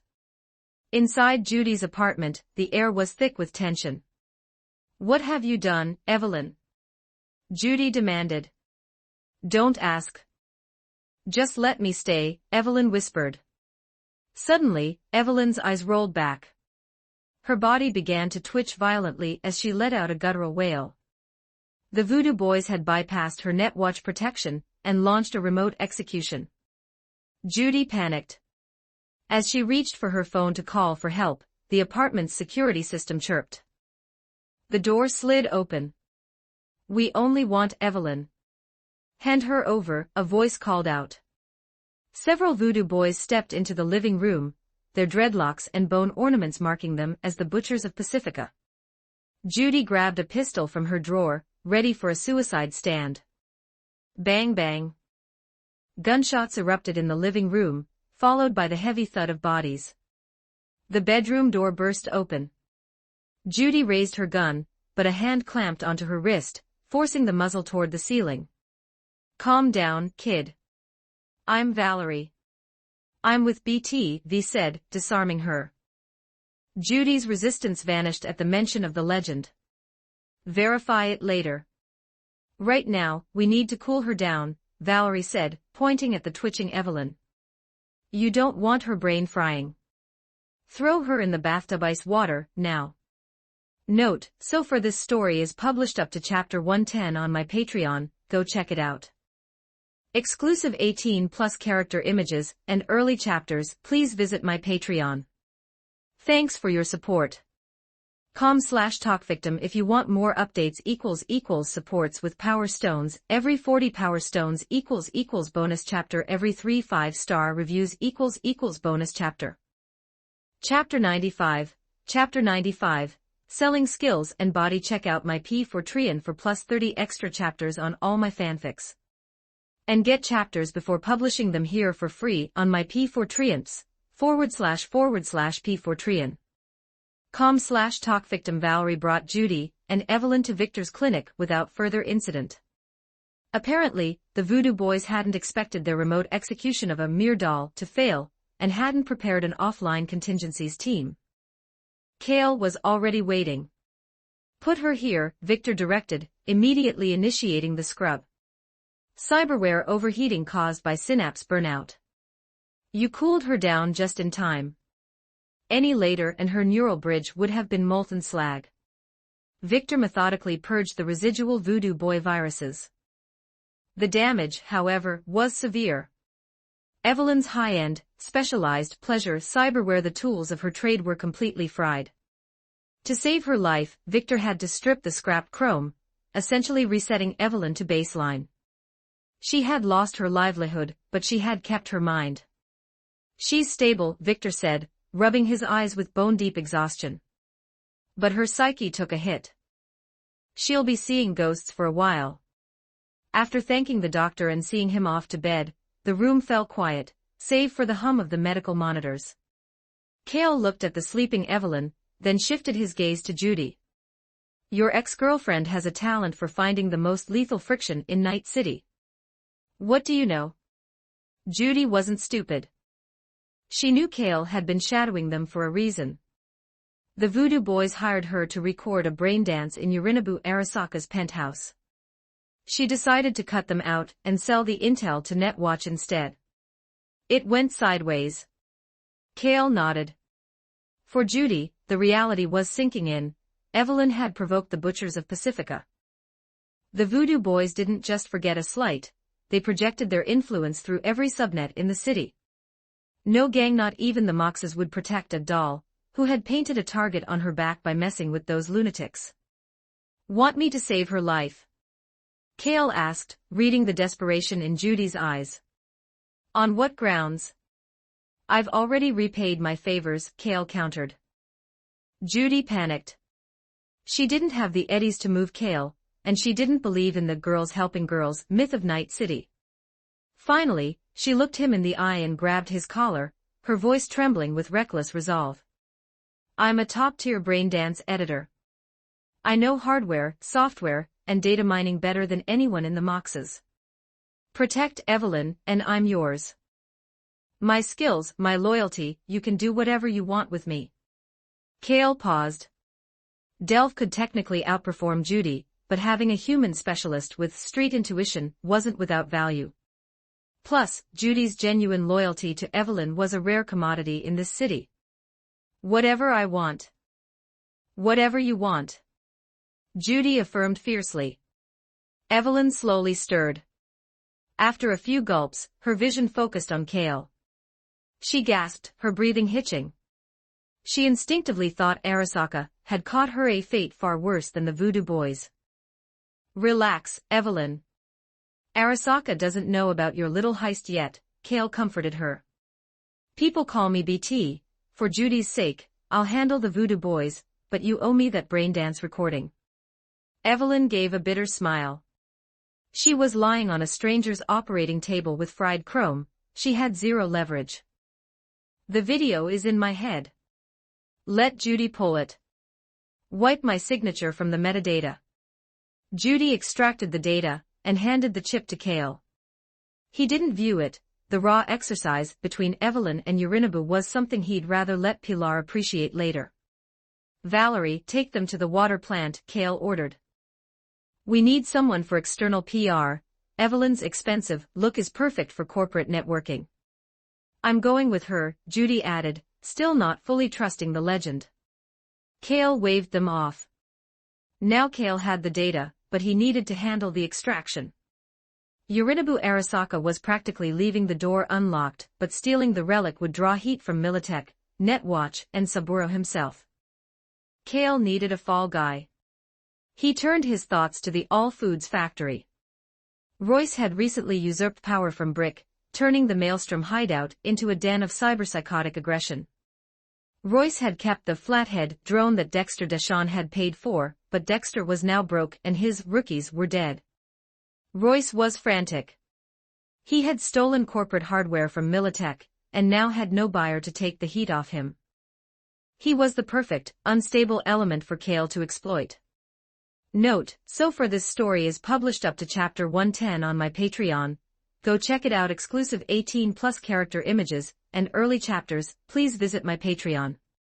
Thanks for your support. com/talkvictim if you want more updates. Supports with Power Stones.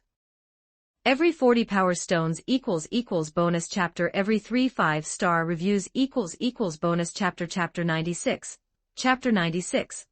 A good show. Check out my P4 for plus 30 extra chapters on all my fanfics. And get chapters before publishing them here for free on my P4 //P4 com/talkvictim.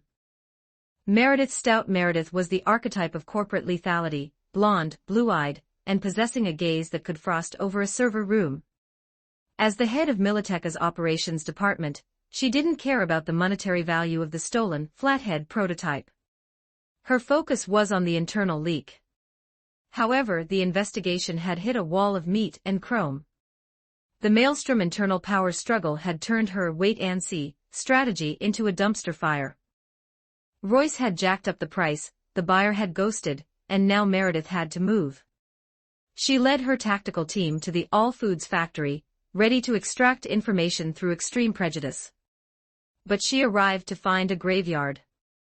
The hideout had been wiped clean with professional surgical precision. Not a single survivor, not a single byte of network data remained. Royce was dead beyond dead. His head had been removed entirely. Just who the hell is this bastard? Meredith roared. She hadn't just lost the traitor, she'd lost the flathead. In the corporate world, this was a career-zeroing event. Inside the Delamain factory, Kale was recalibrating the acquired flathead.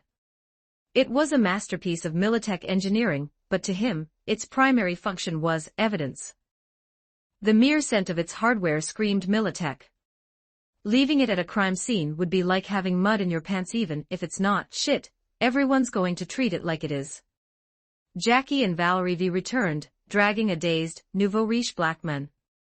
Dexter Deshawn, Kale noted. I don't believe we've met. I don't think I've ever offended you, Dexter stammered, his face still stained with the blood of his guards. Kale pointed at the flathead. Who leaked the info on this to you? Dexter's heart sank. He suspected Militech, but the reality was more complex. Maine had blackmailed Meredith's subordinate, Gilk, to ensure the flathead reached Dexter. Maine took orders from Yorinobu Arasaka. The Crown Prince had orchestrated every detail of his own robbery to ensure the relic reached Militech. Kale didn't need a confession. He signaled Jackie, who injected Dexter with a high-dose sedative. Sasha initiated a brain dive, copying every shred of intel from the fixer's neural bridge. Kale now had the blueprint. He blacklisted T-Bug to buy himself a window, and sent out messages in Dexter's name. Everything is smooth. Proceed as planned. Stealing from Arasaka. Now this is a job, Valerie whispered in awe. As a certified Arasaka dog, thanks to Corpo vs payroll hack, Kale swaggered into Konpeki Plaza with Valerie in tow. He even kept the receipts for V to reimburse later. Straighten your back, Valerie. You're a corpo now. Stiffen your expression, Kale coached. Valerie complied, looking every bit the cold, overworked bureaucrat. They reached their reserved suite. Scan confirmed. Zero surveillance, Sasha's voice echoed in Kale's mind.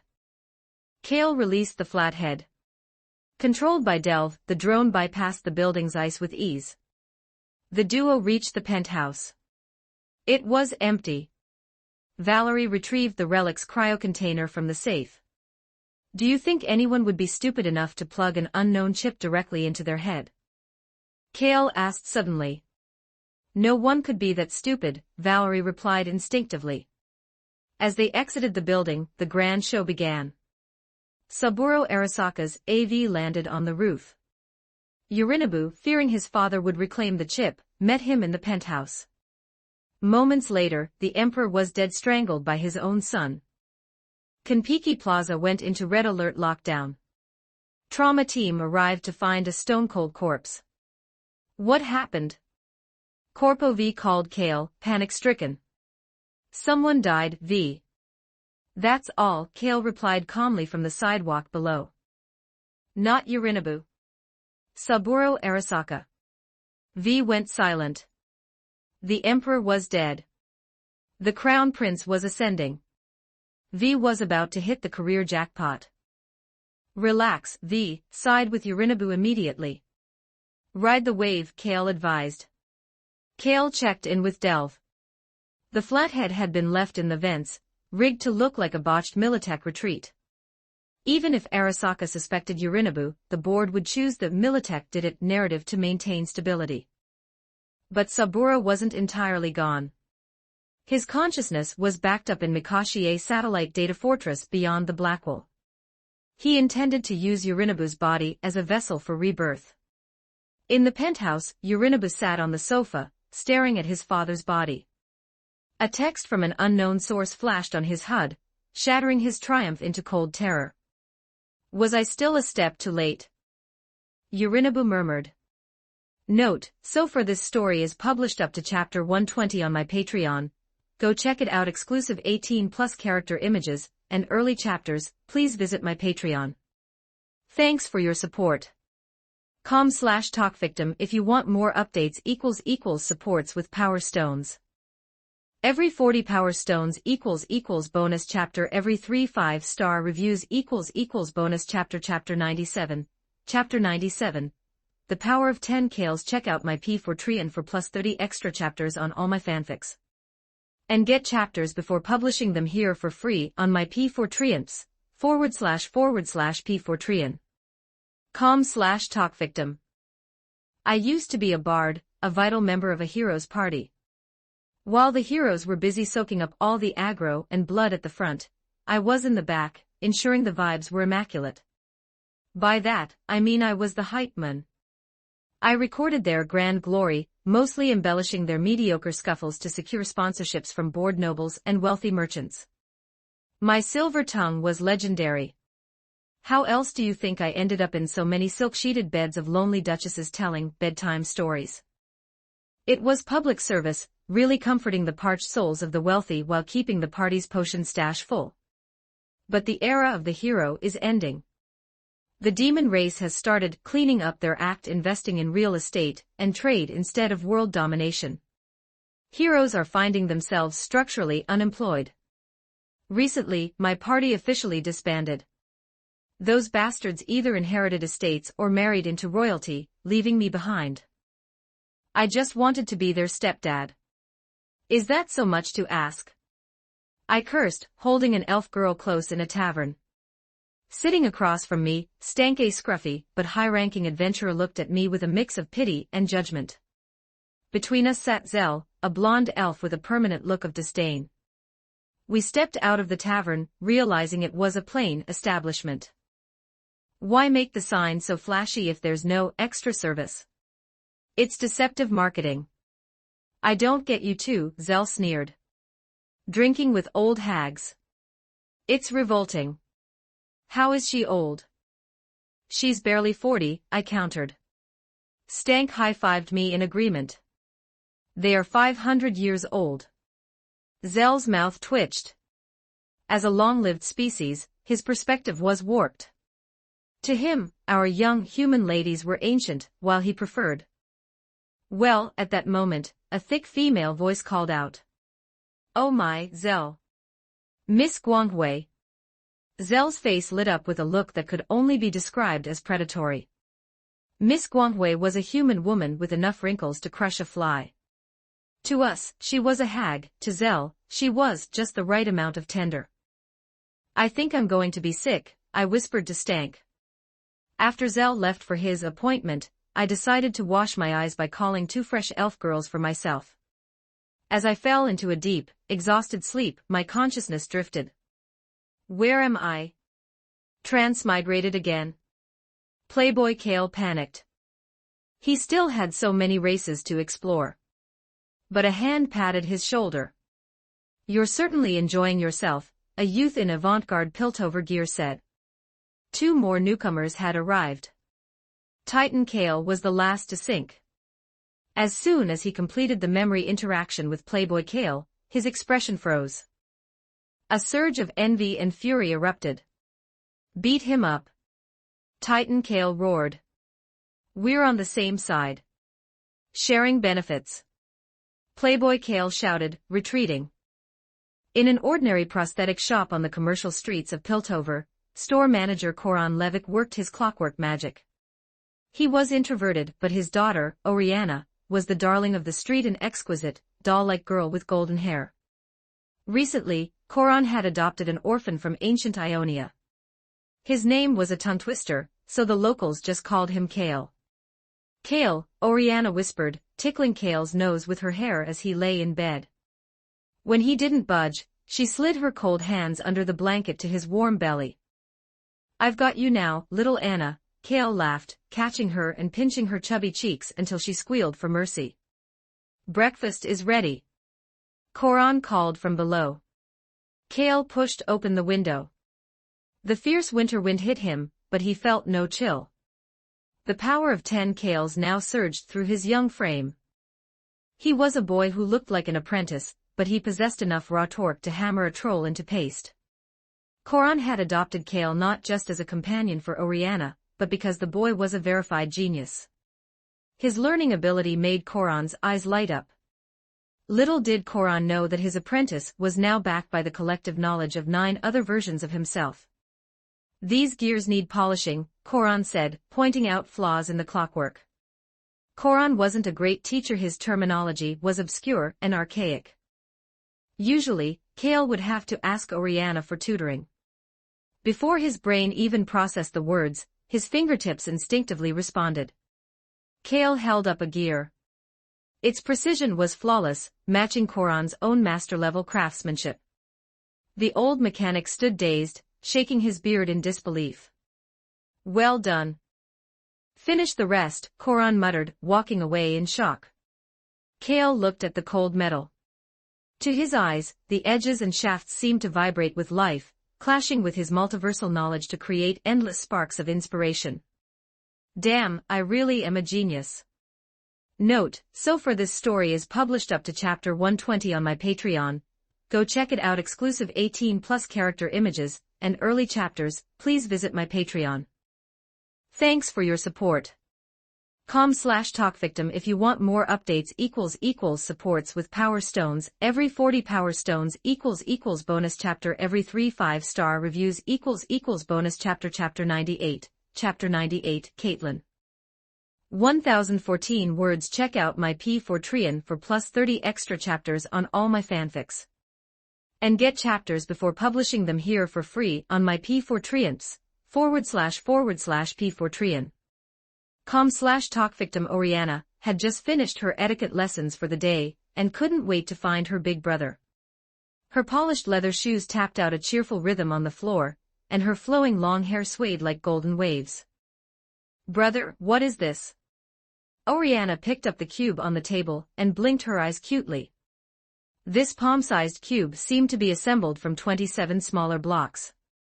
It could be rotated freely in any direction, exuding a mysterious aura, as if some profound secret was hidden within. "I've named it the Oriana Cube."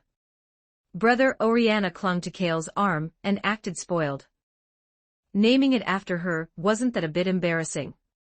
"I'm just borrowing little Anna's name for a bit." "You're not that stingy, are you?" Oriana pouted, but her heart felt the opposite. She just found it hard to show. She refocused her attention on the cube, trying to explore its mysteries. "It's not finished yet, it's missing the final step." Kale took out several felt-tip pens, colored each of the 6 faces of the cube differently, scrambled it, and handed it back to Oriana. "Now you know how to play, right? Did you invent this, brother?" Oriana looked at Kale with eyes full of admiration. She was a smart girl and could vaguely sense the value of the cube. The people of Piltover loved novel creations filled with a sense of technology. Even if it was just a toy, it could create a wave of popularity in this city. Moreover, Piltover placed great importance on technical patents, and the relevant laws were very comprehensive. Once a work was recognized by the upper-level counselors, a single patented creation was enough to support the dignity of a lower-level family. However, it wasn't easy. Even a veteran mechanic like store manager Colin had failed to produce a work that could win a patent. The counselors valued innovation above all else. Clearly, this cube, which had never appeared in Piltover, was a prime candidate for patent certification. "You could say that," Kale spoke with a calm face. In this world, he was the creator of the Rubik's Cube. This wasn't plagiarism, at most it was relocating it. The challenge. The next day, store manager Colin returned the cube to Kale with thick dark circles under his eyes. He had spent the entire night obsessing over it. "This is a very good toy creation," Colin praised, looking exhausted. "Perhaps you should consider applying for a patent. You might even have a chance to get an admission letter from the academy." Store manager Colin's vision was still a bit limited. He only saw it as a toy, but he gave his best advice. Piltover Academy was the holy land for all progressive people. There were 2 ways in: the entrance exam, or having enough talent to catch the eye of a professor. "I plan to do that." "Thank you, manager," Kale said. After Colin left for on-site maintenance work, Oriana and Kale set up a new sign in front of the shop: "Cube game, 1 silver coin per try." If you can solve all 6 faces of the cube within the time of 1 hourglass, the challenge is successful, and you will win 10 silver coins. Kale's voice instantly attracted pedestrians. 10 silver coins was a month's living expenses for an ordinary family. The adults didn't believe a child barely 10 years old could invent a toy they couldn't solve. "Time's up." Oriana's cheerful voice rang out as the first customer failed. "I want to try again." The man insisted, handing over another coin. The money earned in less than half an hour was almost as much as a week's profit for the shop. "The Kiraman heiress, is it finally my turn?" A black-haired young girl appeared before Kale. She was about 14 or 15, dressed in standard Piltover noble attire. Her skin was so fair it seemed to glow, and her long black hair carried a faint, elegant fragrance. 1 silver coin. Kale looked up and held up one finger. "Sorry, I only have gold coins with me," the girl said apologetically. Gold coins were rarely circulated among the middle class. 1 gold was worth 10 silver. "No problem, here's your change." Kale held out 9 silver coins, but the girl did not take them. "I don't think 5 minutes will be enough for me." "Keep these silver coins with you for now," she said frankly. She was the only one who truly recognized the mathematical complexity of the cube. Time flew by. Suddenly, an urgent call came from the distance. "Caitlin." I've been looking for you for ages, miss. A tall young man in Piltover Academy attire arrived panting. Sorry, Jace, Caitlin finally looked up. I was too absorbed. Look at this very ingenious toy. Caitlin, you need to go back now, Jace interrupted, looking nervous. He was clearly worried about Mrs. Karaman's wrath. Can I buy this cube? Caitlin asked Cale earnestly. No, Cale shook his head, and Caitlin's mood plummeted. But I can lend it to you for a night. Remember to return it tomorrow, Miss Caitlin. Caitlin's face lit up with a bright smile. That's great. I'll definitely return it in perfect condition. She handed the remaining gold coins in her pocket to Cale as a usage fee, and hurried off with Jace. After they left, Oriana spoke in a small voice. Brother, Miss Caitlin is so pretty. I believe little Anna will be even prettier when she grows up, Cale replied. Oriana's eyes curved into crescent moons. Note, so far this story is published up to chapter 120 on my Patreon. Go check it out. Exclusive 18+ character images and early chapters. Please visit my Patreon. Thanks for your support. com/talkvictim. If you want more updates supports with Power Stones, every 40 Power Stones == bonus chapter, every 3 5-star reviews == bonus chapter. Chapter 99. Chapter 99. Daily life. Check out my P4Trian for plus 30 extra chapters on all my fanfics. And get chapters before publishing them here for free on my P4Trians, //P4Trian. com/talkvictim. Madame Kiraman, one of the 7 counselors of Piltover, sat upright on her velvet sofa. Her posture was a masterclass in Piltovian discipline, as standard and unyielding as a marble sculpture. In a word, elegant. Caitlin tried to ghost past the living room toward the stairs, but just as her boot touched the first wooden step, her mother's voice cut through the silence. Is this the conduct I've instilled in you, Caitlin? Caitlin bowed her head, defeated, and paced over to her mother's side. What are you hiding? Madame Kiraman's eyes were like a hawk's. Years as a high-level accountant meant she could spot a missing copper in a mountain of gold. Reluctantly, Caitlin produced the colored cube from behind her back. A creation by a young boy, Caitlin explained, her voice gaining a hint of excitement. It's called a Rubik's Cube. It's a puzzle of mathematical permutations. She stopped as her mother's gaze sharpened. And it was because of this small thing that you neglected your afternoon music lessons. Mother, I know I was wrong. Caitlin stood perfectly still, accepting the lecture. Madame Kiraman took the cube. She turned a face, then another. The mechanical click of the internal gears was crisp quality work. Her expression shifted from sternness to genuine intrigue. The last person to provide such a pleasant surprise in the field of logic had been Jace. Have this boy come to our estate tomorrow, the counselor commanded. And you will make up for your missed lesson. Now go to your room. Caitlin cast one last lingering look at the cube in her mother's hand before retreating, eventually muffling her frustration by punching her pillow. In the living room, only the rhythmic click-clack of the cube remained. Back at the prosthetic shop, store manager Colin was staring at a literal pile of silver coins. He had earned 3 silver in an entire afternoon of backbreaking manual labor. The children had brought in a small fortune by letting people play with a block of wood and plastic. Is it really this easy to make money nowadays? Colin muttered, experiencing a midlife crisis of professional relevance. He looked at Cale with newfound respect. Tomorrow we go to City Hall for the patent. This invention, it could secure your entire future.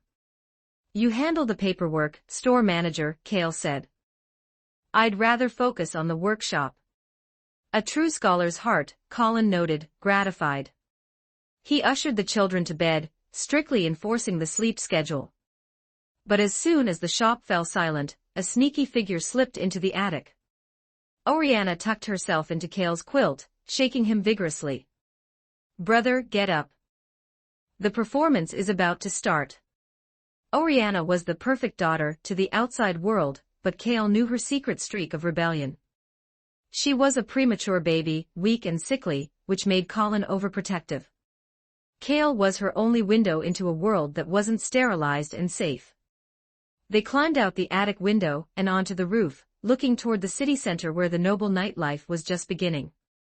Kale noticed a group of Zonite kids on a nearby roof, their red-haired leader looking ready for some moving work otherwise known as burglary. Kale flicked a roof tile, hitting the red-haired girl squarely in the forehead. Her cry of pain alerted a nearby enforcer patrol, forcing the young thieves to scatter. "Great job, brother," Oriana whispered, hugging his arm. Kale used a clockwork-powered grappling hook of his own design to lower them into the street. They ran toward the theater, handing over 2 gold-edged tickets Kale had sponsored. For Oriana, who used to peek through glass cracks to see the dancers, walking through the front door was a dream. Inside, she sat on Kale's lap so she could see over the tall seats of the nobility. She was mesmerized by the art. Kale was mesmerized by the high-quality silk stockings on the dancers.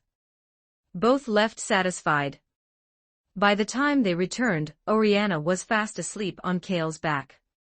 He tucked her in, feeling the quiet pulse of a life that, in another timeline, would have turned to cold brass and clockwork. Not this time. Early the next morning, the bell at the prosthetic shop rang. Caitlin stood there, looking slightly embarrassed. "My mother, Councilwoman Kiraman, wishes to see Kale. Does he have time?" Store manager Colin's heart nearly stopped. A council appointment was the highest honor a commoner could receive. He hurriedly pulled Kale aside, checking his collar and whispering frantic warnings about etiquette. "Don't worry, manager," Kale said calmly. He walked out the door with Caitlin, leaving the humble commercial street behind as they headed toward the ivory towers of the Piltovian elite. Note, so far this story is published up to chapter 120 on my Patreon. Go check it out. Exclusive 18+ character images and early chapters. Please visit my Patreon. Thanks for your support. com/talkvictim if you want more updates. Supports with Power Stones every 40 Power Stones bonus chapter every 3 5-star reviews bonus chapter 100 sponsorship. Check out my P4Trian for plus 30 extra chapters on all my fanfics.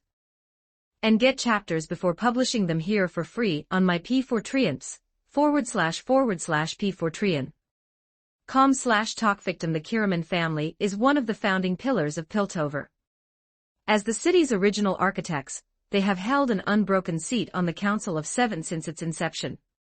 In this matriarchal lineage, Caitlin is the presumed heir to her mother's seat, a fate she seems to regard with a quiet, rebellious trepidation that she hasn't yet dared to voice. "Don't be nervous," Caitlin whispered as they approached the grand manor doors. "Mother isn't a monster, just answer her truthfully. She needn't have worried." Kale wasn't trembling, he was calmly critiquing the estate's topiary.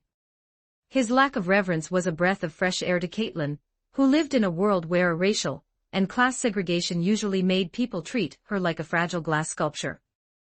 "Don't worry, Miss Caitlin," Kale said, pausing on the stairs. He turned back with a charming tilt of his head. "And if I may, that dress is quite stunning on you today." "Precocious fellow," Caitlin muttered, wrinkling her nose to hide a secret spark of joy. Even if he was a couple of years younger, the boy clearly had excellent taste. Madame Kiraman sat in her study, surrounded by a mountain of ledgers and documents. She looked every bit the high-level counselor, elegant, sharp, and slightly weary. The paperwork had piled up because she had spent the previous night obsessively dismantling the Rubik's Cube. "May I call you Kale?" she asked, her gaze softening as she looked at Kale. He was, in the parlance of her generation, adorable, a quality that usually opened doors with maternal figures. "Actually, Madame Kiraman, for a man, adorable is a bit of a setback," Kale replied with a straight face, defending his dignity. The counselor laughed. "My apologies, little man." She gestured to the pile of tiny gears and plastic blocks on her desk, the remains of the cube. "I found the internal mechanics fascinating, though I must admit, I couldn't put it back together." Without a word, Kale reached out. In less than 10 seconds, his fingers moved with a blur of mechanical precision. The Oriana cube was whole again. He didn't just reassemble it, he began explaining the abstract mathematical group theories and gear mesh ratios behind its design. Madame Kiriman, a woman who lived by the logic of numbers, found herself increasingly bewildered. Kale's explanation was so profound that she actually began to doubt her own mathematical talent. All right, Kale. Save the lectures for Caitlin, she interrupted, smiling. She was convinced. Kale wasn't just a toy maker, he was a mechanical prodigy. The sponsorship deal was struck quickly. Madame Kiriman didn't care about the profit from the cube, she wanted to bind Kale to the Kiriman name. Monthly stipend, a fixed amount of gold coins to support his living and research. Patent fees, a generous upfront payment plus a significant percentage of all future sales. Education, Madame Kiriman would arrange for Jace Tallis to tutor Kale for the academy entrance exam. If only Caitlin were as sensible as you, the counselor sighed, patting Kale's head. I'll have Caitlin show you the grounds. Try to find some common ground, you are close in age, she added. The moment they left the study, Caitlin's noble lady mask shattered. She immediately reached out and pinched Kale's cheek. I've wanted to do that all day. Your face is like a collagen stress ball. Madame Kiriman. Kale said, looking past her. I didn't do anything. Caitlin snapped into a perfect standing posture, her voice trembling. Kale smirked. Relax, Caitlin. I was just seeing things. She's still in the study. You little.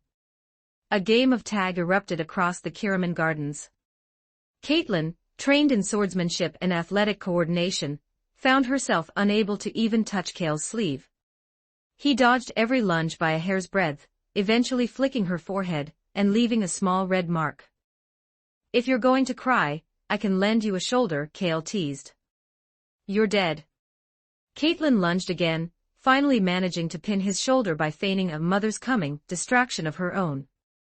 She was rubbing his face triumphantly when the actual voice of Madame Kiriman echoed from the balcony. Caitlin, what in the world are you doing? Caitlin froze. Kale offered an innocent shrug. I did try to warn you. After a formal lunch, Kale returned to the shop, where Oriana pounced on him like a koala. She had refused to eat lunch until her brother was back. I want brother to feed me, she pouted. You're a big girl now, Anna, Kale laughed. When I'm a counselor, I'll make a law that big girls can still be fed, she declared.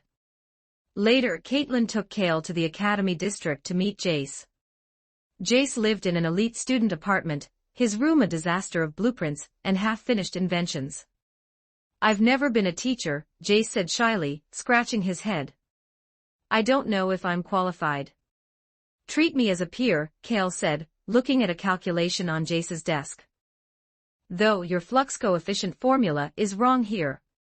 Kale picked up a pen and corrected the math. Jace leaned in, his eyes widening as he realized the boy was right. Caitlin watched in silence. The top student aura between the two was so thick she felt like she was back in a remedial etiquette class. Note, so far this story is published up to chapter 120 on my Patreon, go check it out. Exclusive 18+ character images and early chapters, please visit my Patreon.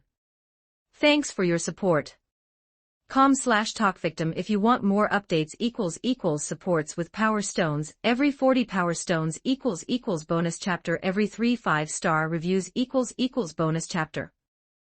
Chapter 101, Chapter 101, Hextech. Check out my P4 Trian for plus 30 extra chapters on all my fanfics. And get chapters before publishing them here for free on my P4 Trians, //P4 Trian. com/talkvictim. Jace's room was a treasure trove of the illicit. Many of the components scattered across his workbench were contraband strictly prohibited by the council. From the jagged structural wear and the faint scent of sulfur, it wasn't hard to tell where Jace had scavenged them. Zon. The Undercity was a sprawling black market where legal constraints dissolved into the emerald smog. If you had the coin and the lack of a survival instinct, you could find anything there. You two get along well. I have a class, so I'm leaving first, Caitlin said, feeling like a third wheel amidst the sudden technical jargon. She walked out, conveniently clicking the apartment door shut behind her. With the Kiraman heiress gone, Kale's posture relaxed. He picked up an ancient, runic relic and flashed a playful smile. Senior Jace, you're quite bold. Ahem, you know how it is. Exploring science requires a calculated risk, Jace replied, using his thumb and index finger to gesture a tiny gap. Is it really just a little bit? Kale reached out and flicked aside some blueprints, revealing a rough, deep blue crystal sphere embedded in a metal disc. Jace lunged forward to stop him. The structure of that crystal is dangerously unstable. I can see that, Kale said, his eyes scanning the blueprints. To any other 10-year-old, it was scribbles. To Kale, it was a map of raw, volatile magical energy. Senior Jace, you're trying to harness the arcane. If the council finds out, expulsion will be the least of your worries. Jace froze, his face a mask of shock. You can read the theory. Just from looking at it. Kale put a finger to his lips and made a zipping motion. Don't worry, Senior. My lips are sealed. The partnership I haven't succeeded yet, Jace admitted, his shoulders slumping. If I had a working prototype, the council would support me. They value progress above all else. That's the catch-22, isn't it? Kale flicked the crystal with his finger. A slight vibration broke the internal balance, causing a tiny spark of blue lightning to arc across the room. Jace nearly jumped out of his skin. If this thing explodes, this whole floor goes with it. Kale, don't scare me. Jace pleaded. I just need the right method. I've seen magic save lives, I know it can be controlled. Kale flipped through Jace's notes, noting the man's inherent narcissism. His name was stamped on every page. I have a better idea. Why don't you let me join the research? I'm quite interested in this hex tech. Jace was delighted. It wasn't just about having an extra hand, it was the validation of his life's work. Are you sure? It's dangerous. If we're caught, just say you coerced me. I'm just a child, after all, Kale said smoothly. Jace's mouth twitched. This kid has a plan for everything. Kale looked at the crystal. In this world, hex tech was a bridge between science and the raw power of runes. But runes were dangerous. They possessed a primal consciousness that had destroyed entire civilizations. The Piltovian elite were repulsed by magic because their ancestors had been its victims. Since resonance activates the energy, Kale suggested, picking up a piece of chalk, perhaps there's a specific frequency that can stabilize the output. Like a harmonic dampener. Jace's eyes lit up. He began writing formulas on the blackboard as Kale supplemented and corrected them. For the first time in months, Jace felt the scent of a breakthrough. The study materials. I need to find a safe place to test this, Jace said, handing Kale a spare key to the apartment. You can stay here to study for the entrance exam. Don't touch the box under my bed.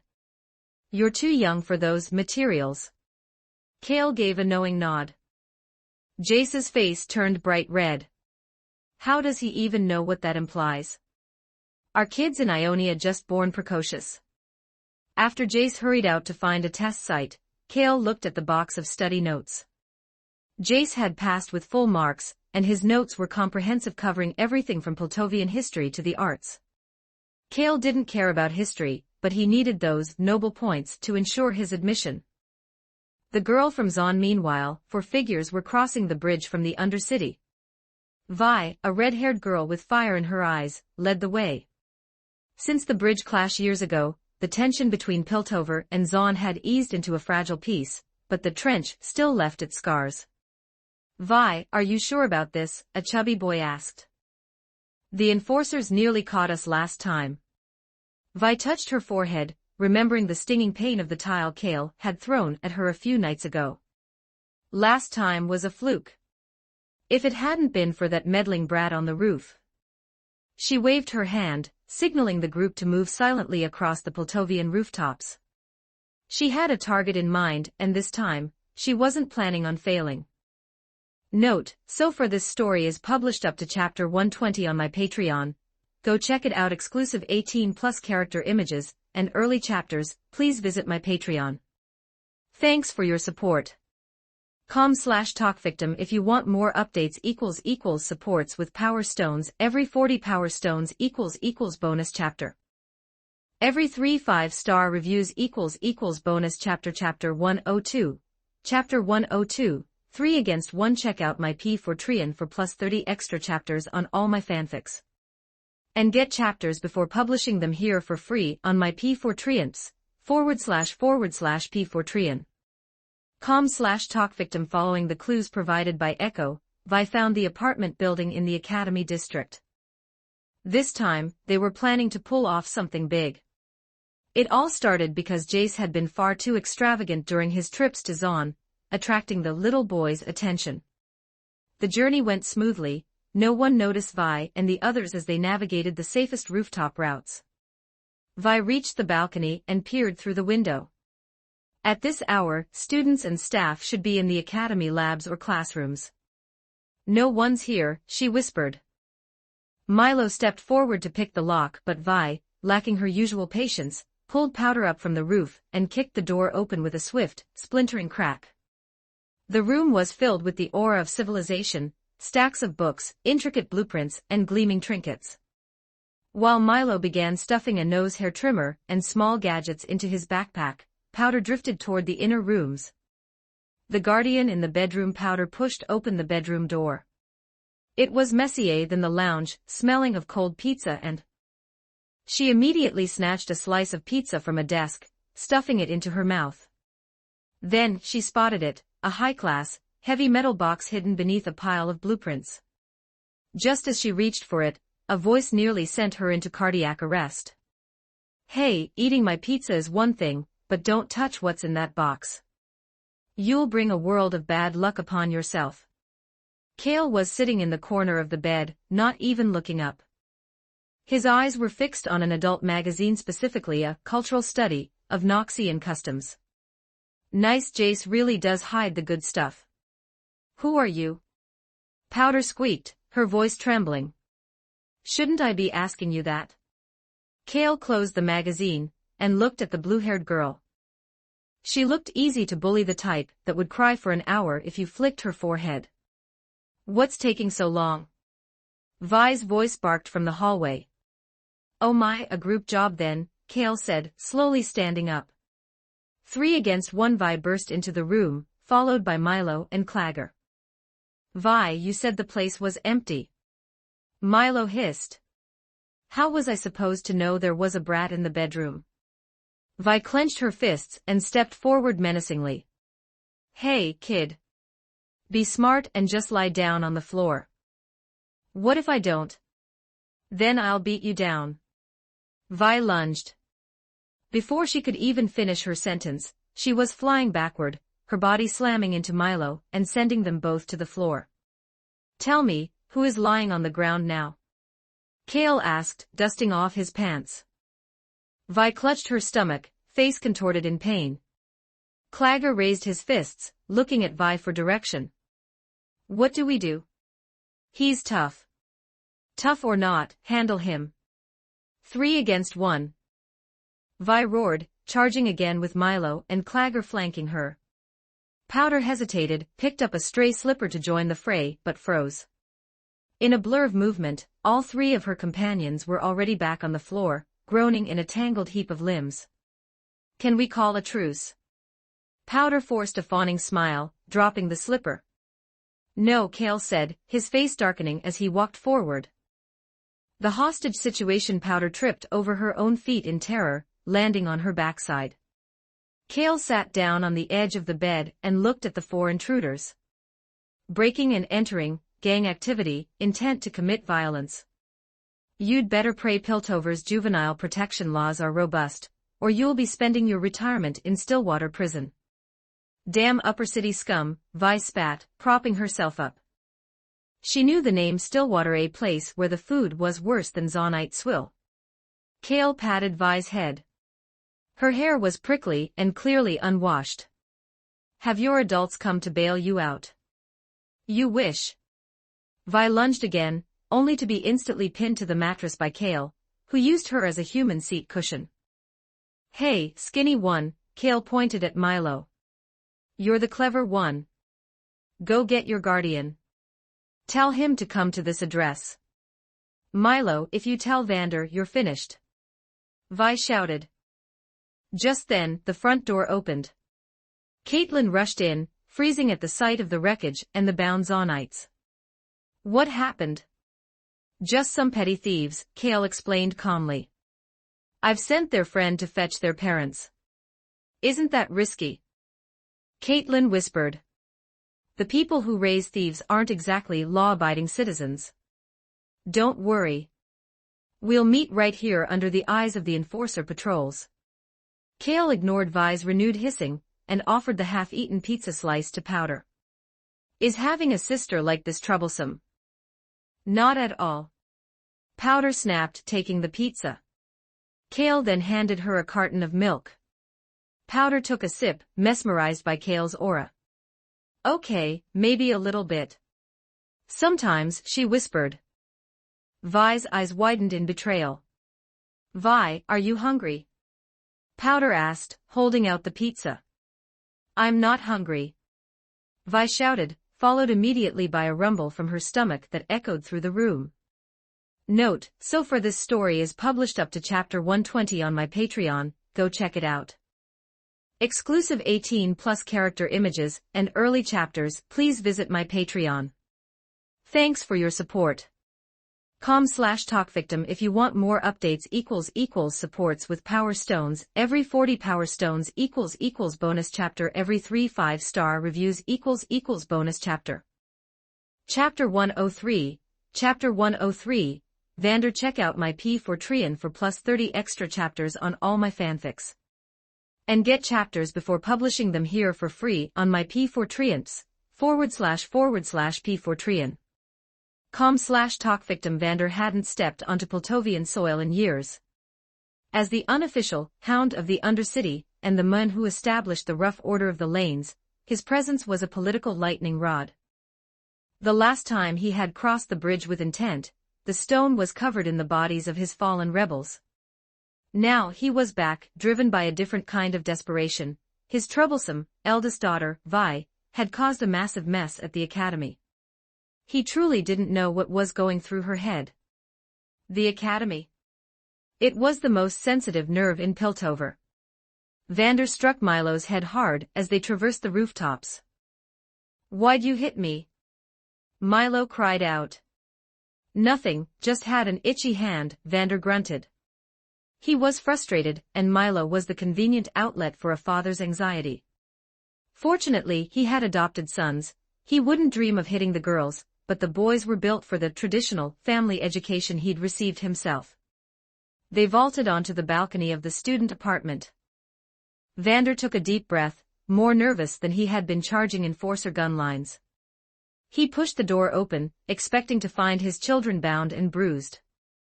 Noodles and negotiation instead, Vander found a scene of domestic absurdity. Vi was perched on a chair, slurping a bowl of steaming noodles with zero table manners. Powder sat next to her, eating with surprising poise. Clagger was finishing his broth, looking like he wanted to ask for seconds. Weren't you caught for a crime? Vander asked, his brow furrowed in utter confusion. Committing a crime is one thing, Kale said, putting down his own chopsticks. But it's not enough to deny them a bite to eat. Even a man going to the gallows gets a final meal. Beside Kale, Caitlin stood tall, her posture radiating noble authority. Vander recognized the weight of the situation instantly. He didn't waste time. He placed a heavy bag of pure gold coins on the table. My apologies. It's my fault for not disciplining them. This is compensation. If it's not enough, give me time to raise more. Kale peered into the bag. Sincere gold. I'll take it and you take the people. Let's call it making a friend. I might come visit you in the Undercity sometime. Vander was stunned. Most Piltovans spoke of Zon as a plague pit, but Kale spoke of it like a tourist destination. If you do, find me at the last drop. Just give them Vander's name. Everyone in the lanes knows me. Sovereignty and sisters. Goodbye, Kale. The noodles were delicious, Powder said, her large eyes blinking at Kale. Kale reached out to ruffle her hair, which was much smoother than her sister's unwashed mane. I'll cook them for you again next time. Don't touch my sister. Vi barked, pulling Powder into a protective embrace and glaring at Kale like a puppy defending its favorite toy. Vander reprimanded her, giving Kale an apologetic look before herding his brood toward the exit. The family disappeared over the rooftops, heading back to the lift before the bridge rose for the night. The pinky swear, is it over just like that? Caitlin asked, watching them go. They didn't actually manage to steal anything, Kale replied, dividing the gold into 2 stacks and pushing one toward her. Finders keepers. Caitlin swept the coins into her pocket. She didn't need the money, but she appreciated the gesture. She narrowed her eyes at Kale. You're not really going down there, are you? It's dangerous. Then you're taking me with you. Can I refuse? Of course not. Caitlin hooked her pinky with Kale's. Pinky swear. If you back out, you have to swallow 1,000 needles. You still believe in that at your age? Kale teased. What do you mean, this age? Caitlin's gaze turned dangerous. Pretend I didn't say anything, Kale raised his hands in surrender. The aftermath in the lanes. Back in the basement of the last drop, Vander's anger finally evaporated into a long sigh. That kid didn't look sturdy, and you couldn't beat him. His fists are like iron, Vander, Vi admitted, her stubbornness finally yielding to the memory of Kale's strength. The 3 of us combined couldn't touch him. It was 4. Powder added weakly from the corner. Vander leaned back, a look of genuine admiration on his face. A brawler with brains. He's a prospect. He's a pilty, Vi spat sourly. They don't care about us. Just because he's willing to communicate to show kindness, instead of calling the enforcers, that's the most precious thing in this city, Vi. He might be the one to change Zon. Vi turned her head away, but secretly, she wasn't as angry as she looked. She had a bone to pick with Kale, sure, but she also had a strange desire to see him again, if only to pay back those punches.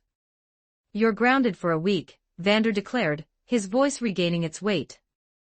Don't even think about leaving the lanes. Note, so far this story is published up to chapter 120 on my Patreon. Go check it out. Exclusive 18+ character images and early chapters. Please visit my Patreon. Thanks for your support. com/talkvictim if you want more updates. Supports with power stones. Every 40 power stones equals bonus chapter. Every 3 5-star reviews equals bonus chapter. Chapter 104. Chapter 104. Zon. Check out my P4 for plus 30 extra chapters on all my fanfics. And get chapters before publishing them here for free on my P4 //P4 com/talkvictim. Madame Kiraman was a woman of clinical, decisive action. The first round of sponsorship funds reached Kale within hours, and the patent for the Rubik's Cube was fast-tracked through City Hall. While the Kiraman sales network prepared to flood the market with the Oriana Cube, Kale was focused on a different kind of cultural exchange. He was currently smuggling Caitlin into the heart of Zon. I told you to dress low-key, Kale whispered, frowning at Caitlin's simple outfit which still screamed Poltovian silk and tailored elegance. This is the most low-key thing I own. Caitlin hissed back, her eyes wide with a mix of terror and exhilaration. She hadn't slept a wink, her mind racing with images of the Undercity. Kale sighed and tossed her a tattered, oil-stained cloak from his backpack. Drape this over yourself. And put this on. He handed her a homemade gas mask. Zon's atmosphere was a soup of toxic alchemical smog. While the locals' lungs had mutated to adapt to the pungent fumes, a Poltovian noble would likely pass out within 10 minutes without filtration. The banger pistol. They reached the massive iron elevator, the boundary between the two worlds. A group of heavily tattooed guards blocked the entrance, their eyes scanning for easy marks. "Show us your faces," one growled, resting a hand on a rusted cleaver. Kale didn't flinch. He slightly lifted his cloak, revealing the grip of a sidearm. "Don't make trouble for yourselves." The guard's eyes narrowed. He recognized the cold, professional posture of someone who wasn't bluffing. He stepped aside with a grunt. Once the elevator doors creaked shut, Caitlin rounded on Kale. "Kale, where did you get a firearm?" "It's a toy I made," Kale said, drawing an orange and green painted pistol. It looked like an industrial art piece, its metallic texture gleaming under the dim yellow lights. He flicked the barrel down, and a copper coin ejected into his palm. Caitlin breathed, her eyes tracing the intricate gear work. She had a natural affinity for ballistics, and could feel the perfect weight of the piece. "I call it the banger pistol," Kale explained. "The internal spring tension and gear ratio can launch this coin through a few centimeters of steel plate at 10 meters. It's a toy that bites."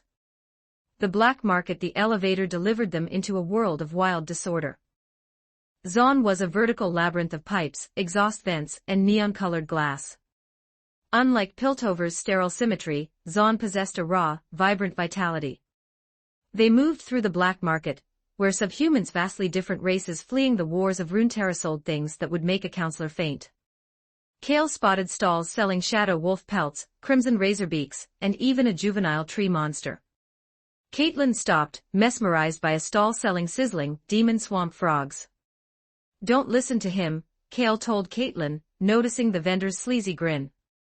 "They're just regular swamp frogs bred for size. Real demon frogs would have melted the grill by now." The vendor laughed, impressed by the boy's knowledge. "You've got a sharp eye, kid. Watch your backs, your friend looks like a delicious cream cake to the sharks in the corner." The uppercut. As they left the stall, their path was blocked by a bald, tattooed giant. 3 more thugs closed in behind them. "This isn't the upper city, pretty thing," the giant sneered. "Hand over the goods." Caitlin tensed, shifting into a combat stance. "Can you hold one off?" she asked Kale, her voice remarkably steady. "I brought a gun, didn't I?" Kale leveled the banger pistol at the giant's chest. "Use a gun in the black market." The giant laughed. "The gangs will tear you apart before the first shell hits the ground. Put it away, boy." "Fair enough," Kale sighed, tucking the pistol back into his belt. "I'll just use my fists." Before the giant could blink, Kale's fist connected with his jaw. It was a blur of motion. Teeth and half a tongue flew through the air as the 2-meter-tall man was lifted off the ground by the sheer force of the uppercut. He hit the pavement, stone-cold unconscious. The other 3 thugs didn't wait to see more, they turned and vanished into the smog. Caitlin blinked, staring at the fallen giant. "You're half his size." Kale rolled up his sleeve, revealing an intricate clockwork exoskeleton braced against his forearm and elbow. "It's a power assist device. Fuses gear mechanics with spring-loaded torque. Triple the strength of an adult, half the effort." Caitlin's expression shifted from shock to a righteous, academic sternness. "You secretly made dangerous, unregulated military-grade equipment. Want one?" Kale asked tentatively. Caitlin paused, looking at the fallen giant, then at the orange and green pistol. "Unless you add a banger pistol to the set." Note, so far this story is published up to chapter 125 on my Patreon. Go check it out. Exclusive 18+ character images and early chapters. Please visit my Patreon. Thanks for your support. com/talkvictim. If you want more updates supports with power stones, every 40 power stones bonus chapter, every 3 5-star reviews bonus chapter. Chapter 105. Chapter 105. Fuggenbar. Check out my P4Trian for plus 30 extra chapters on all my fanfics. And get chapters before publishing them here for free on my P4Trians //P4Trian. Com/talk victim, ding-a-ling, the swaying doorbell alerted the shopkeeper to a guest's arrival. Benson, a man whose round features seemed to sharpen at the scent of a fat sheep, lifted his eyelids to size up the newcomers. He didn't care that Cale was still a boy who needed a stool to reach the counter. In Zon, gold had no age. I need to purchase some metal ores, Cale said flatly. Cale's mind was already processing the refinement algorithms for palladium. To build the arc reactor in this world, he had to account for the magical contamination inherent in Runeterran minerals. Elements here didn't just follow the periodic table, they vibrated with a faint, unpredictable arcane resonance. That's a bit vague, Benson mused, adjusting his glasses. Cale placed a heavy bag of gold on the counter. Benson's facial fat quivered as he swept the bag into a drawer. Vague is fine. I have everything you need. Get out here and take our guests to Warehouse No. A small boy with dark skin and a look of precocious cleverness walked out, muttering about his private time and handicrafts. He led Cale and Caitlin to the warehouse, which was stacked high with raw materials pulled from the lowest, most toxic levels of the city, places where miners traded their lungs for a few years of survival. I'll take them all, Cale said after a brief inspection. Echo nearly bit his tongue. We don't provide delivery for that much bulk. The enforcers would seize it at the border. Do you know Vander? Cale asked. He said if I had trouble in Zon, I should use his name. The rematch sort of. Before Echo could respond, the door burst open. Vi charged in, her eyes locking onto Cale with a mix of fury and excitement. You actually dare to show your face in Zon? Take this. She lunged with a punch, but Cale simply stepped back and extended a foot. Vi tripped, landing face down on the warehouse floor with a muffled thud. That one doesn't count. Vi scrambled up, but Milo and Clagger caught her.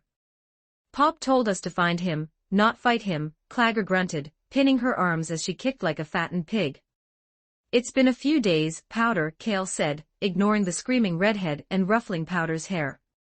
He handed her a gift, a Rubik's Cube.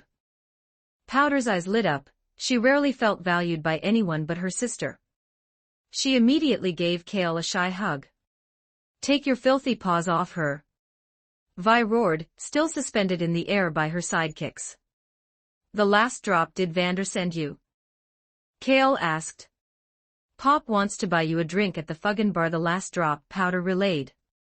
Then let's go, Cale decided. He knew Vander was the de facto leader of the Undercity. If he wanted to build his reactor here, he needed the Hound's blessing. As they walked, Milo and Clagger sidled up to Cale. Having seen him dismantle Vi twice, they were convinced of his alpha status. Hey buddy, first time in Zon. Want us to take you somewhere interesting? Milo whispered, wiggling his eyebrows. Tell me more, Cale replied, sensing a men's agreement in the making. Where are you two deadbeats going? Vi shouted from the front. I'm watching you. Caitlin narrowed her eyes at Cale. Her intuition told her something fishy was happening, but she remained silent as they reached the landmark building of the lanes. A meeting of leaders. Inside the bar, the air was filtered by a custom circulation system Vander had installed. When Caitlin took off her mask, her clean, Kultovian face drew several predatory gazes, but the tension evaporated the moment Vander appeared. Cale, welcome, Vander said, offering Cale a hug. He saw in Cale a bridge, a way to move the mountain of prejudice between the two cities. Vander was old, and he knew Vi was too radical to succeed him alone. A friend like Cale, an inventor backed by the Kiramans, was exactly what Zon needed. Want a drink? I have juice and milk, Vander offered warmly. Vander served the drinks, but Vi immediately snatched Cale's glass and downed it in one gulp. I was thirsty. She snapped, her neck stiff with guilt. Cale, you can have my milk, Powder said, pushing her glass toward him. Thank you, Cale smiled, patting her head again. From the corner of the booth, Vi made a sound like a puppy guarding its bowl, grinding her teeth so hard it was a wonder they didn't crack. If Vander hadn't been sitting right there, she would have pounced. Note, so far this story is published up to chapter 125 on my Patreon.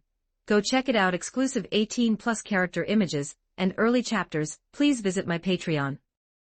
Thanks for your support.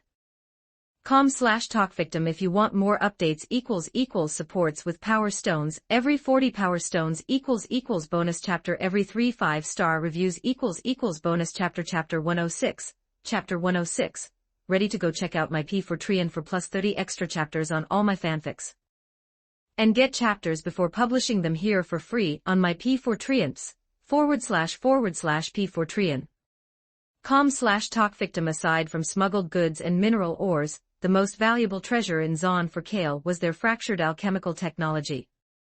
Since the Great Explosion, a deep rift had formed in Zon's knowledge system, not just from the death of its masters, but from the psychological scars of the survivors. In the past, alchemy was the iron fist of Noxus, exported as bombs and toxic gases. Today, under Vander's persistence, Zon had pivoted toward survival and smuggling, hoping to normalize relations with Piltover. Yet, alchemy is more than a weapon, it is a bonding agent between biology and machinery. In the Undercity, biological modification still thrived in the shadows. There was even a legend of an alchemist who tried to fuse magic with chemistry, but his dreams were buried in the ruins of the lowest level. The new generation, however, lacks systematic education. They are self-taught from scattered, dangerous texts. Take Powder's homemade bombs or alchemical fireworks, as Kale thought of them. The crude solvents barely produced a reaction, yet the firing mechanisms were a masterclass in innate talent. When Powder handed her creation to Kale like a sacred relic, he saw the deep-seated yearning for recognition behind her blue eyes. Powder carried trauma from the day her parents died. She was a smart girl who kept her demons locked in a box that only Vi could keep shut. Powder, Kale said, meeting her gaze with clinical seriousness. You really are a genius. Hee hee, Powder laughed shyly. Vi scoffed from the side. Is that orangutan really your sister? Kale asked, tilting his head. What did you say? Vi roared, lunging forward only to be caught by Milo and Clagger. It's just too early for you to be playing with these, Kale noted, disassembling her bomb and reclicking the gears. He tossed it into an empty corner. The explosion was deafening but harmless, a loud snap of redirected kinetic energy. Vi froze, the color draining from her face. I just modified the reaction, Kale explained. Now do you see what kind of power she's playing with? Vander rushed over, alerted by the blast. Seeing Powder's proud face and Vi's stunned silence, the gravity of the situation hit him. Zon was no place for a child with these toys. It was the path to Jinx. The new partner. A few days later, back in Piltover, Jace had finally prepared a desolate warehouse for their Hextech experiments. When Kale arrived, he found a new face, a thin man with a cane and sharp, inquisitive eyes. This is Victor, Jace introduced. An assistant instructor at the academy. Found my notes. You're lucky it was Victor, Kale sighed. Anyone else and the enforcers would have had you in a cell by dawn. Jace rubbed his hands awkwardly, glancing toward the back of the warehouse. A woman in high society attire stood there, her dark skin reflecting the afternoon sun. Gold ornaments adorned her frame, radiating power and luxury. I remember your study materials under the bed were a bit more fair-skinned, Jace, Kale whispered. You went through those? Jace hissed, his face turning crimson. What materials? Victor asked, genuinely curious. I'll bring them over for you later, Victor, Kale promised with a smirk. The lady approached. Madame Kiraman's judgment is usually sound, she said, her voice like silk. But I don't think she expected you, little fellow, to be this bold. Counselor Mel, Jace stammered, this is Kale. Counselor Mel, I'm Kale. Not a little fellow, Kale corrected.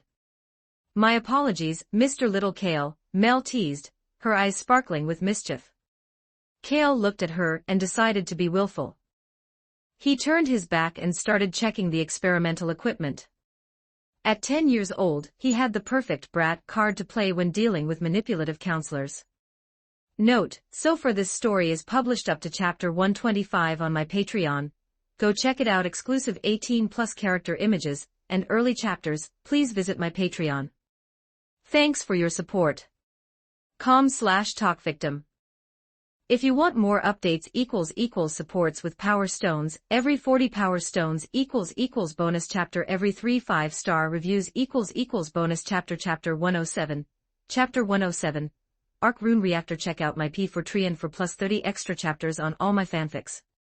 And get chapters before publishing them here for free on my P4Treons, //P4Treon.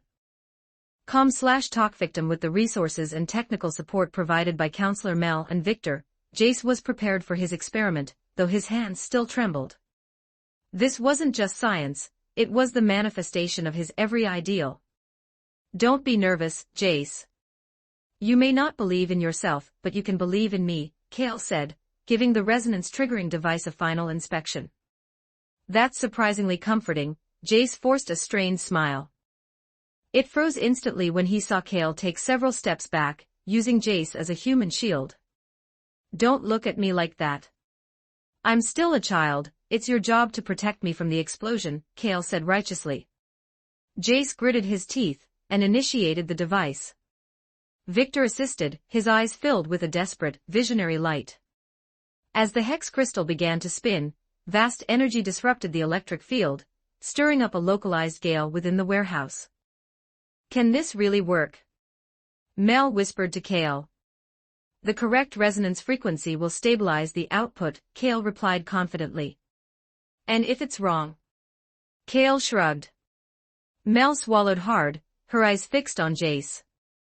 She didn't expect success on the first try, but as the energy output hit a critical threshold, the workshop windows shattered. This was the moment of truth. Suddenly, the dissipating energy revealed mysterious, shimmering runes. Under the specific frequency Kale had calculated, they stacked into a rune array. Gravity simply ceased to exist. All objects, including the stunned researchers, began to float. Kale flicked a gear through the shimmering blue field.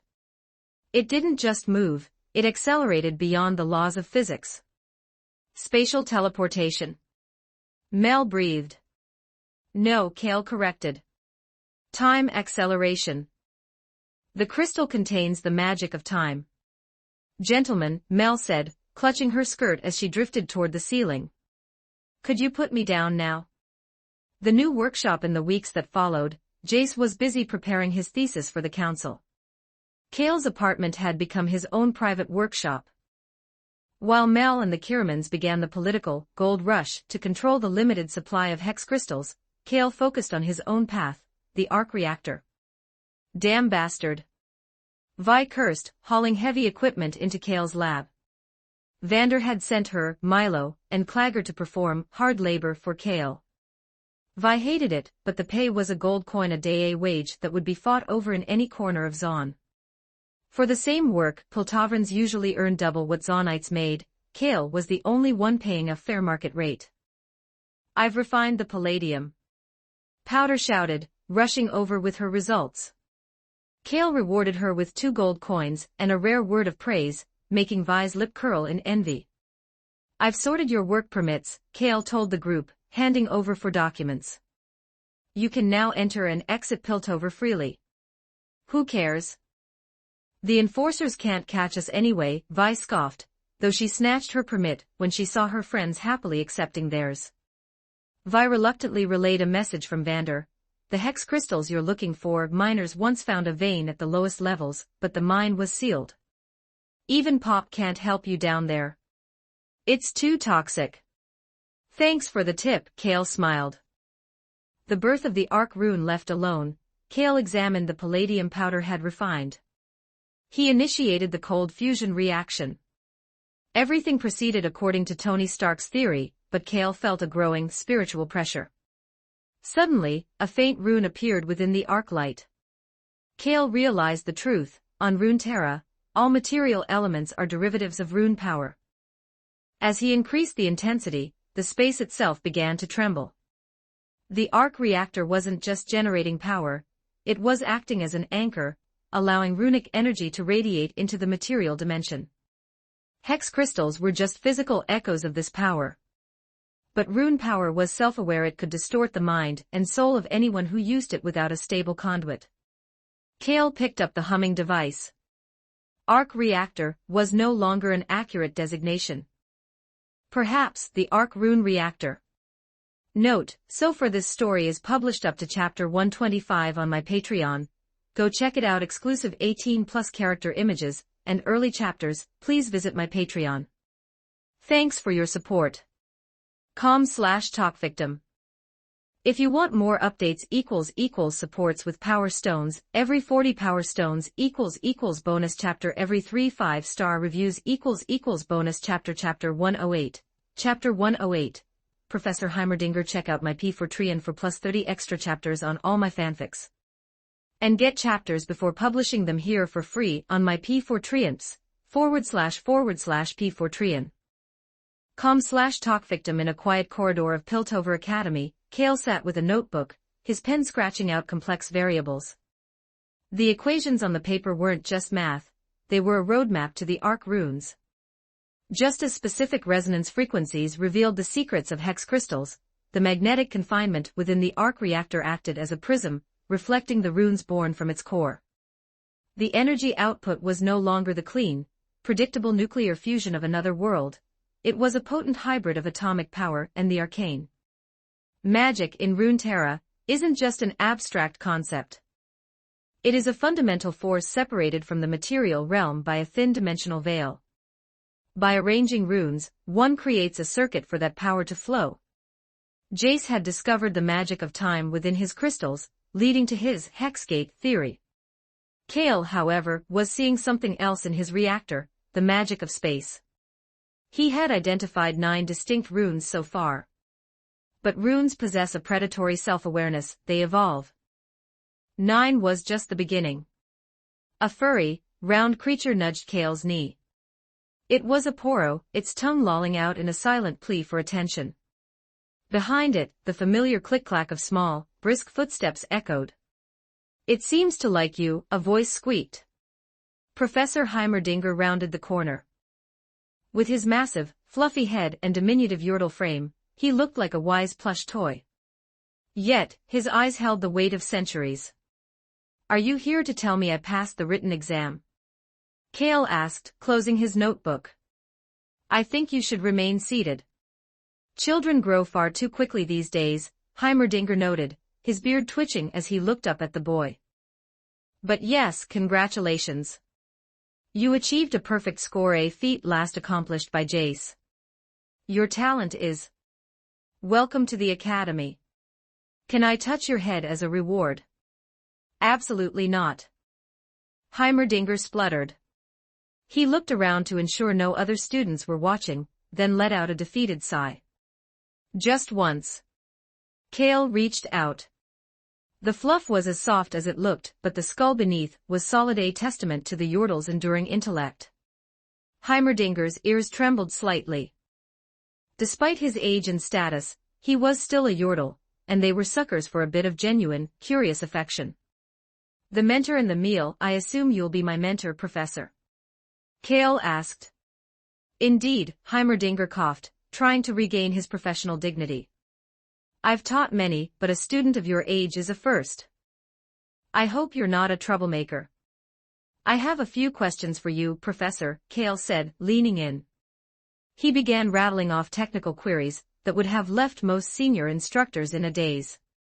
Heimerdinger's expression shifted from casual to intense. He realized this wasn't just a bright kid, this was a mind capable of challenging the status quo. "It's getting late," Heimerdinger said, visibly sweating as he realized he couldn't answer the third question immediately. "Let's try the cafeteria. The head chef caught a rare, giant fish today. A eating escape maneuver, if you will." Kale smirked and picked up the Poro. "Lead the way, Professor." The investment rush. News of Kale's perfect score and his personal recruitment by Heimerdinger spread through the academy like a wildfire in a chem lab. By the time Kale returned home, his doorstep was buried under a mountain of scented invitations from noble families. Wealthy Piltovian nobles weren't just looking for friends, they were looking for investments. A genius certified by both the Kiramans and Heimerdinger was a blue-chip prospect. Caitlin arrived shortly after, looking disgusted. She gathered the letters and dumped them into the trash. These are filthy. They'll rot your brain before you even start classes. Sister Caitlin is right, Oriana chirped, helping her clear the remaining envelopes. To the two girls, these noble ladies were nothing more than predatory aunties. Mother sent me to congratulate you properly, Caitlin said, her tone a bit sour. Getting into Heimerdinger's lab is... well, it's agonizingly impressive.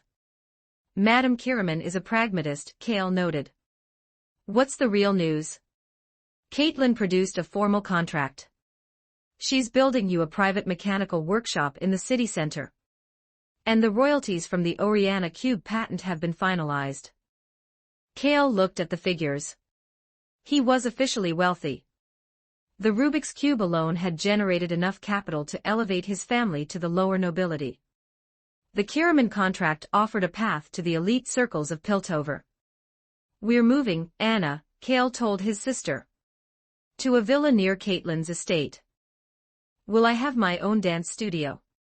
Oriana asked, her eyes wide with hope. Of course. And Sister Caitlin can teach you some moves. Caitlin froze. She remembered the time she'd accidentally fractured a dance partner's foot during a gala. Madame Kiraman had banned her from the dance floor for a year. We should stick to marksmanship, Oriana. Note, so far this story is published up to chapter 125 on my Patreon. Go check it out. Exclusive 18+ character images and early chapters. Please visit my Patreon. Thanks for your support. com/talkvictim. If you want more updates supports with Power Stones, every 40 Power Stones bonus chapter, every 3 5-star reviews bonus chapter. Chapter 109. Chapter 109. I have connections in Zon. Check out my P4Trian for plus 30 extra chapters on all my fanfics. And get chapters before publishing them here for free on my P4Trians, //P4Trian. com/talkvictim. Shopkeeper Colin looked at the luxurious detached villa before him with mixed feelings. At his age, he was starting to feel the burden of relying on his junior. While Oriana chirped happily like a sparrow, exploring every corner of their new home, Colin was already calculating the social implications. In Piltover, nobility wasn't just blood, it was tax brackets and patents. With Kale's income, the Levick family was officially on the map. Colin had originally adopted Kale as a potential child groom for the sickly Oriana to ensure her future. Now, seeing Kale's meteoric rise, he felt his plan was either brilliant or hopelessly outdated. Madame Kiraman's personal visit on housewarming day had effectively silenced any judgmental neighbors. Meanwhile, Kale was busy. He was deep diving into the indigenous knowledge systems of Professor Heimerdinger. Magic's influence on Runeterra was profound. Elements from other worlds couldn't be directly applied here. Metals like gold and silver, when refined, became orichalcum or mithril, materials defined by their magical conductivity. The Hextech shock. Heimerdinger's worldview suffered a tectonic shift when Jace presented his successful teleportation experiment. The professor had spent centuries fearing magic, now, a human had bridged it with gears and glass. I think you were right, Jace, Heimerdinger finally admitted. With his blessing and Mel's financing, the Hextech era had officially begun. Looking at you, are you planning to resign? Kale asked, watching Victor pack his things. Victor had been Jace's partner in the breakthrough, and Jace wanted him as his full-time research lead. Please take care of the professor for me, Victor said sheepishly. Your physical condition doesn't look good, Kale noted, eyes narrowing at Victor's pale skin. Victor dismissed it as exhaustion, but Kale wasn't convinced. He grabbed Victor's hand and drew a tube of blood with a needle that was admittedly a bit thick. Researching biological sciences. Victor grimaced. For a rare genetic disease, I have to study it, Kale said solemnly. Victor's muscles were ossifying due to a zoonite birth defect. He was racing against a body that was turning to stone, desperate to finish his work before he became a prisoner in his own skin. The era of the Hexgate. Jace, riding high on the council's unanimous approval, invited Kale to join the team. We'll usher in the era together. No salary, but you get dividends. I can live with that, Kale replied. The council 7 chairs representing the city's elite had already carved up the pie. The Kiramans and Mel Medarda were the angel investors, controlling the supply of hex crystals. The first project was the Hexgate. The Hexgate worked on the principle of time acceleration. It allowed ships to bypass weeks of travel, but it required an unobstructed path. If an obstacle was in the way, the accelerated object would suffer catastrophic structural failure. However, the gates were massive and expensive. To make Hextech accessible to the common person, they needed to stabilize the crystals themselves, shrinking the technology into hex gems. The Zon connection. Jace was distracted by the politics of the ports and his growing relationship with Counselor Mel. Victor, seeing the research stalling, sought out Kale. Hextech gems. It's a brilliant idea, Kale praised. But Jace is busy, and we don't have enough crystals, Victor sighed. The council monitors every gram. Kale pulled Victor closer, whispering with a conspiratorial grin. Don't worry. I have a way in Zon. The risk is high, but the rewards. Victor looked at Kale, his expression turning utterly bewildered. Something's not right. I'm the one from Zon. Why are you the one with the connections?